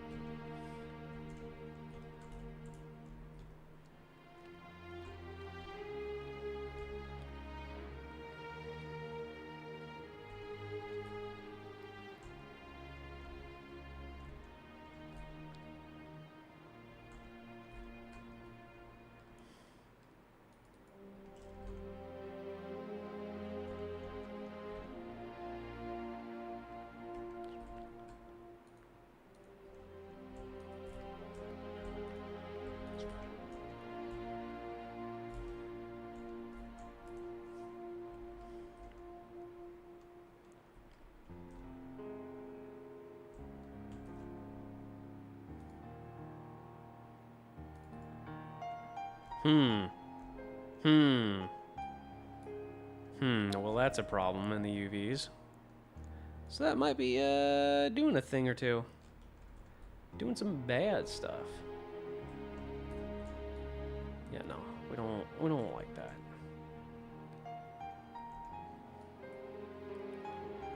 Oh. That could also be part of it.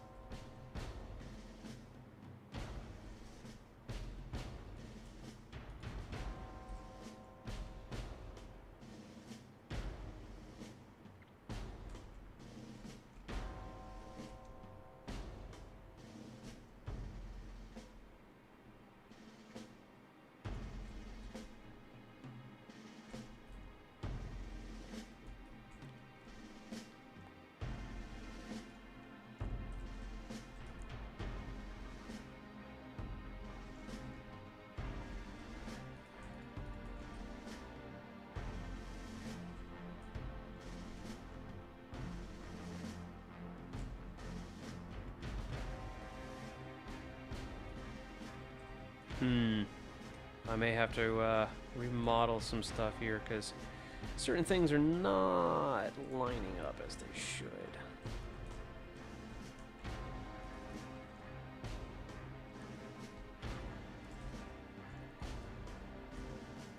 Yeah, no, that ain't quite right.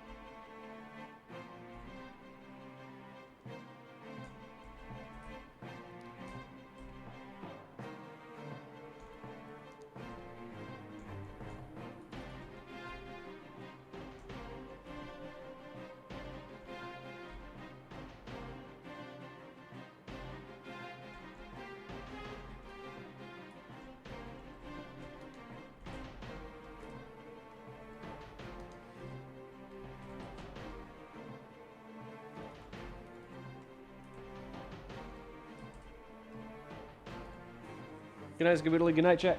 Good night. Oh, Squalski status report. Oh man, fixing mesh errors, so I can have good normal maps. Is it possible on reach outwards for weapon reload animations to sync properly? As from 3D person, you can actually see a Spartan open up the launcher and remove the spent tubes. Maybe that's a lot of extra complex animation work, but maybe possible. I don't know if you can... Actually, I don't know. I really don't know. My man is still going? Yeah, dude. That's kind of how I roll. I tend to go and go and go and go till I, like, literally pass out.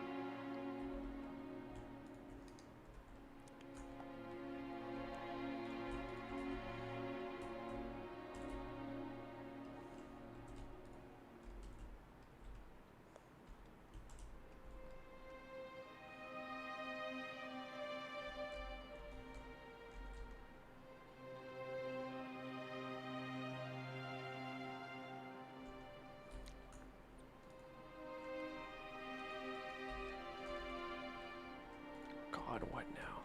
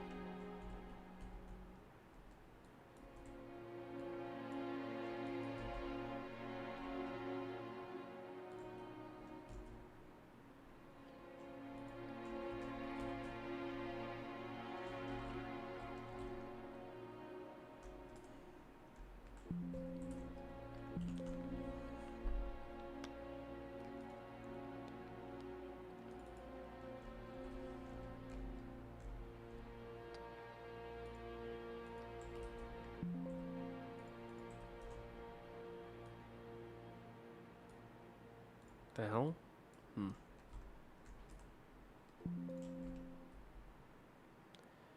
Ugh, man, this is getting a little tedious.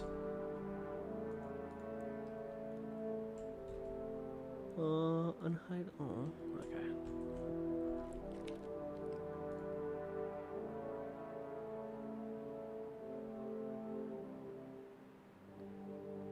I'm saying that because by default in Reach you can see the arms move in third person, but the weapon doesn't actually do anything.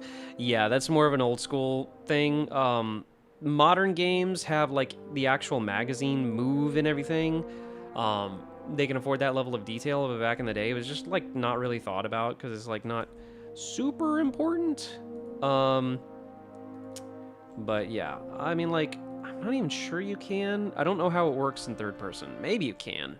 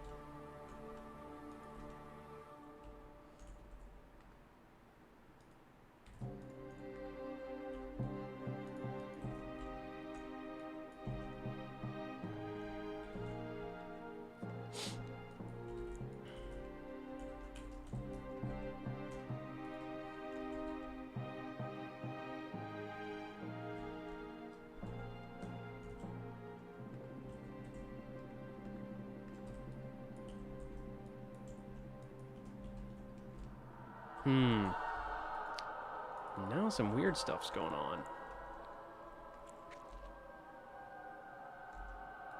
I can't move this.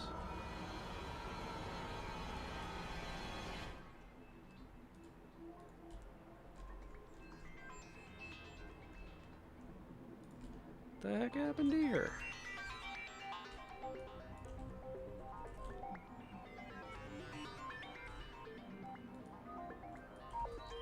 There we go.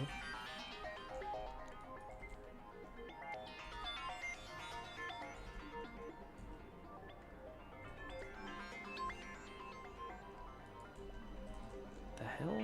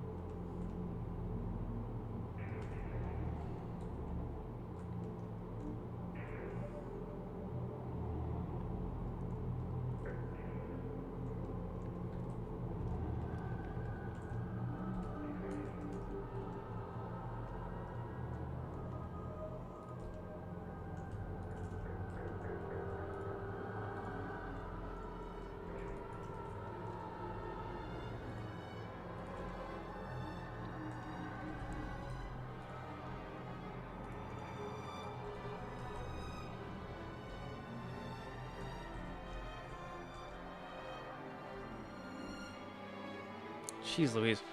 Hope that worked.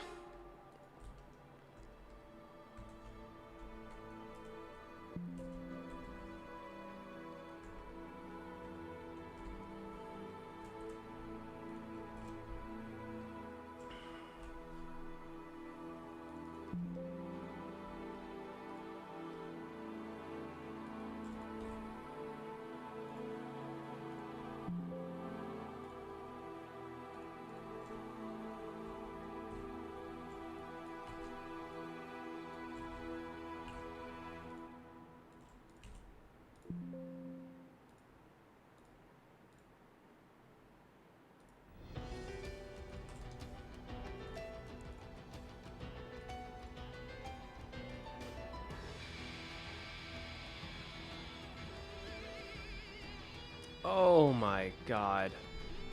Oh, I screwed up the UVs. Oh no. Ugh.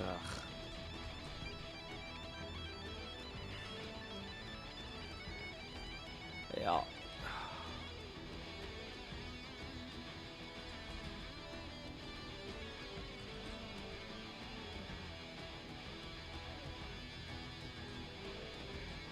Oh, well, that's also a factor. Are there two of them? The hell? Oh my god, there are.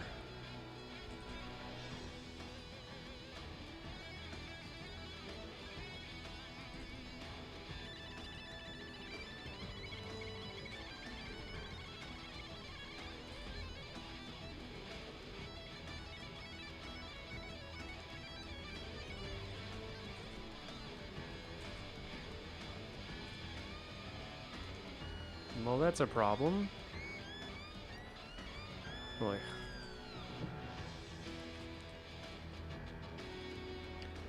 Ugh. Oh, jeez.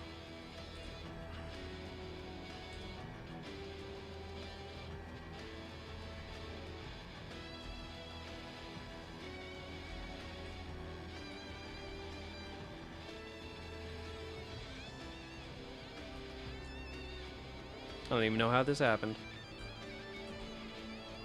There we go.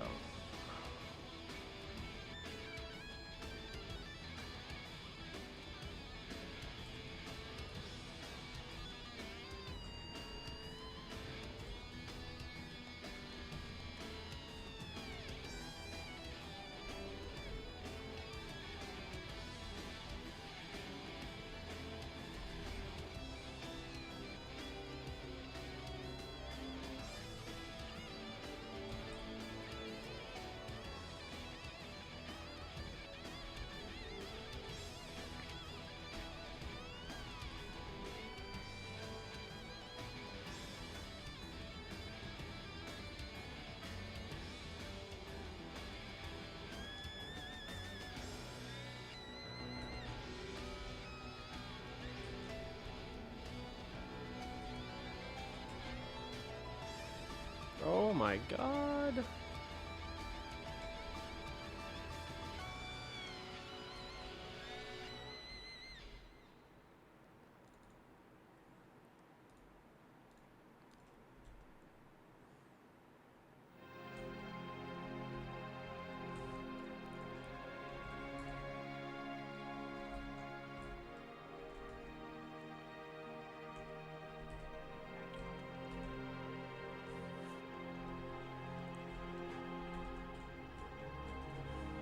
Okay, I screwed up a little bit, but I think we're getting back on track.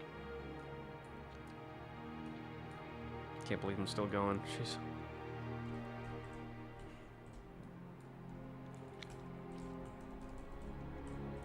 There we go.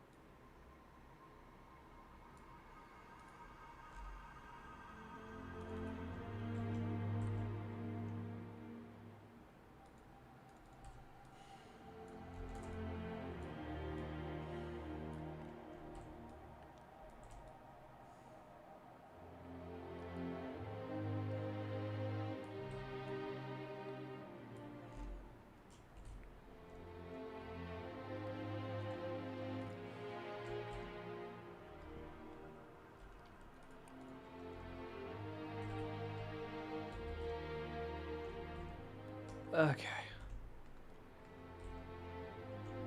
God, golly.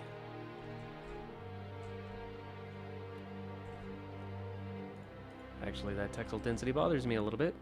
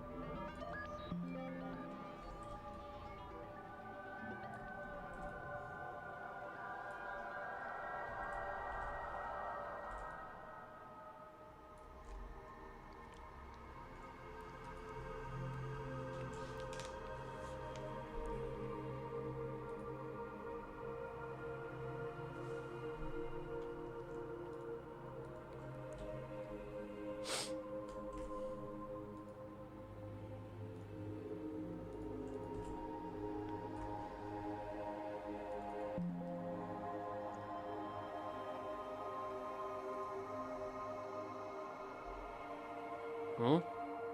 The hell? Oh, shoot. It's not named properly. Whoops.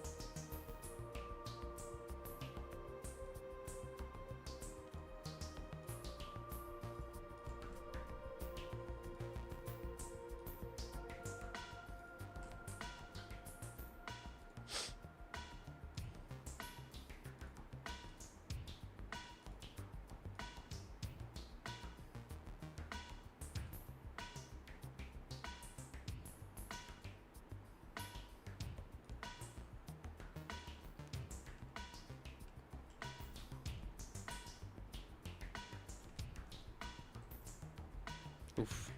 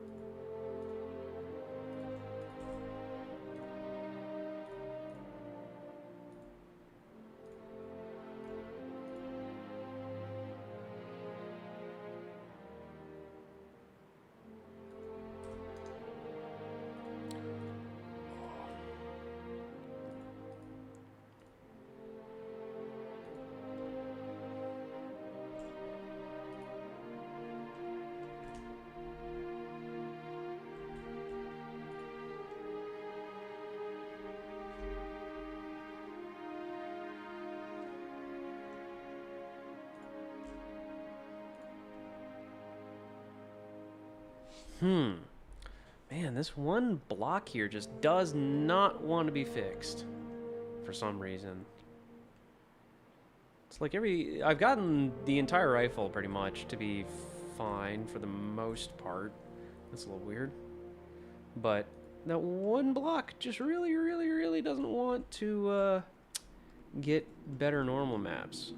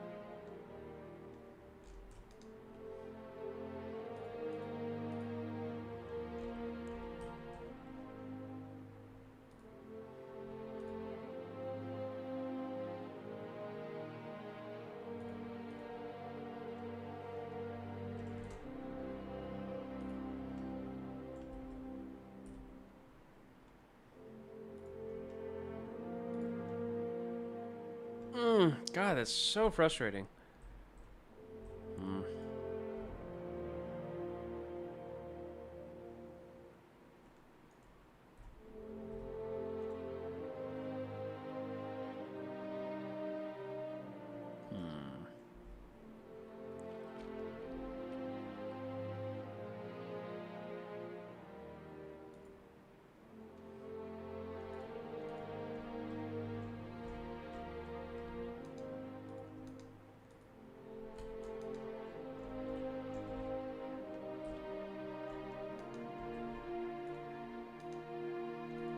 Wait a second, what the hell? There's like tons of duplicates. Have I just been... What the hell? Oh, that's weird. I don't know how that happened. It's like every time it would just like create multiple duplicates of each mod. Oh my god. Well, that might be messing something up. I don't know how that happened. That's annoying as hell.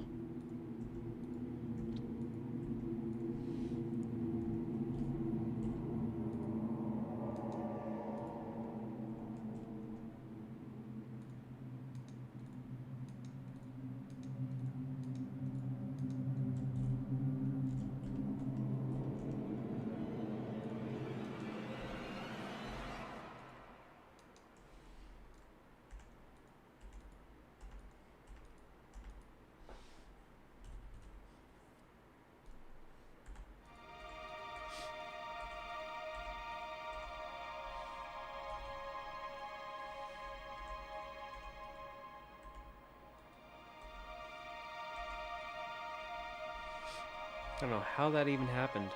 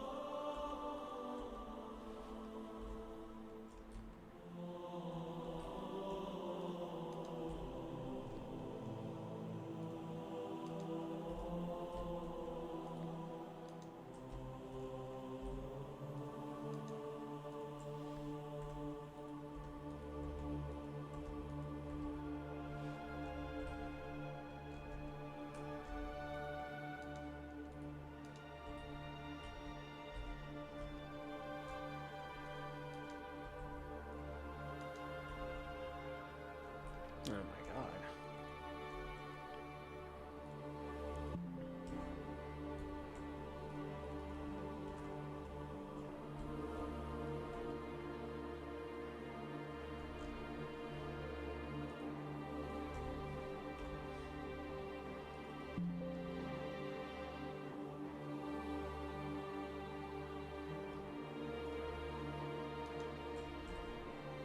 Okay, it doesn't seem to be making a million duplicates anymore. So that's good.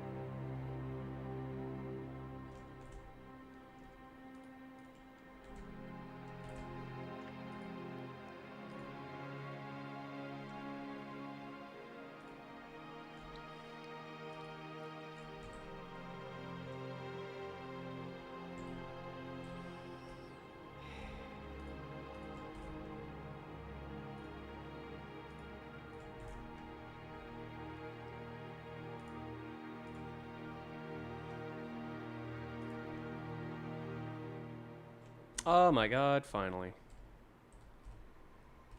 That finally looks okay. Yeah. Yeah.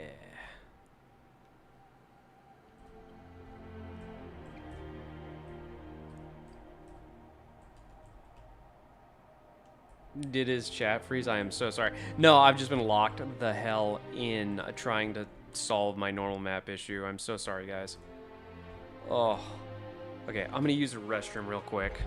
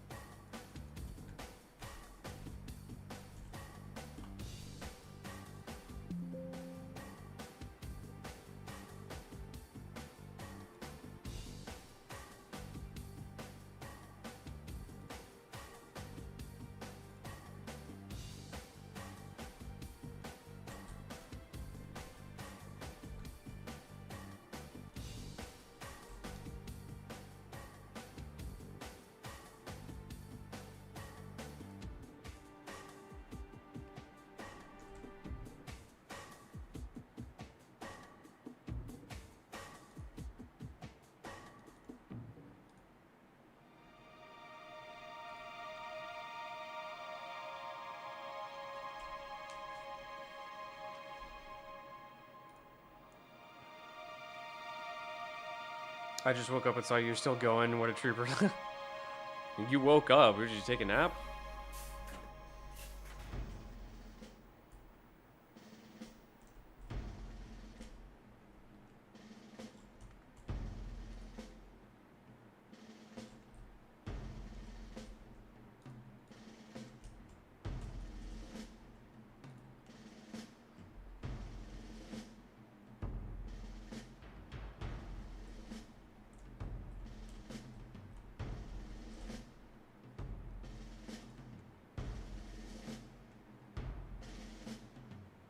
Passed out while watching. Oh my god, I'm so sorry.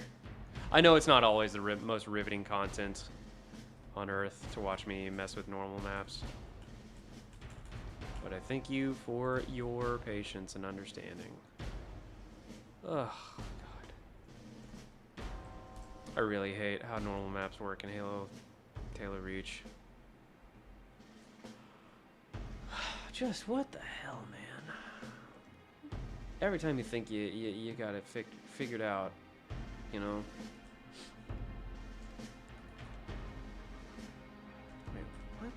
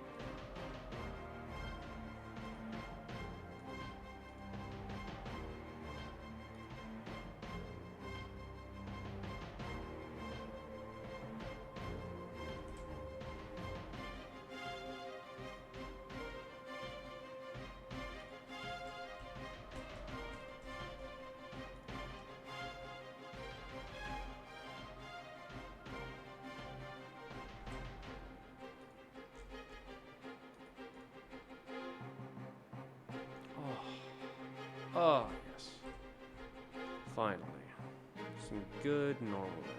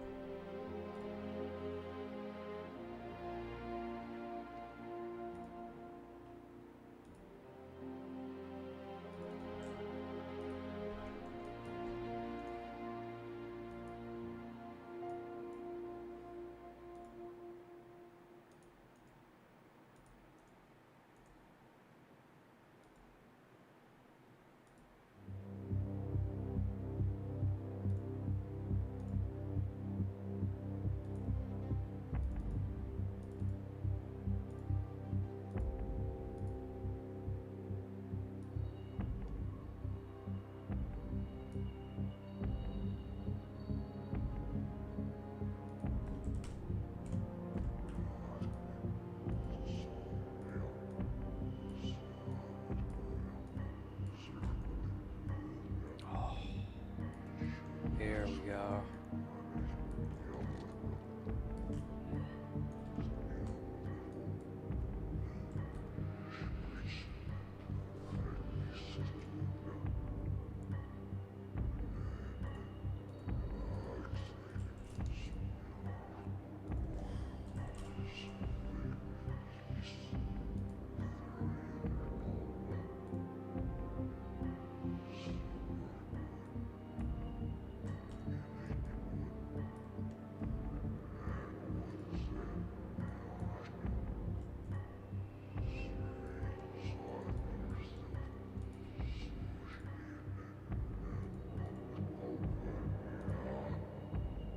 Okay, we finally have it in substance. My God.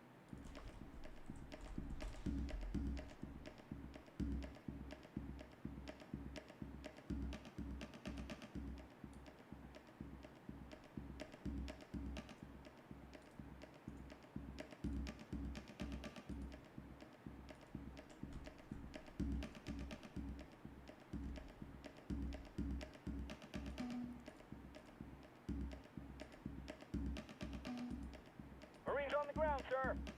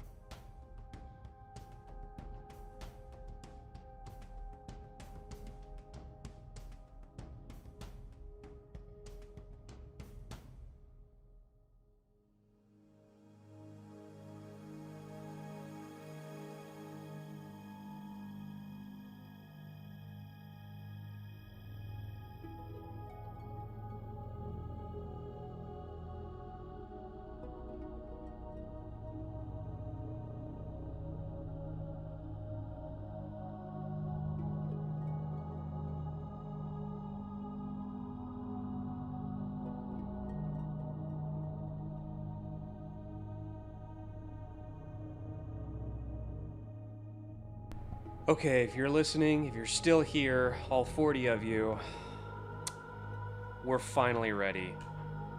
We're finally ready to actually put substance textures in the game.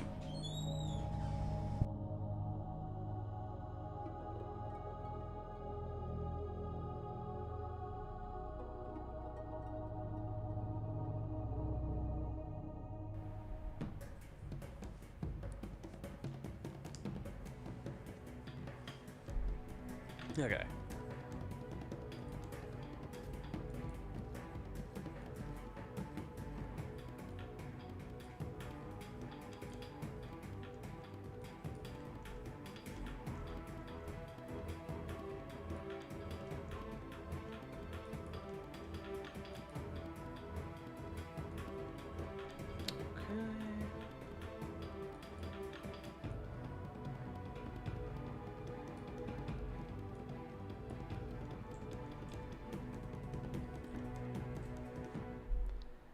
Alright, and then let's go ahead and export these.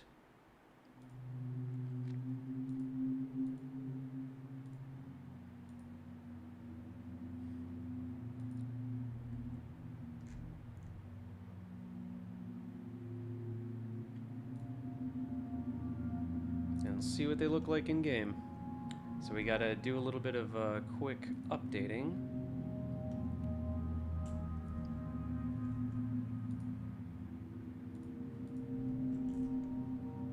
Material model, specular mask from diffuse.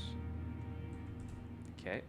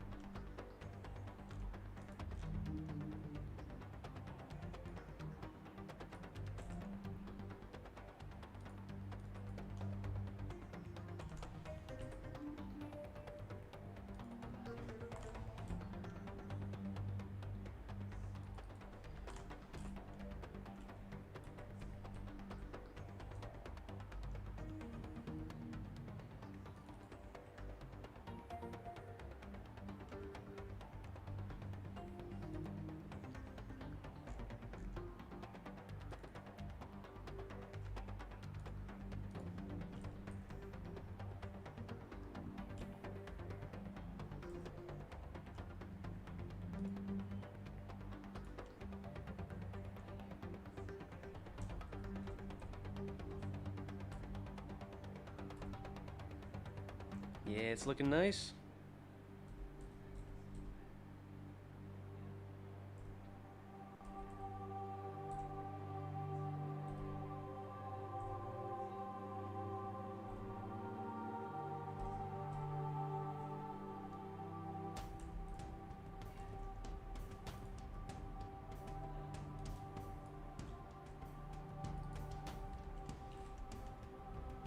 Oh my goodness.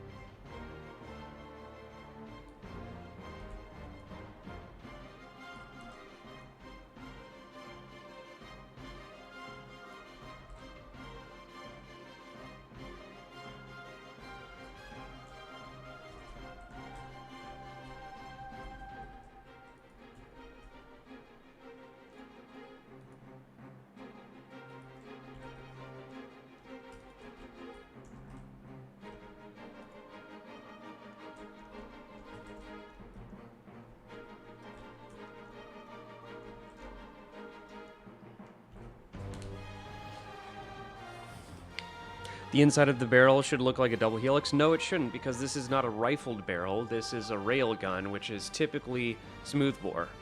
A lot of railguns have a square barrel, oddly enough.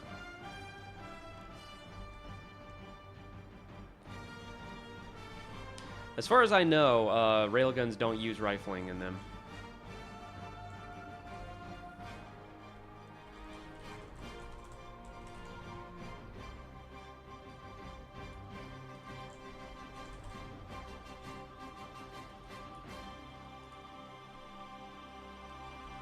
Alright, now we're bringing in the sniper to steal some of its materials, and actually, we can rig it up to the sniper, in fact. Oh my gosh, it fits almost perfectly. Ah, so good.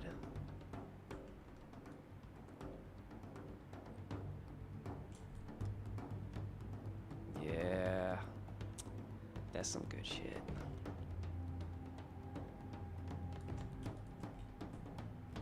Object, whoops.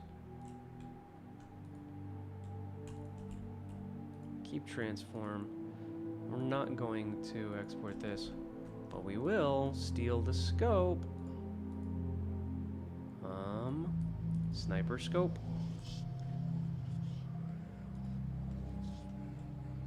Actually, let's go ahead and let's see. Sniper scope. Let's go ahead and convert that so we can see it in here. Wow, is it not in here? Huh.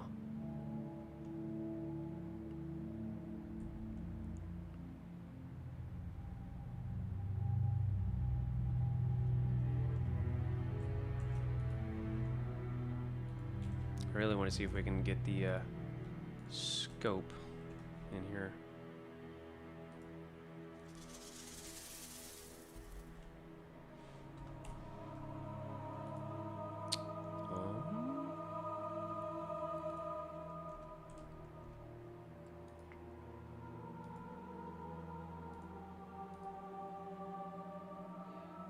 Oh, we got a UV map it in here.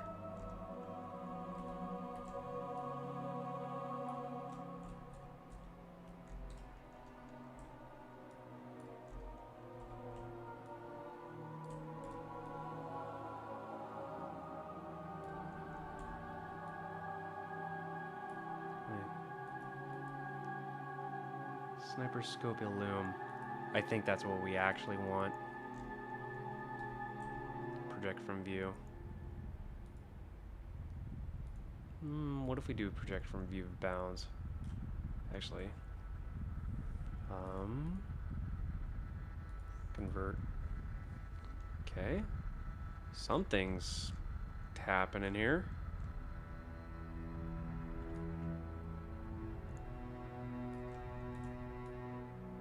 Oh, there we go.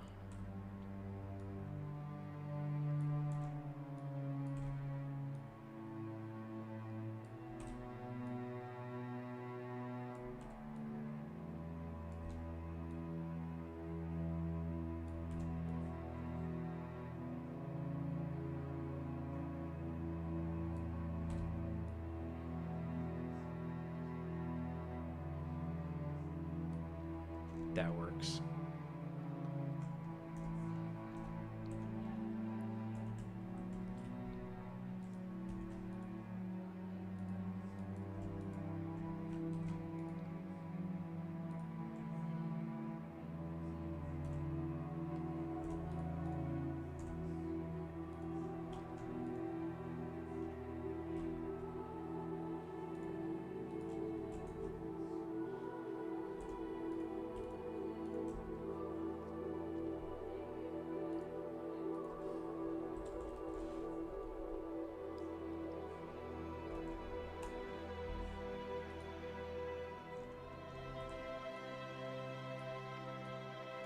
And we'll just take it and do our best to map it to this little section of screen in here.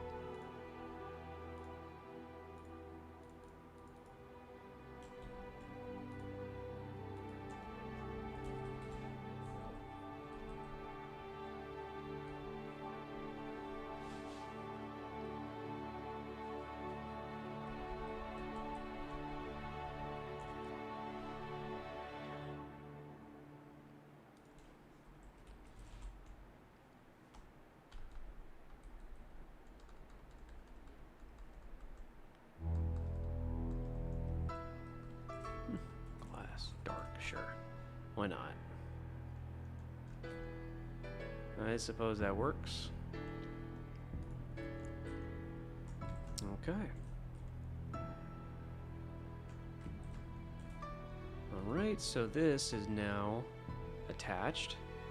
And what we're going to do is we're going to make it a weapon, and we're going to cannibalize the tags from the sniper rifle. Sniper rifle weapon. Load template. Okay. Sniper rifle model. Load template. Okay. Render collision model. Okay. Issue graph.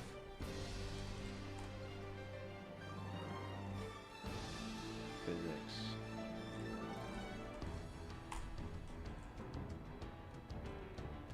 You're still streaming, Mad Lad? Yeah, I know. I tend to do that. Geez, 7.5 hour stream. Good lord. Alright. Now let's re-export it as a weapon.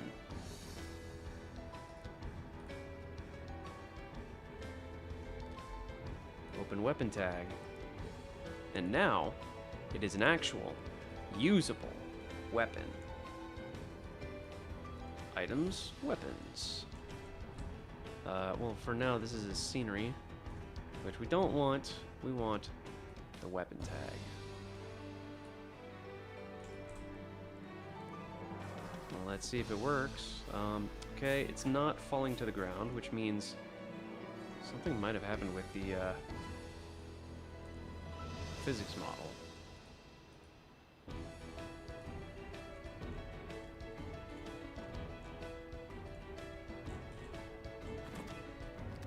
But in any case, wait, it's missing something. It's missing like a piece of geometry. What's woo? Okay, clearly there's a few things wrong.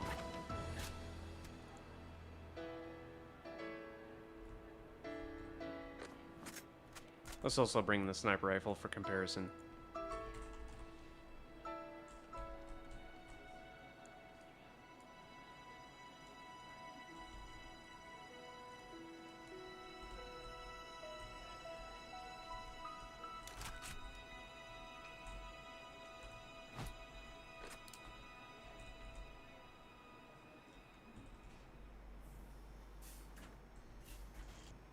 So I don't know what's up with that piece of geometry right there. Oh my god.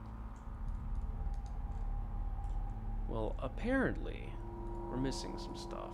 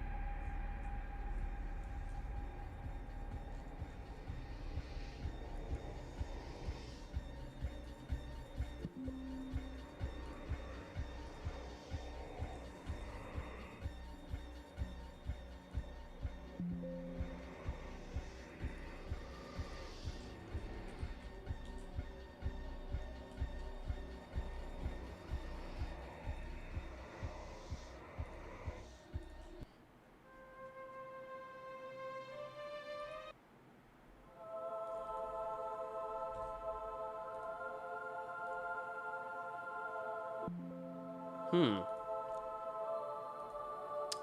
I need to hide all the groups.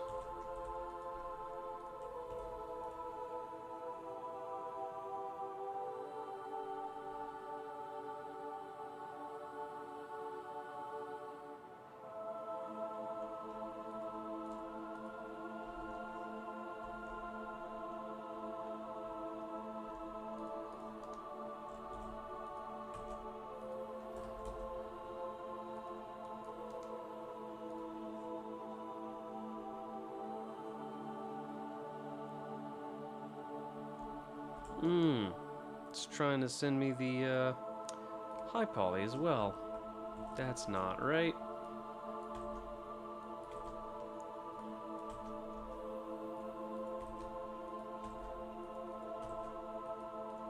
Oh my god. Oh my god!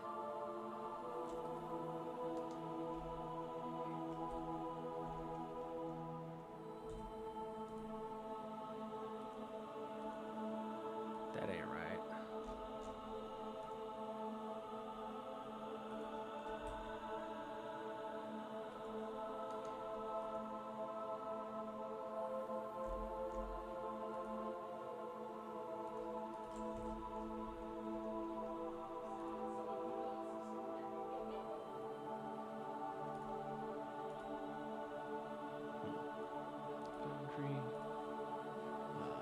Move duplicate shaders.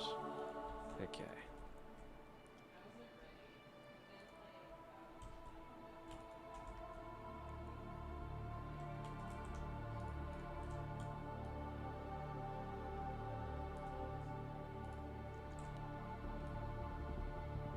Now where were we?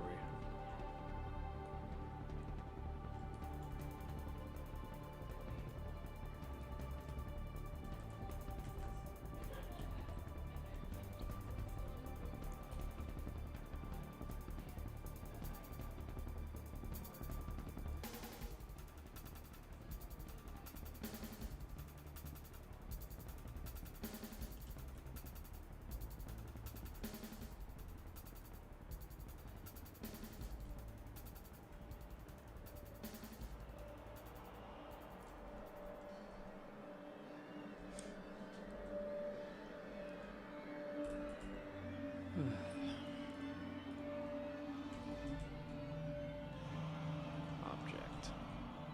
Okay. Let's try again.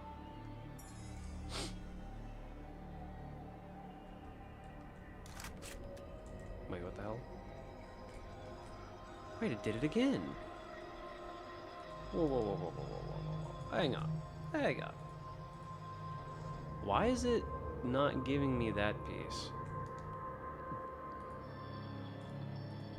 It's not missing from here.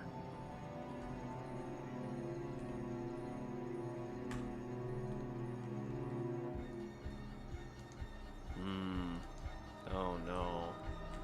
It's doing that thing. Oh no, it's doing that thing. That freaking thing, man. Ugh, I hate that.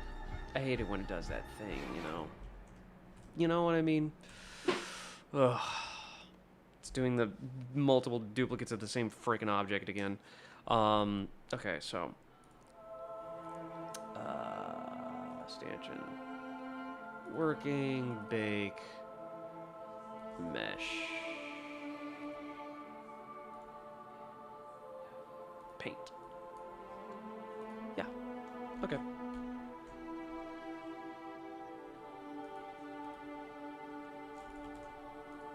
Okay.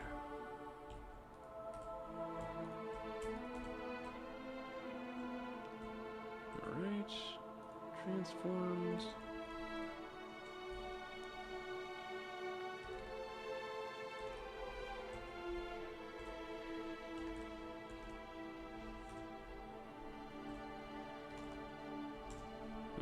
There's no real precise way to scale this down. Okay.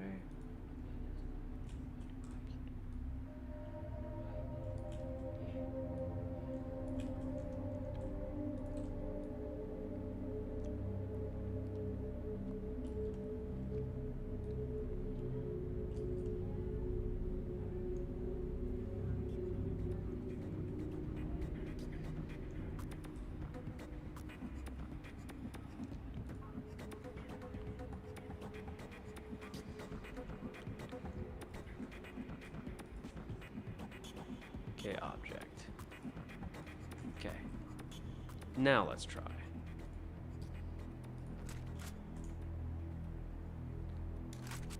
There we go.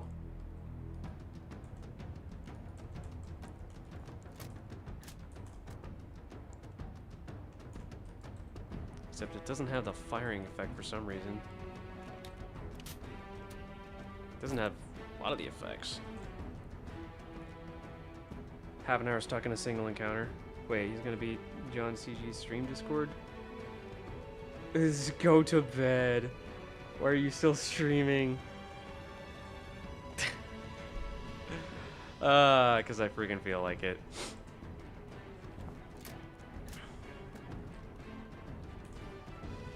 I will go to bed soon. I am actually really tired. I just like really wanted to make sure I get this in game and see what it looks like.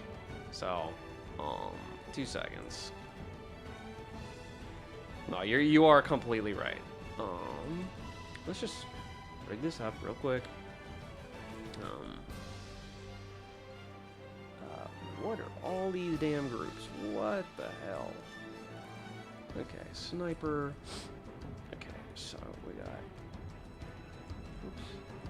B, gun, assign. Alright.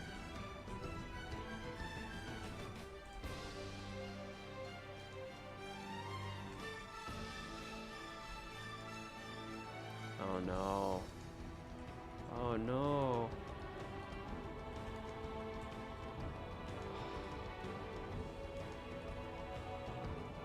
Don't tell me. Okay, thank God.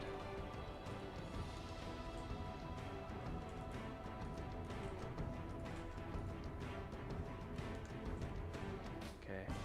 B handle. Or no, it's gonna be op handle. B op handle. Hey, you're inspiring me to keep working on my own stuff. Makes me wish I wasn't at work so I can keep working on the for real stuff. Oh, Gibbo, yeah. Yeah, dude. By the way, Gibbo is freaking goated. He's been doing absolutely astounding work with Forerunner structures. If you want to see him, check out the Discord. I posted some progress shots of the stuff he's been working on. Absolute god tier quality models. Like, he's really making them sing. Alright.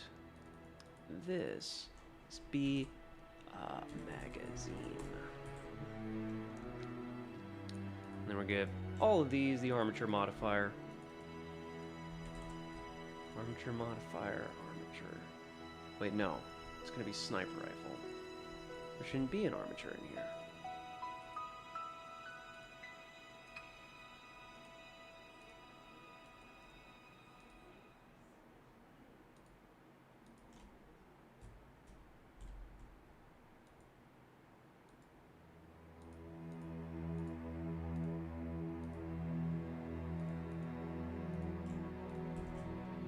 Alright, let's see if that works.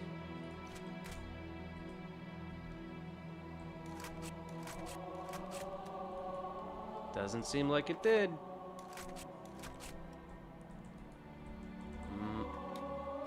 Okay, the magazine is working.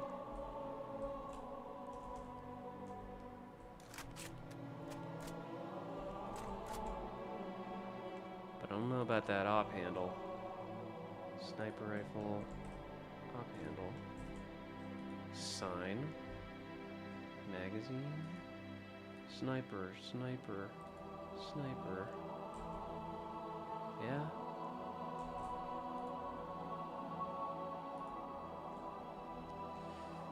Christ, you're tired, man. Go to sleep. You started streaming when I went to bed. I'm not awake and at work, Lamau. What time is it for you right now? Oh, God, I don't even want to say. Dude, sometimes I just can't sleep. That's why I do this shit. Oh, hell yeah. I got the charging handle to work. Nice. I wonder, is there a bone for the... There is a bone for the bipod. Oh, excellent. Except the bone's way over there, and it's probably not going to animate properly. So, we're just going to leave that alone. Oh yeah, little details here.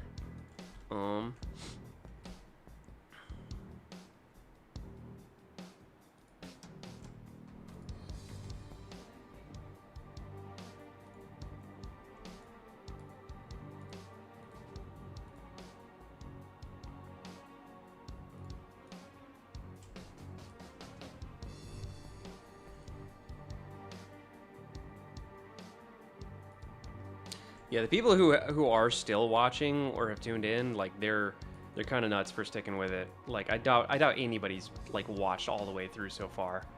But if you have, you're just as crazy as I am, and I appreciate you. But don't do what I do, kids. I do need to get to bed soon.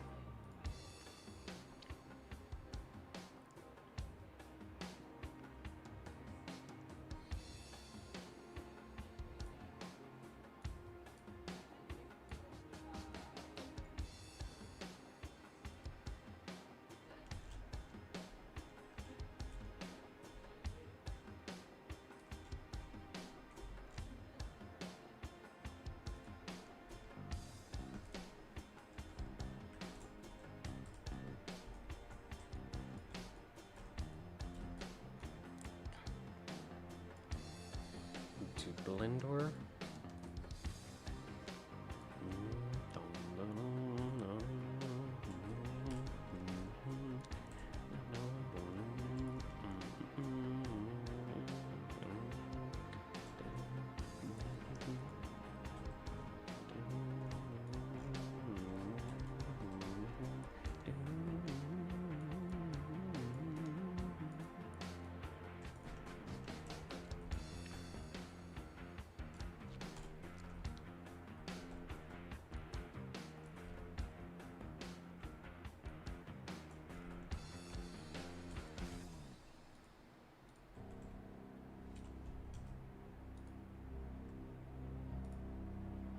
Joke's on you, I'm an adult who can make terrible choices like having terrible sleep schedules. Yeah, and that's part of it. Like, I currently kind of can't sleep, so I just kind of do this sometimes. It's not an every night occurrence, I was really feeling it tonight. You know, you feel me?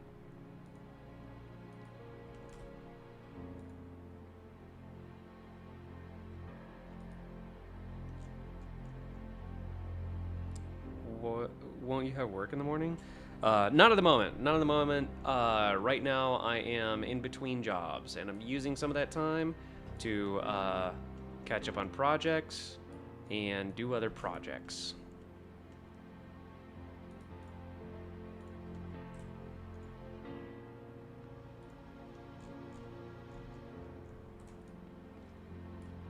So that's another reason I can do this.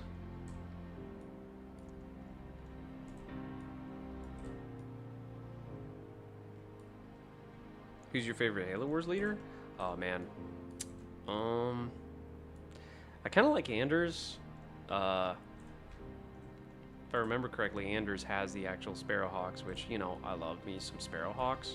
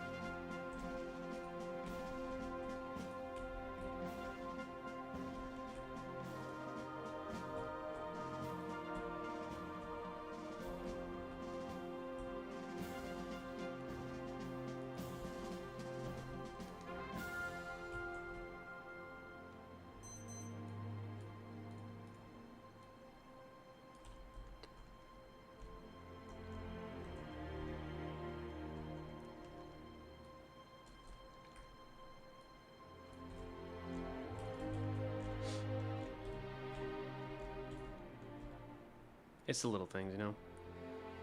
Screen keys extension of Blender, please, so we may learn from you. Ooh, that's a great idea, actually. Thank you for the suggestion.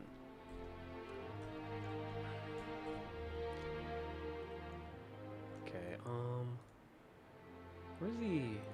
Oh. Markers. I literally just want to replace a render model, so I'm going to reload the template. Load template. Oh yeah, render model. Because a render model actually has the markers. Alright, now let's try re-exporting and see how it works. Nope.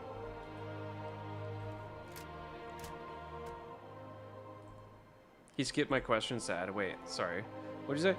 I woke just saw a half model, decided to follow the project, comes back to stream. Let's see sniper rifle and game textured fairly working and Preston invested. Now I cannot wait for playtest. Dude, yeah, playtest is gonna be pretty sick.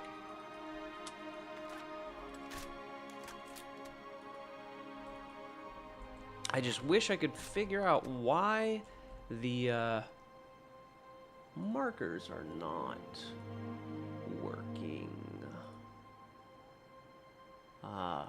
Wait, did I not import the damn markers? Ugh, dumb. So, let's get rid of all this. Whoops. Hang on. You, and you. Alright.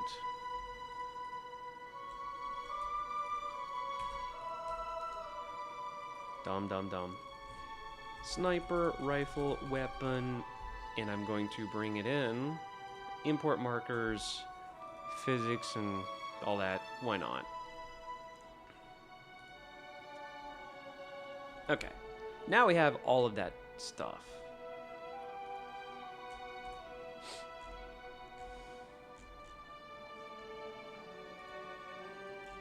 Don't export the render model. We don't need that. Oops. Hide that. Attach this to the armature object. That's it. Now let's try.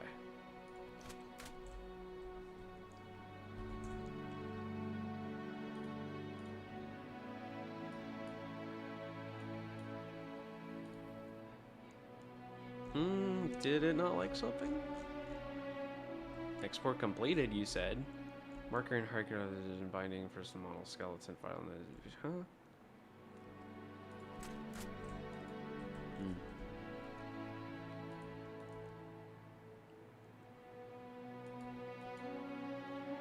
No animations. Whoops. No scenery. And also load template. Load template. Render collision. I'm also gonna try that. Try restarting Sapien. I just want to get it firing tonight. Like, once I get it actually shooting, I'll be satisfied and I'll go the hell to bed.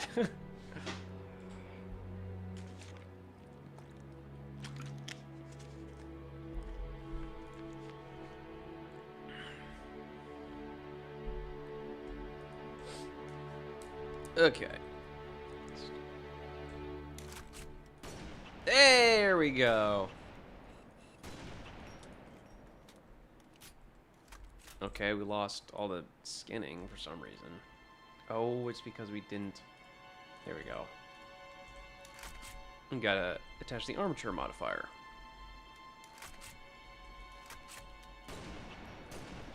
Yeah, there we go. Oh, that's satisfying.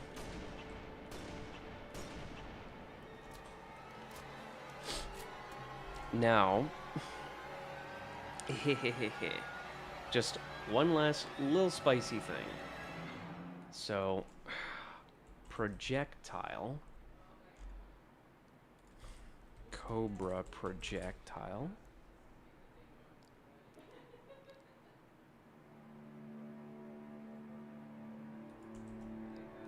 And firing.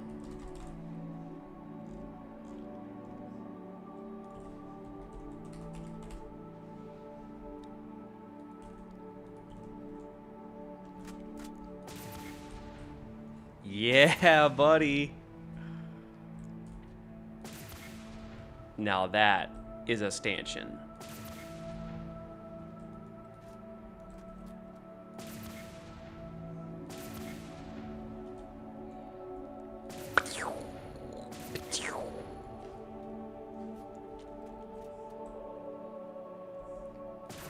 The stanchion freaking lives. I'm also gonna give it like more effects, obviously, but yeah. We did it, lads. No scope materials 5 hours later. Okay.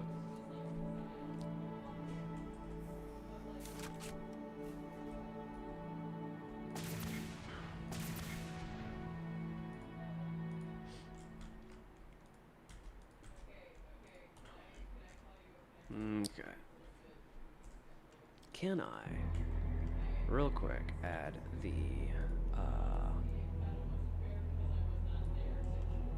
alright, selection, now, scope, illum, unwrap it,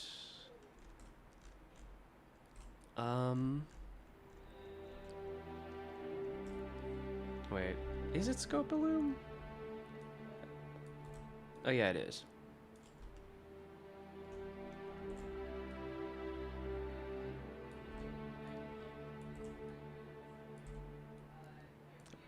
Actually, probably just unwrap from view bounds. Yeah, that works.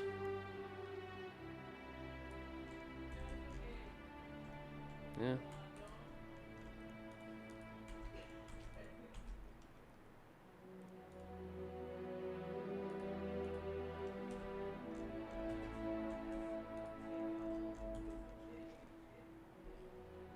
Let's try that out. Yeah! Scope materials. Projectile comes from marker, should be ticked for that. Oh, yeah.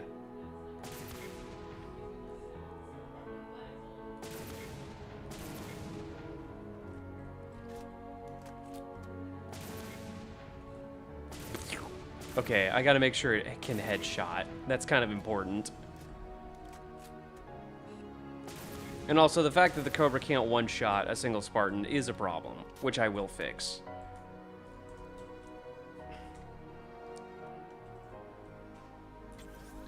Look at it. It's glorious. Beautiful, isn't it?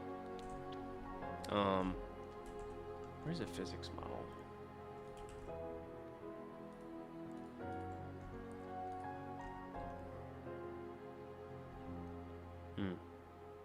Physics model needs to be adjusted very slightly.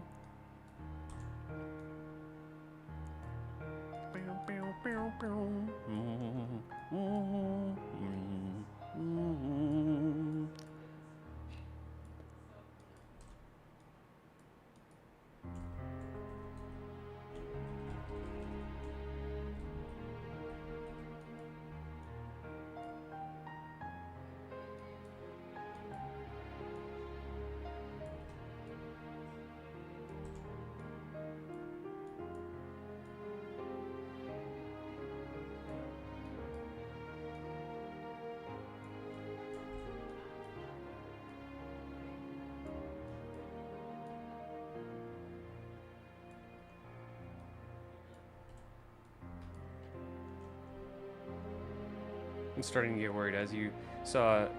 Doesn't bother about betraying his fellow Spartans. Yeah, they're test guinea pigs. Listen, they're sacrificed to the cause. They'll be remembered. Don't worry.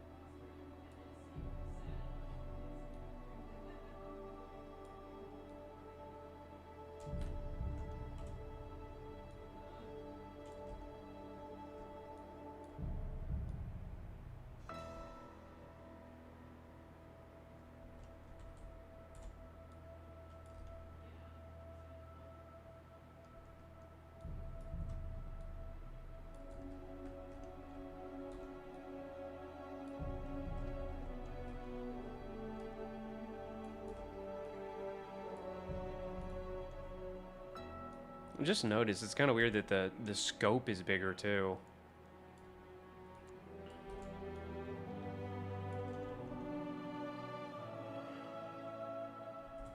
I know how to do it. Updated collision, updated physics. Let's go. It's treason then.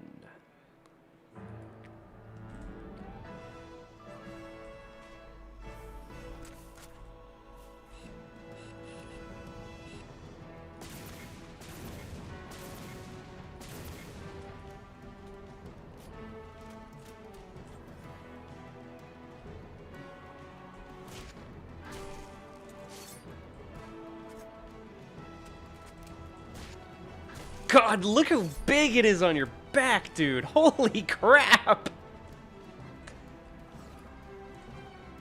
It's like a flagpole or something. Jeez Louise.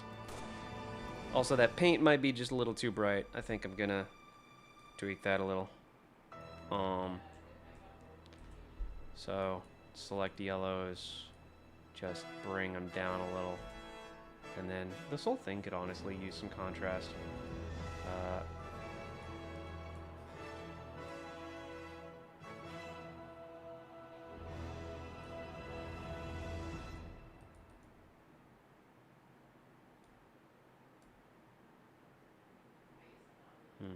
Curves.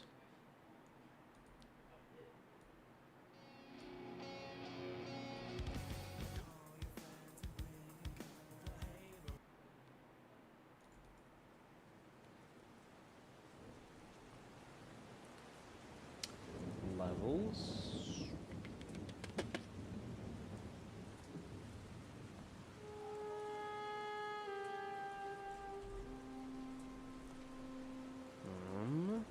Boundary, Stanchion, diff, map. That didn't seem to do much.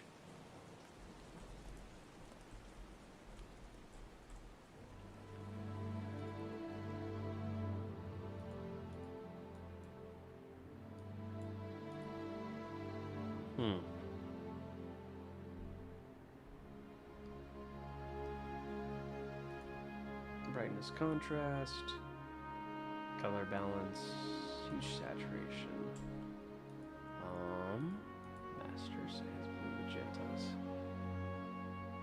Yellows. Bring it down a little. And then I really want to take these highlights and bring them down.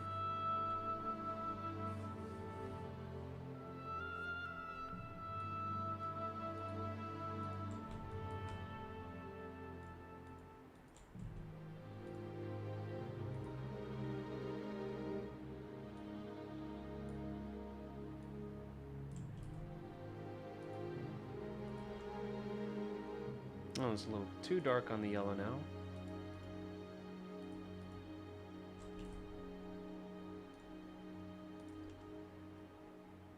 And now it's a little too orange.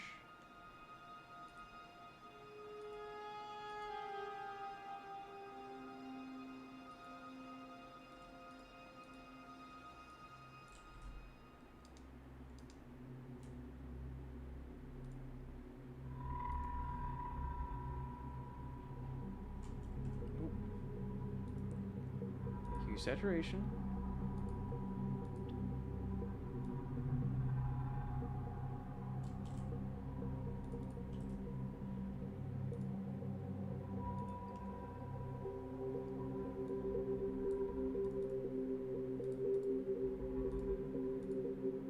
I'm gonna preserve this spec map, but I want to try seeing what we can do with this screen. And then desaturate this. Overlay. Let's try overlay.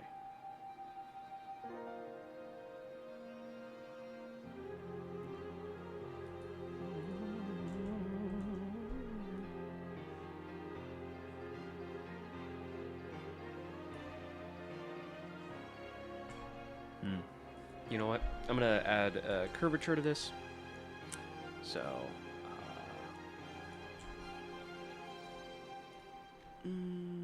data, bitmaps. Wait, no.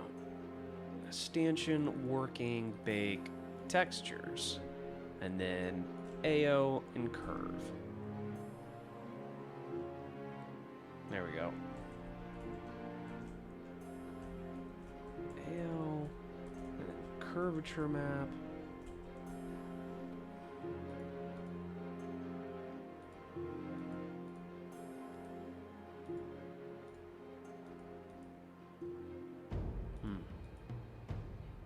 That's not too shabby. I think that makes a better spec map, honestly.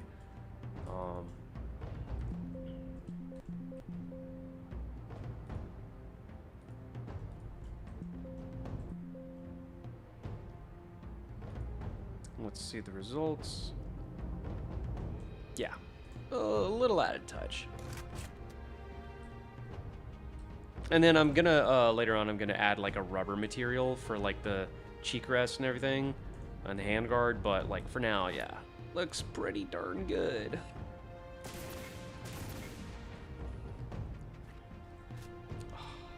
All right, I think I'm ready to head off to bed, y'all. Is the Cyclops possible using the Mantis as a base? Oh yeah, dude, the Cyclops has already got a rig. And it's already sort of semi-functional. I just have to, you know, give it full animations and damage states. You managed to make the Spartan laser feel bad? That's impressive. Yeah, dude. Stanchion is definitely going to be part of the meta.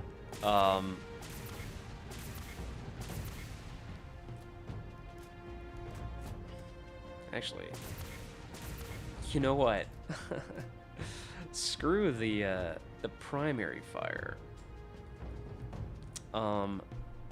Weapon firing.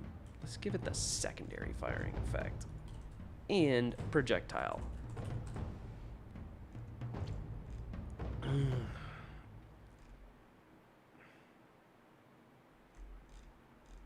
Oh. Projectile. Cobra projectile. Siege cannon. Just for the fun of it. Let's see.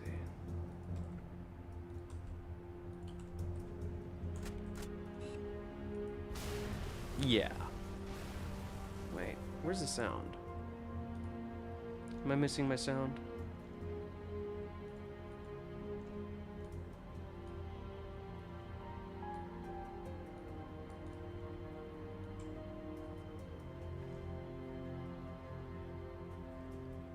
Oh wait, no, firing effect.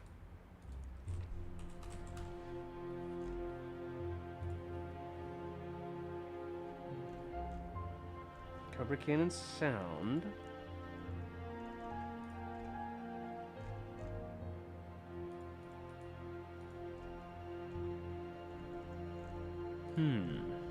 Strange.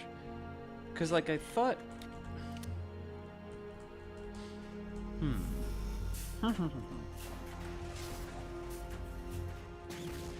Yeah, it's right there.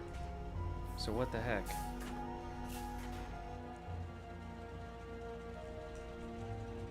Stanchion, weapon, projectile.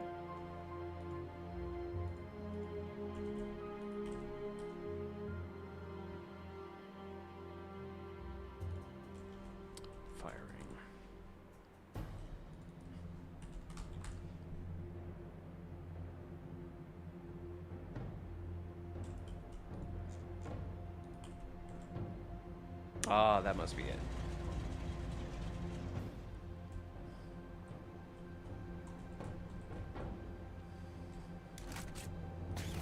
There we go. That's some oomph. Now that feels just right.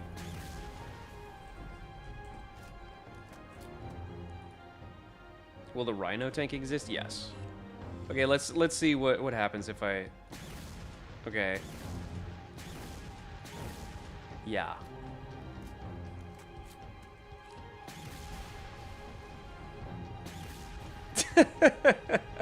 It's not gonna be this powerful, but it's still fun.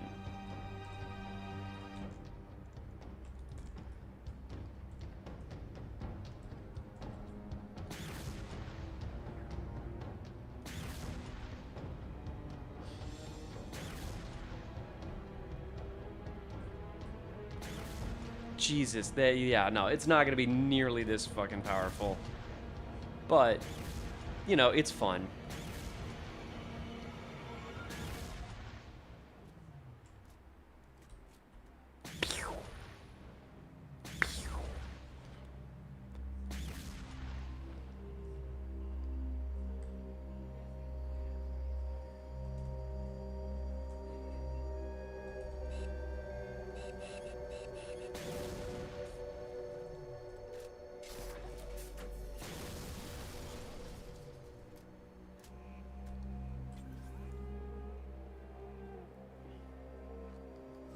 Again, this thing is so huge on his back, bro.